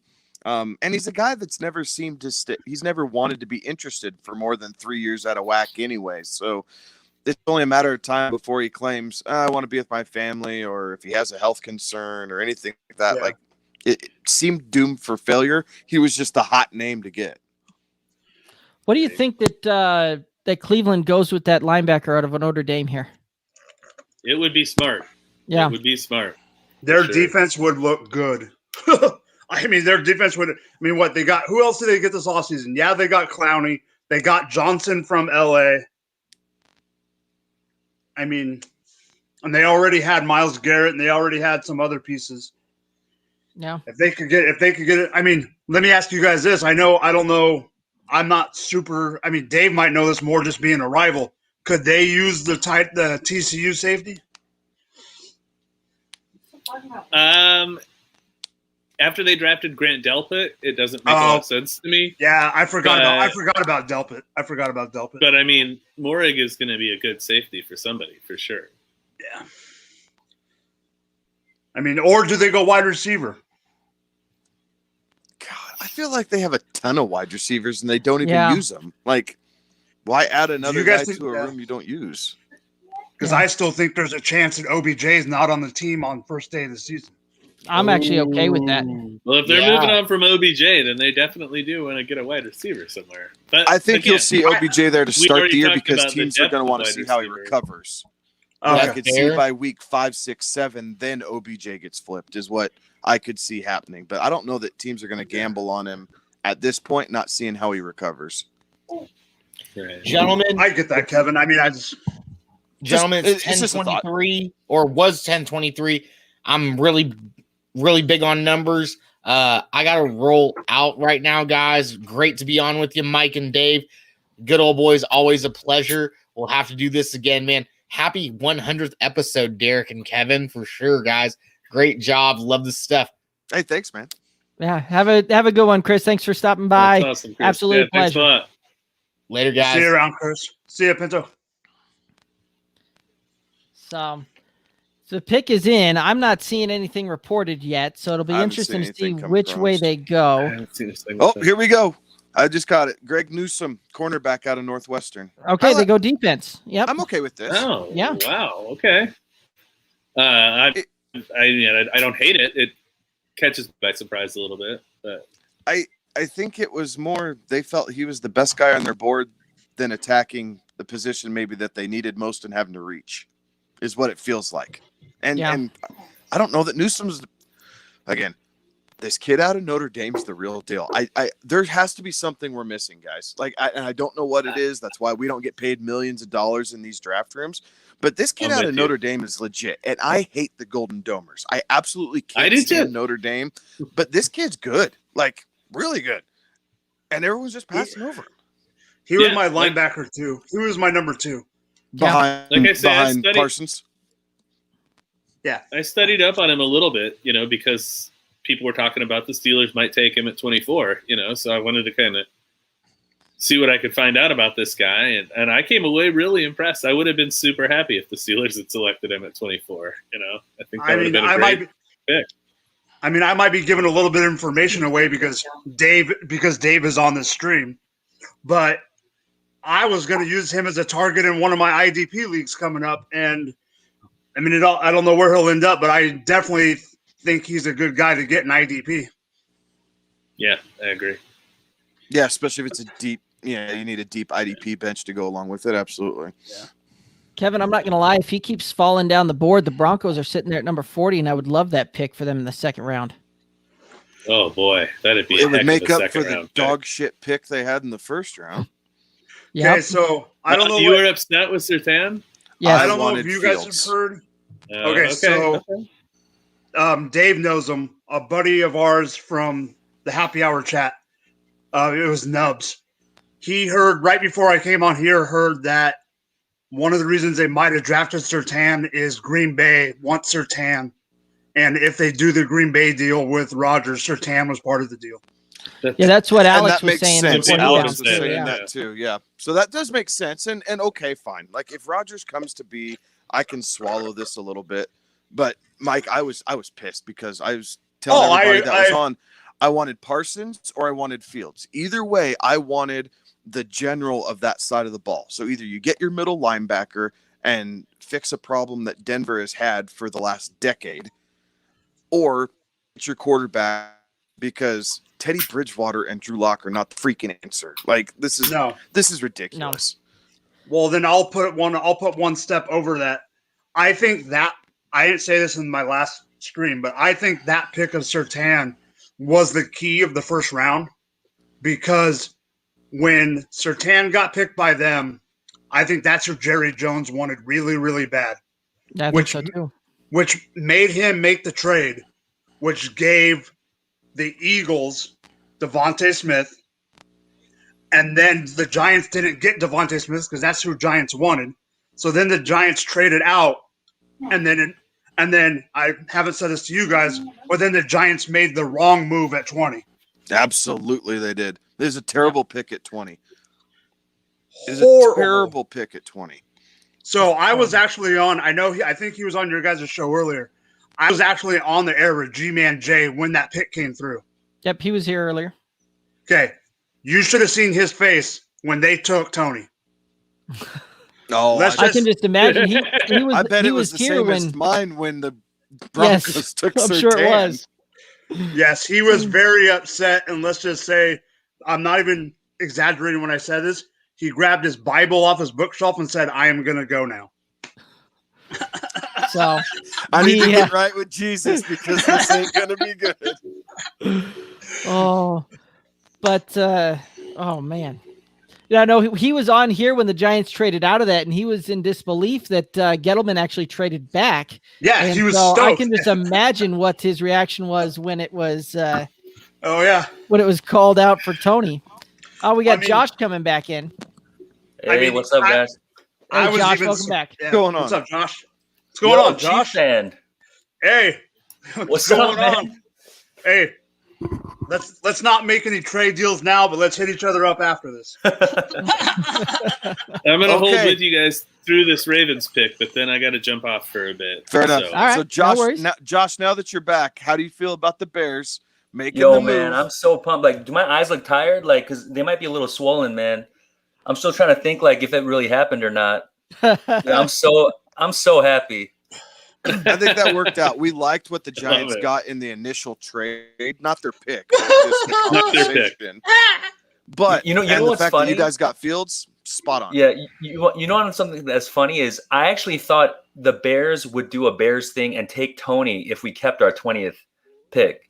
So the fact that Gettleman did that after trading us, so we got Fields, man, I can't. I feel bad for the Giants fans out there right now. No, sure. don't feel bad for the Giants fans. New Yorkers can deal with it, whatever. Hey, but their team is looking pretty good though. Like I have a good feeling about the Giants this upcoming season. I still am a kind of a big fan of Daniel Jones. I know, don't hurt me. Me too. No. Don't worry about it. I really think that he's I gonna like do well. I like Daniel Jones. Yeah, I do like Daniel Jones. I do didn't too. give you the look because of that. Sure. Yeah, I think that Kenny Galladay is actually going to be a really good fit there for a little bit, less pressure to be as accurate as he needs to be. Just Kenny Galladay, he can kind of go up and get some of those 50-50 balls for him. So, yeah, I mean, I think the Giants will do well. But, I mean, man, Fields on the Bears. It's like reverse Trubisky. Atoning from the sins of the past. It's a reverse right? Trubisky. Exactly. I mean, if he can pan out, I mean, our front office might be forgiven just like that, So they just bought themselves another 3 years. That's what I was going to say. Well, here's the thing, though, man, is we had no idea that he could last that long to drop all the way there. Like, I really wish that we actually kept Trubisky for cheaper and kept Kyle Fuller, our Pro Bowl cornerback, because we couldn't afford to keep him and get Dalton. So, it's kind of like I'm super happy about getting Fields. I'm kind of like also in retrospect, like, man, why do we have to go and get Dalton for $10 million? Like the way that we did. So I don't know, man. I'm glad that the Russ thing fell through. As much as I love Russ, like I want to be excited about like the future for kind of the long haul. So hopefully Fields can be that franchise guy for us. Yeah. Hey, real quick, when we're talking. So here's the question kinda, I have. Yeah. I was going to say, pivoting off of the Justin Fields deal right there, there's been a lot of Big Ten players taken out here, but off the top of your head, what school right now out of the Big Ten has the most players drafted in this first round? Northwestern. Yeah. Is it really Northwestern? Yeah, more than both Michigan and Ohio State. Wow. So very interesting there, looking back through all that. I didn't even look at my notes for that. Kevin, it was a lineman, right? Newsom Slater, just went. Newsom. Yep. So defensive back and a lineman there. Looks like the Ravens have got their pick in. Anybody got the call yet? No, I haven't seen it yet. No, it's got to be Bateman, right? No, but they keep showing wide receiver. They keep showing wide receivers, and if it's Bateman, my hat is going to go flying across the room. I might be I'm right there. Sure, with it's you. Bateman. I mean, I like Bateman too much to stick him with an be offense. quiet. Elijah Moore. If it's Elijah, all right, he's if it's announcing it. Elijah He's Moore, about to announce it. yeah, he's on. Do you guys want me to call it out? Yeah, it's Bateman. Dang it, it's Rashad Bateman. I told you it's going to be Bateman. Oh, he's throwing his hat. He went from my wide receiver 3 or 4 to my wide receiver infinity.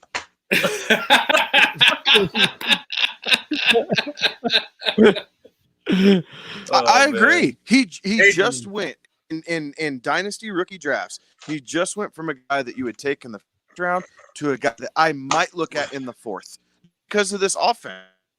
Like, I hate this spot for him. He's far too talented. Telling you right now, there's stuck in Baltimore. I came down on him a little bit when he switched last year from number 13 to number 0. I'm like, what? So, what's up? Hey, just look. Hey, hold on. Just look at Bob's face right now. That's exactly what I was doing right before Bob got back on. Just look at Bob's face. It's terrible. That's the worst landing spot for one of my favorite receivers. You want to know something? Exactly. Something funny is, there's a bunch of people that did startups, where they were drafting rookies before the draft, so before they knew the landing spot. Can you just imagine how many Bateman, owners right now are just like, what did I draft? Yeah. Right. Oh, Bob's Bob, while you were gone, you probably saw that the Steelers did draft Najee Harris. So yes. Yeah. Part of my $261 donation will be going to the juvenile Diabetes Research Foundation. I was still on when that happened. I couldn't leave at that point. I guess but I wasn't paying I attention. appreciate it very much. I was shell shocked a little bit. The JDRF is a great organization. They have created a lot of tools for parents because type 1 is primarily a childhood disease. You are able to get type 1 all the way into your 40s, but the ones that is the most, I would say, solicited is when you're a kid, because it can happen from a newborn up to like a 12, 13, 14-year-old that it really affects their life, right? For sure. So I have learned so much about it, and I've joined a lot of clubhouse rooms that have been very informative. Have you guys been on Clubhouse? Yeah, I know we kind of met on Clubhouse a little bit, man. Yeah, that's where we met in the as well. Dominate room. Yes. Yeah, exactly.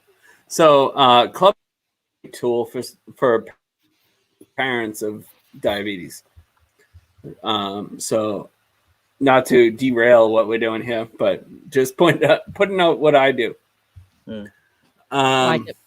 So I lost my shit with the ETN pick. My mentions are being blown up right now because I am a James Robinson truther. I didn't like this.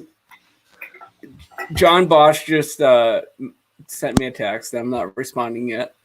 You guys know John? A little bit, yeah. Yeah. He sent me a text. Are you okay?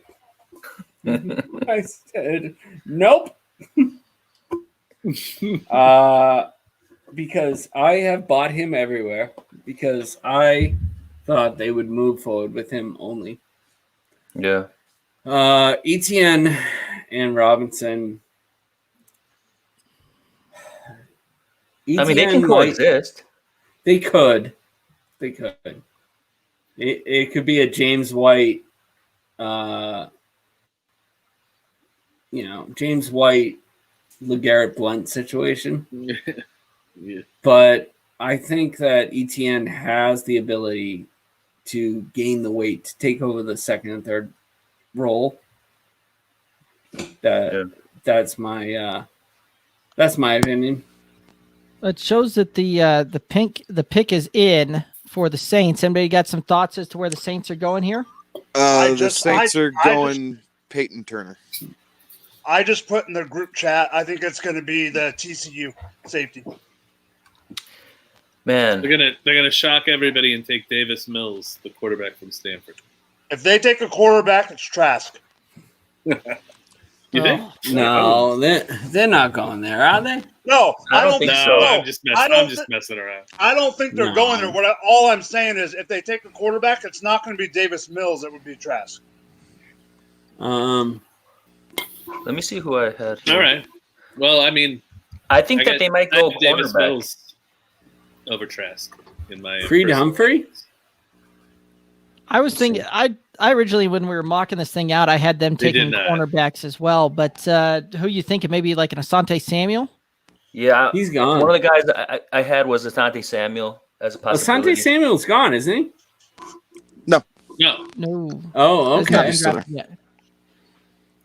Yeah, the junior, right? Yeah, Surtain, Horn. It's kind of cool, right? Newsome and it's Surtain that's gone, right? Caleb Farley. Yeah, Surtain's gone. Farley, right? Yeah, those are the four those corners. two. Those two, Kevin, I I'm always guessing get you mixed got a up reaction? because they both had fathers in the NFL. Kuiper's going to have a heyday about this, guys. Kuiper's going to blow up. Well, it's Peyton Turner, the D end out of Houston. Wow. You already got it? Yeah. Wow. How are everyone's on like different speeds? Yep. It depends. It depends on your service. Are you streaming? Are you cable? Yeah, I haven't seen it on my TV, but I'm already seeing Adam Schefter tweet about it. So. Wow. So now I've seen it on my TV.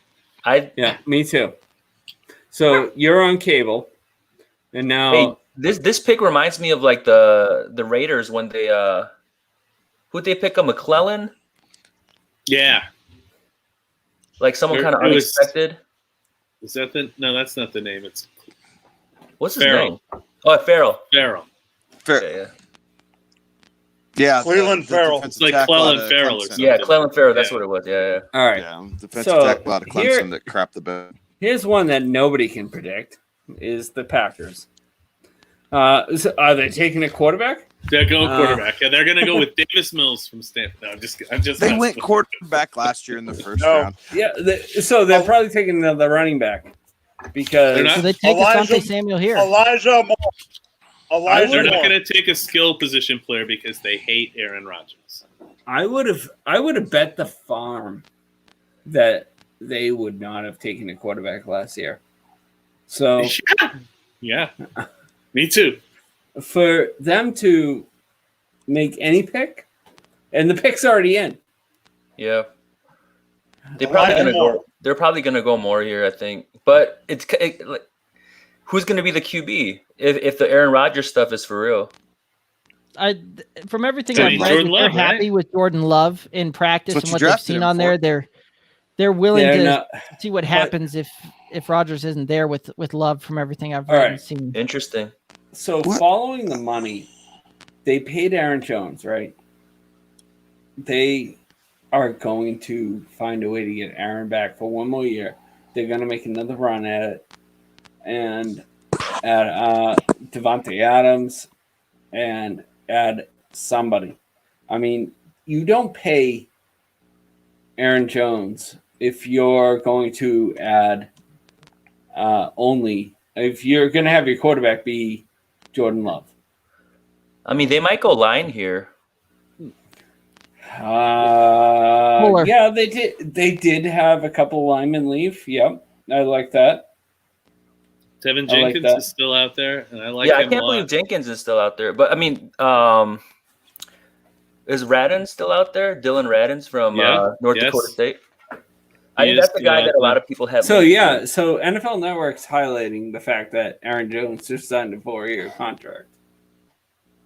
Yeah. Well, guys, I gotta get out of here. But I really appreciate you guys having me on tonight. It's been a lot of fun to talk draft with all you guys. So absolutely, Dave, it was a pleasure. Thanks for stopping by. Thanks, Dave.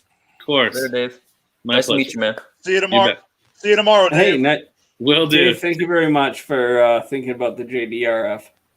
Absolutely, yeah. I think it's a very worthwhile charity, so I'm happy to do it. I can't believe 2 running backs went in the first round. That's that's crazy to me. I bet it is the under on the 1.5 prop that was out there earlier. I would have thought that we would have seen one of these guys slip all the way. I was all over the under. I was all over the under. I don't even want to pick up my phone right now. I don't. Hey, Bob, honestly, I was talking about it early on. Yeah, earlier on, I was talking about James Robinson, how I really believed in him, and I thought that they would move forward with him as well. But it's got to be a coaching thing, right? I mean, Meyer kind of has his idea of what he wants, and maybe Etienne is a better fit in his mind, for the schemes that he has, kind of ready to go. It's reuniting Trevor Lawrence with one of his guys and getting a bit of familiarity. Yeah, I'm pot committed, so there is no way I am adding Etienne anywhere. That hurts me so much if Robinson is out. I mean, I've got so many shares of Robinson because I just kept collecting them up. Everyone was like, "Oh, I'm up." He was so cheap. Yeah, and you know what? The funny thing was the only reason I started getting pot committed on him was in our Pigs League. Scott Fish runs a league called Pigs, and I got him for $1, and that was during the draft. And all of a sudden, Georgia boy hit. going here. He hit, Eric and Stokes. then wow, that's impressive. Wow, cornerback. Yeah, not a redundant pick. Kevin, with you giggling like that, you got something going on there. What is it? Fuck my life, man. This is bullshit. I'm a Georgia guy, and Eric Stokes doesn't belong in the first round. Like, this is the Green Bay Packers have their heads lodged so far up their ass right now that they couldn't smell the cheese. Like, what in the world is this?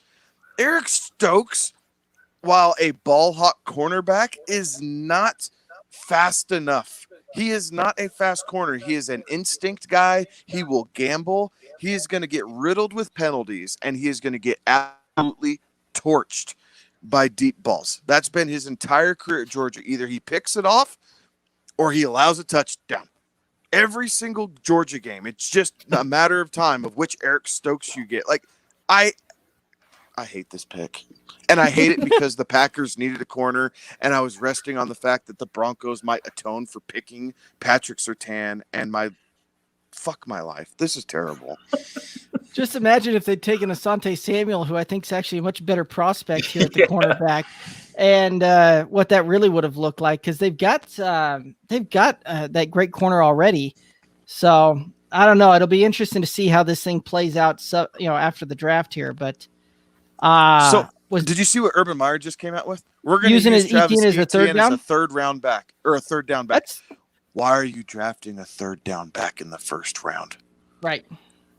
Because it's Urban Meyer, and I told you I didn't trust him. Right? Like, oh my God.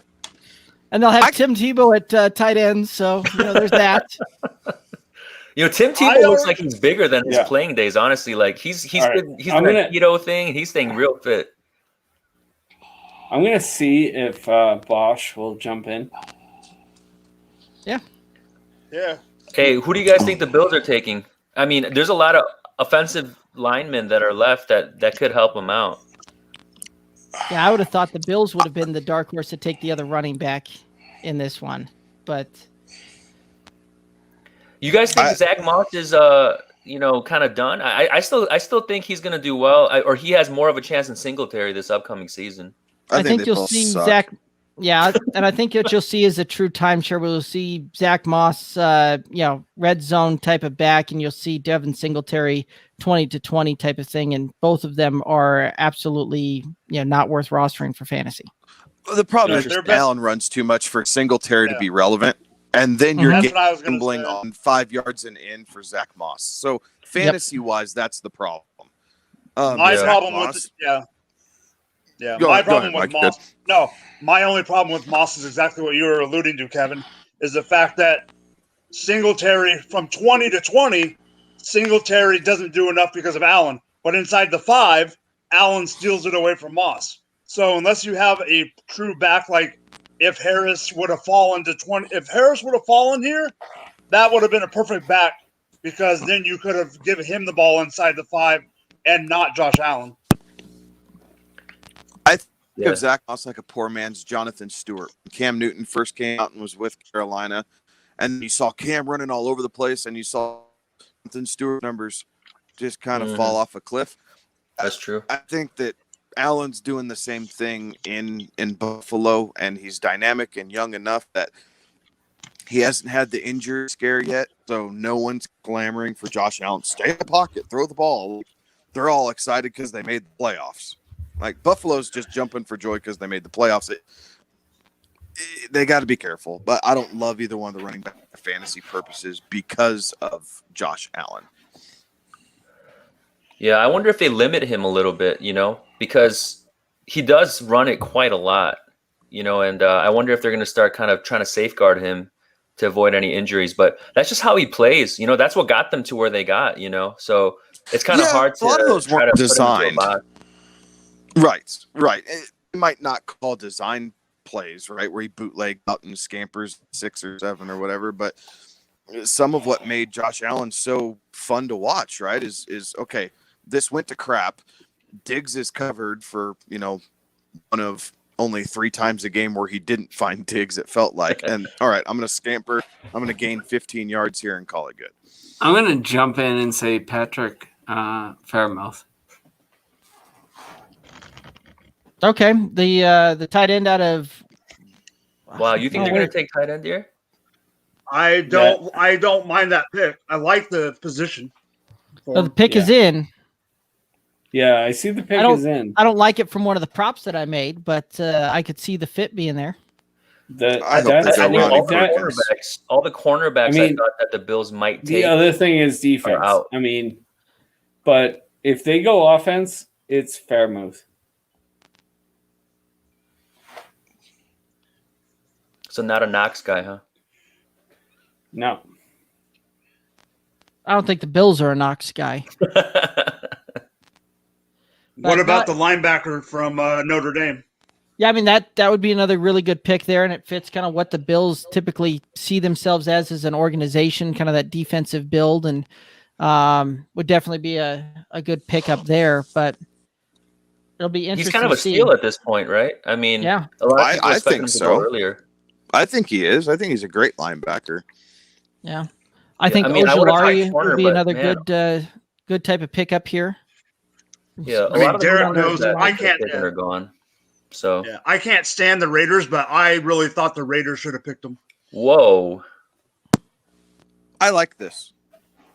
No, it's not I can get on board with this. It's not No, terrible. I don't. They need. I don't I'm mind in it. the dark. I'm in Gregory, the dark. Rousseau. Gregory Rousseau Out of Miami? Thank you, Rousseau. Miami. Yeah. Yes. Okay. I'm okay with this. Yeah. It doesn't hurt my feelings there that they did that. I Makes sense. actually like They Rousseau. needed DNA. I like Rousseau better than I like Jaden Phillips, but that was just me. I would have liked to seen another good fit there. I would have think if they're going that route would have been Ojulari out of Georgia as well. Oh, wow, that would have yeah. been another. He's the bulldog that should have been drafted instead of Eric Stokes for Green Bay. Quite frankly. Yeah. But I don't get paid millions of dollars to make stupid bucking decisions. So what do I know? No, but Mike Mayock does. Yes, he does. And so does the GM in Cincinnati. All right, so John's going to come on for 10 minutes as a favor for me. Cool. So get your questions ready. Did you send him the link? Yep. Awesome. Man, yeah, I had Ojulari going a lot earlier, actually. So did I. He wants. I told him I want to talk about James Robinson because he knows how much of a fan of James Robinson I am. He is, and he was anti James Robinson. And if any of you guys have heard our podcast, it's a lot of back and forth about James Robinson. Who do you guys think the Ravens take here? Oh.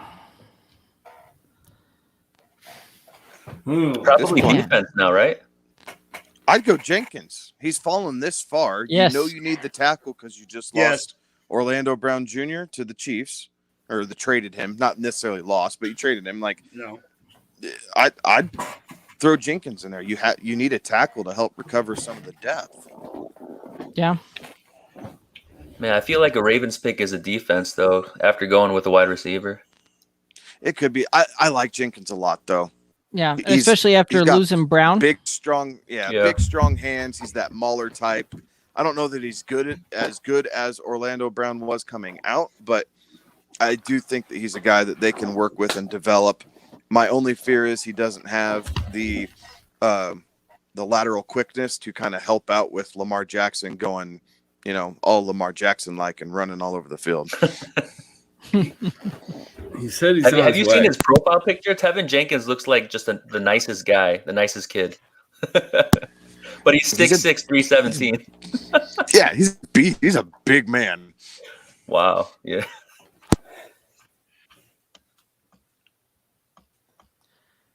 We got John?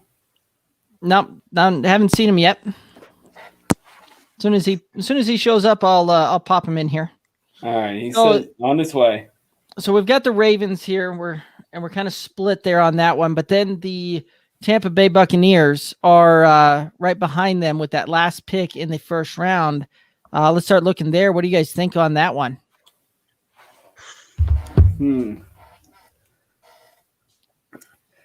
Their defense is so solid. I think they don't have too many weaknesses. Receiver. They just signed Antonio Brown again. They got rid of James Brown. Is it John Brown? James Brown. James Brown. Wow. John Brown is on the Bills. So John Brown is gone. Oh, so I thought that they were going to take a cornerback, but all the cornerbacks that I had, like I thought either Farley or Newsome might make it to this pick, and they take them. So at this point, I'm not really sure. I could see receiver in preparation of not keeping Godwin, right? Like you tagged him. There's a good chance that he's not going to stick around. He's going to want to get paid. See what that looks like. But again, with turning 22 starters, Tampa Bay can go wherever the heck they want and be just fine. That's still there. He is. Hey, John, how are you? Hey, I'm doing all right. I was Bob told me I was just coming on here to bash his James Robinson takes. Yeah, he was hurting a little bit coming back on here. He was a lot of head shaking over the ETN pick and what it does to James Robinson. That was unexpected. It was unexpected, and it fed right into John's takes on all of our podcasts. I mean, we've had this discussion like 3 times, at least. It'll probably more. Probably 3 times recorded, 100 times not recorded. Do you think it fed into as a security blanket for Trevor Lawrence? Get a guy that he's comfortable with, that he can help kind of, I guess, a familiar face, if you will, or is it more like I think it fits more Urban Meyer's traditional play style than what James Robinson does naturally? Yeah, I mean, it might, but I mean, NFL teams have just shown us this over and over and over and over and over again. Like, until they show a guy money.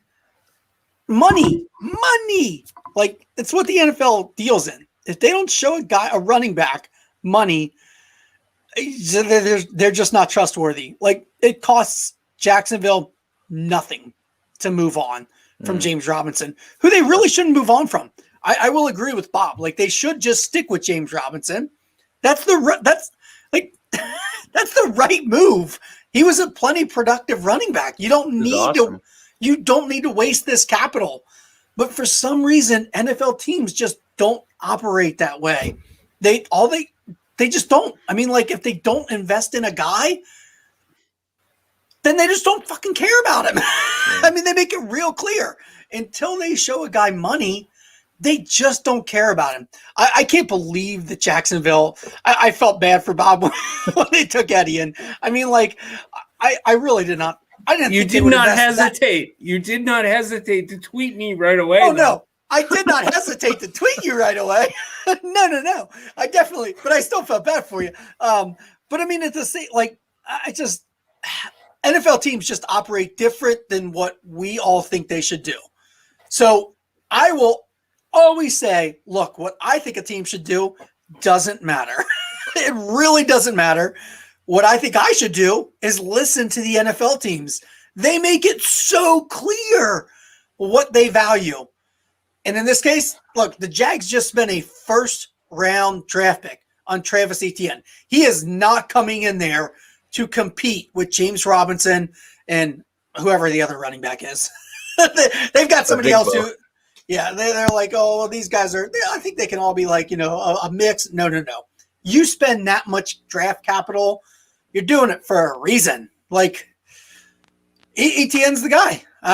They should trade James Robinson. He's on a great contract. Like, how can you not go and trade him now? He should be somewhere playing for that small amount of money. Yeah.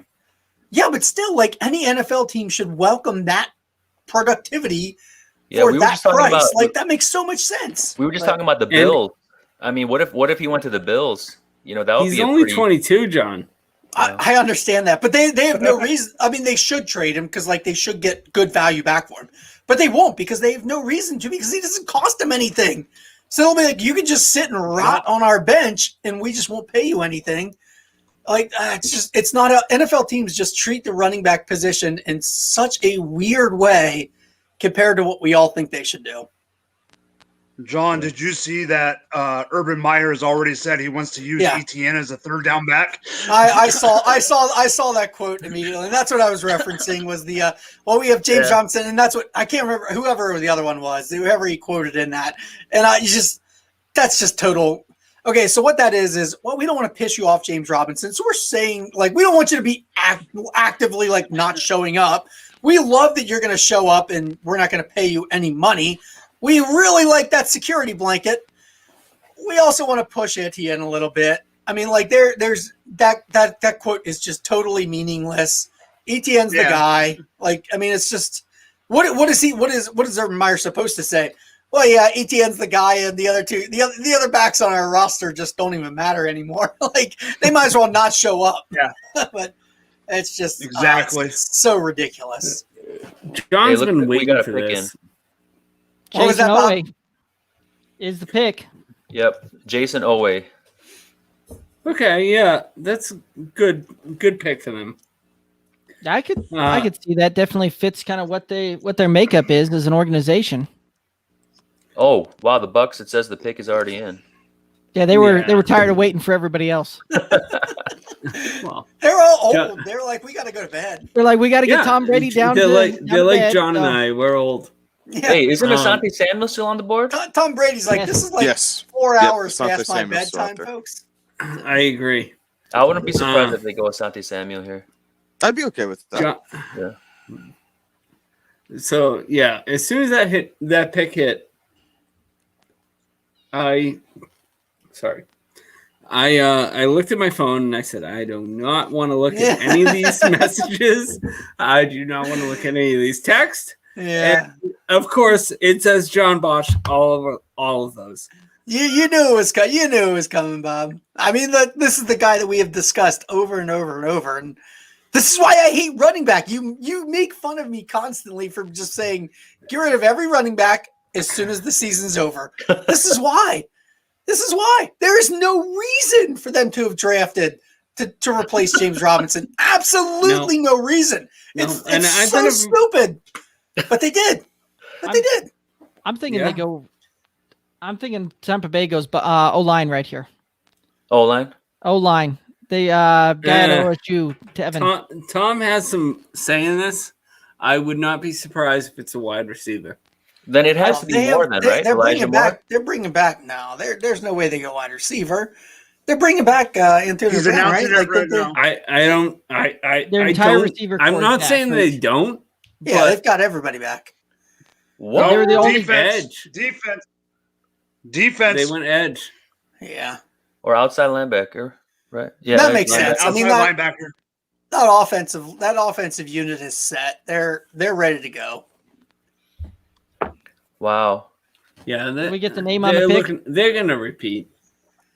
Joe Tryon. I'm a Brady fan. Tryon. Out of Washington. There's some big fallers here in the first rounds. Yes, guys. there are. Yeah, it's pretty crazy. Holy smokes! This is what always makes day two so much fun. We usually day one actually. The amazing part of this whole thing. Yeah. Day one usually isn't as exciting as this. Is the best day one I can ever remember. And we never get this many offensive players that are important to us. Hey, we have John, right here. Yeah. Hey, man. Justin Fields is my 102 now in Superflex. Like that is. I mean, that's. Yeah. I don't love him going to Chicago. I kind of would have rather him going to a different organization. Denver. New England. A lot of other places, but I still love Justin Fields enough that I think he's fine as the 102. He doesn't jump into that Trevor Lawrence tier. That if he had gone to San Francisco, which he should have, then he would have been in the Trevor Lawrence tier for me. But at Chicago, he's in that next tier. Like it's Trevor Lawrence alone, standalone by himself, all the way up the top in Superflex. then it's Justin Fields for me. That's really, really simple. And we don't usually get like a full round's worth of actual fantasy players, fantasy relevant players from the first round of the NFL draft. We got that tonight, but like you said, there are still some other players that have dropped, and I already can't wait for tomorrow. Like day 2 is the day where usually you get all these other players that we love, these running backs, these wide receivers, everybody that's just going to fill out our rosters.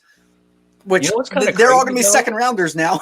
Don't you think it's kind of crazy? Like maybe there's some kind of overlap a little bit where, you talk about NFL teams think, we would expect that they know different or better, but a lot of times they go for the sexy picks too, like they just want the guys that they know are going to come and, produce the offensive stats. And like a lot of these GMs, I think, fall in love with what could be, on their team. So, it has been really interesting. This has definitely been a super exciting first round. Like, I mean, obviously as a Bears fan, that's like 100-fold, but I'm a former Bengals fan. I mean, I have the Bengals are the epitome of let's draft a player that fans are going to like over a guy that actually helps us win. Because we don't care about winning, we care about what the fans want to do to pay and come and sit in the seats. Like yes, they definitely did that. They should have gone Sewell and they went Chase. They did it again.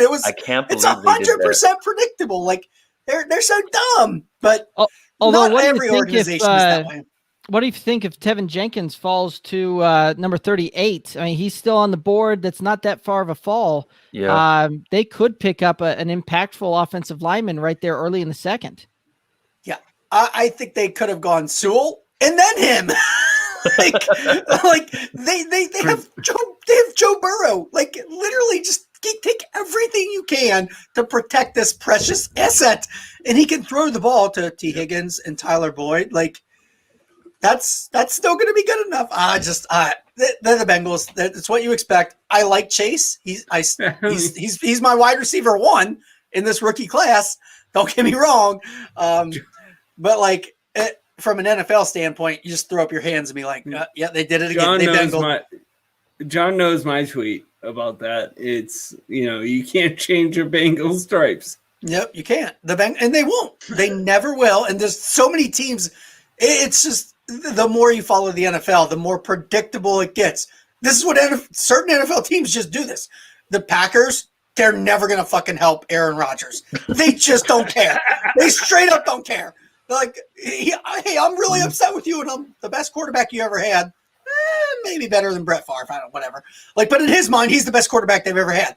So, and the Packers just look at him like, yeah, okay, thanks. We really don't care. We don't need your input. We're going to take whatever the hell we want. We don't really care. We have Jordan Love sitting in the wings. It's just I do like what Derek was saying though, because there are quite a few linemen that have fallen. Like we got Jenkins right from Oklahoma State. We have Dylan Radin still out there from North Dakota State. Yep. And then Samuel Cosme from Texas. Who like these are? I only mention these guys because if the Bears had the 20th pick still and didn't trade up, like I would have welcomed, any of these offensive linemen onto our squad, to help our line out. So right. You've still maybe got, one of these guys fall and it ends up looking actually like really good to have Burrow paired with Chase, but I couldn't have done it. I mean, but I don't get paid the big bucks either. So, they did it years ago when they went AJ Green and then took Dalton in the second. Yeah. Like, everybody back then was like, you should have gone quarterback in the first round. It didn't actually – it worked enough to get them what they wanted. Sure. They were a playoff competitive team, still never won a freaking playoff game, but they were a competitive team at that point. And that's who the Bears decided to invest $10 million in, Andy Dalton. Yeah. to be like, well, okay, maybe we'll be a run-of-the-mill average team. Maybe we won't be out of it by week 6. That's just I don't get how, but they make a ton of money doing that. So I understand why NFL teams operate that way. They have no incentive to do it otherwise. They make a ton of money. They don't have to try and win. They just have to be okay. Alrighty. So some big names still out there as far as day 2 goes. Want to get some quick reactions, just kind of one-word answers here on as far as what you guys think on landing spot for these guys. So you've got, and I'm going to absolutely butcher this name, so my apologies ahead of time, but you've got Jeremiah Owusu Kimura, the linebacker out of Notre Dame. What's landing spot? I won't pretend to know who that is. That's a defensive player. I appreciate the honesty, damn it. A defensive player. I don't even look at him. Man, you would. I don't know. I don't know. I really thought he'd go earlier. I thought he would have been, from somewhere from 20 to 32, and it just hasn't happened. So there's got to be something, right? That teams don't like as I much say the as Jets, the rest of us. Jets at 30. Yeah. What about, you know what? Let's go. I'm going to say Denver at 40. Okay. Yeah, I'm trying to look at the picks in the second round. Just to start it off, you got Jacksonville, the Jets, the Falcons, the Dolphins, the Eagles, Bengals, Panthers, Broncos, Lions, Giants, as far as the first 10 picks in the second round. Man, don't you feel like the Jags might just take them? I mean, because they've invested in their offense now, and maybe they need to start, shoring up some of their important linebacking positions. Linebacker, they need some secondary help. I feel like the Jags could go Morig, Asante Samuel, and Morig would help, right? I think Asante Samuel would also help that, depending on if they'd rather have safety or corner. But I mean, you used your second first-round pick on Travis Etienne, where you probably could have found something that was a bit more beneficial for the now. And now they're going to play catch up with it. So you better find a defensive starter at the top of the second round. Otherwise, you're kind of pissing away this high draft position that they earned last year. Yeah. So leaves it 2. You've got Morig on the board. Thoughts as far as landing spot for him? Jets. Okay. They need safety help. I'd agree. Jets or Atlanta? I could see Atlanta. Atlanta's a good landing spot there too. Yep. They got Kyle Pitts in the first round. Every pick from now through the rest of the draft, the Atlanta Falcons should just rest on defense and try and not make every game 40 to 35. No. Just ignore defense. We want those 40 to 35 games. I like it. I need all the Calvin Ridley and Pitts scoring, and Julio if he ends up still being there. I need all those guys scoring constantly. So, man, I can't believe they actually took Pitts. I mean, I that's who I had them picking. Yeah. But wow, that's going to be exciting to watch, though. I think. I just kind of wonder what Hayden Hurst is going to do, because I've been waiting for him to show up. He's gone. He's nothing. I think they saw taking Pitts as honestly kind of a replacement for Julio. Instead of pairing Julio and Ridley, now they can pair Pitts and Ridley, and that's what I was saying when they took him for sure. Ooh, baby, that's a punch. That's a punch for so many years to come. I don't think he's a replacement for Hurst. I think he's a replacement for Julio, playing a different position. Yeah, there's a good chance even the excitement factor. Yeah, there's a good chance that Pitts is the guy who's going to be playing in the slot all year. Right? Yeah. When you go 3 wide, it's going to be Julio, Ridley, and Pitts. You're not going to worry about Russell Gage. Russell Gage, thank you. You're not going to worry about Russell Gage as much as he flashed last year a little bit, but that's where you're lining up. So you'll still see a lot of 2 tight end sets. You'll see Hurst stay in line, and you'll see Pitts split off the formation and run more of that slot. Yeah. Tevin Jenkins still out there. Who do you got him going to? Who was that? Tevin Jenkins. Oh. Lineman out of Oklahoma State. Yeah. I mean, he could go anywhere, and I feel like a good tackle, any team can use a good tackle. Detroit, so you just got to pick him up here. Yeah. That'd be scary. Cincinnati at 38, because they should have taken Sewell at 5. They definitely should have. Hey guys, thanks for letting me jump on and talk to Bob face to face over the computer about James Robinson. I'm gonna bounce off, but thanks for letting me jump on, guys. I appreciate it. Absolutely. Thanks for hopping in. Nice to meet you, man. All right, see you guys. Enjoy day 2. You too. Oh yeah. So Elijah Moore's still out there. Any thoughts on landing spot for Elijah Moore then? Man, I know I wasn't on for it, but I really thought that he was going to go to the Titans. Like, I really thought they were going to try to replace Corey Davis, right? I mean, because they need wide receiver. I think there's a big hole now that they have to fill. They'll get it filled. There's so many slot receivers that they can do different types of things with. And Moore's as good of a receiver as he is, right? Pair him up with A.J. Brown and everything else, but at 5'10", you can't play him outside.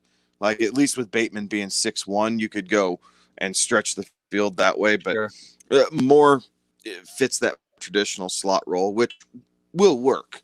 You're just kind of playing around. There's so many of these slot receiver guys that I think they're kind of cannibalizing themselves because teams are thinking, I can wait a round. I can wait another round. I can wait another round. So, yeah. I hate that Bateman went to freaking Baltimore. There's so many picks in this first round, guys, that I just hate. I can't stand that one. I can't What do you stand hate that more, one. ETN, or what do you hate more, ETN going to the Jags or the Bateman to the Ravens? ETN's still going to get Bateman's not even close. Still draft. Bateman's not even close. While you were out, the thing that gets me, Josh, is Bateman went from a guy that you would target in the back end of a super flex first round to a guy that you might target in the third round because of his landing spot. ETN's still going to have draft capital. I mean, that's just my opinion. I know. I think Kevin agrees. Yeah, I know that the John guy, he was talking about ETN being the guy. But man, it's hard for me to really believe that they're seriously just going to move off of J-Rob that easily. Like, I know that we can't really believe the third down back thing, but I really think that James Robinson is going to be an integral part of that offense still. So I don't know. I'm kind of interested to see what's going to happen with all that. It wouldn't surprise me to see Jacksonville move him for like a 3rd round pick tomorrow. Just because of how that can, and you think about kind of from a you got a guy that you got as an undrafted guy that really kind of moves and shakes up there, and you'll have teams that go, I really don't necessarily like some of the guys out here right now, so it could make a lot of sense for them to go out and get a running back and by trade with a 2nd, 3rd round type of pick. So I could see something like that happening there for sure. Yeah, so. I think that's. Or they can just not keep him because he's so cheap, right? I mean, and just run them both out there, Yeah, and that's possible. Running back just drops off such a cliff. Yeah, it falls off. But that's the one thing I like about the new format of the draft with day 1 on Thursday and 2 and 3 on Friday. Is back in the day when it was all one day, you didn't have time to make trades in round 2 and 3. There's so much more time to make a trade that I agree. A player like James Robinson is a perfect player to get traded on day 2 because of what happened in day 1. Yeah, I could absolutely see that. Speaking from a Denver perspective, I'd give up one of our 2 3rd-round picks for James Robinson. Yep, and let him heir I would in a behind second. Melvin Gordon. Yeah, let him heir apparent behind Melvin Gordon, and get the youth in that position like you have everywhere else. I mean, if the Broncos are going to suck ass, so let's at least be young and we can say, "Oh, next year we'll get it. Oh, next year we'll get it." But it's just an option. I think a 3rd round's probably about right for him too, right? 2nd round, you'll probably see Javonte Williams go in the 2nd round, and then that might be the only running back we see for round 2. And round 3, I think you'll see Trey Sermon and maybe Carter. What about Gainwell? I don't know if Gainwell's going to go in the 3rd. I think he's the top of the 4th. I can see that. It's possible because again, I didn't see ETN going in the bottom of the 1st. I thought he's going to go at the top of the 2nd. So it's possible. Yeah, I told you guys I thought he was going to go too. It just my personal opinion is I feel like there's a big talent break in running back for this draft. Like you had Harris, you had Etienne, and then Javonte, right? I like Williams a lot, and I like Trey Sermon a lot. I think he's going to be sneaky good, and he quite possibly, depending on landing spot, could be the best running back in this draft class numbers wise. You think so? As we look back, 3 to 5 years, he might be the best one. Interesting. It's all landing spot dependent, though, right? Like if he gets settled up with the Niners, that's not going to happen because they have 15 running backs that play for him.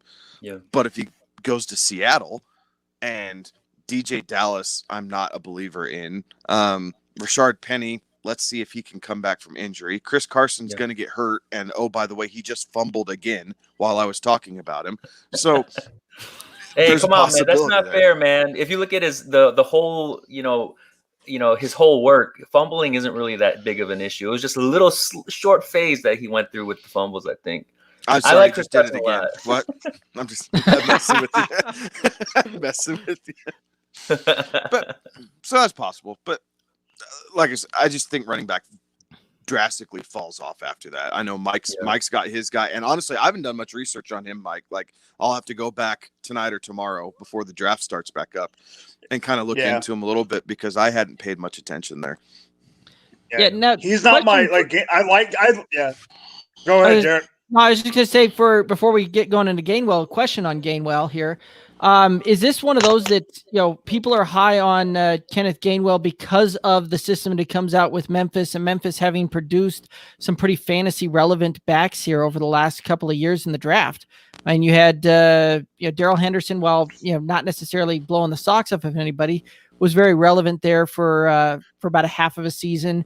You had Antonio Gibson kind of come out and break out last year. Is that kind of the thought behind some of this, you think?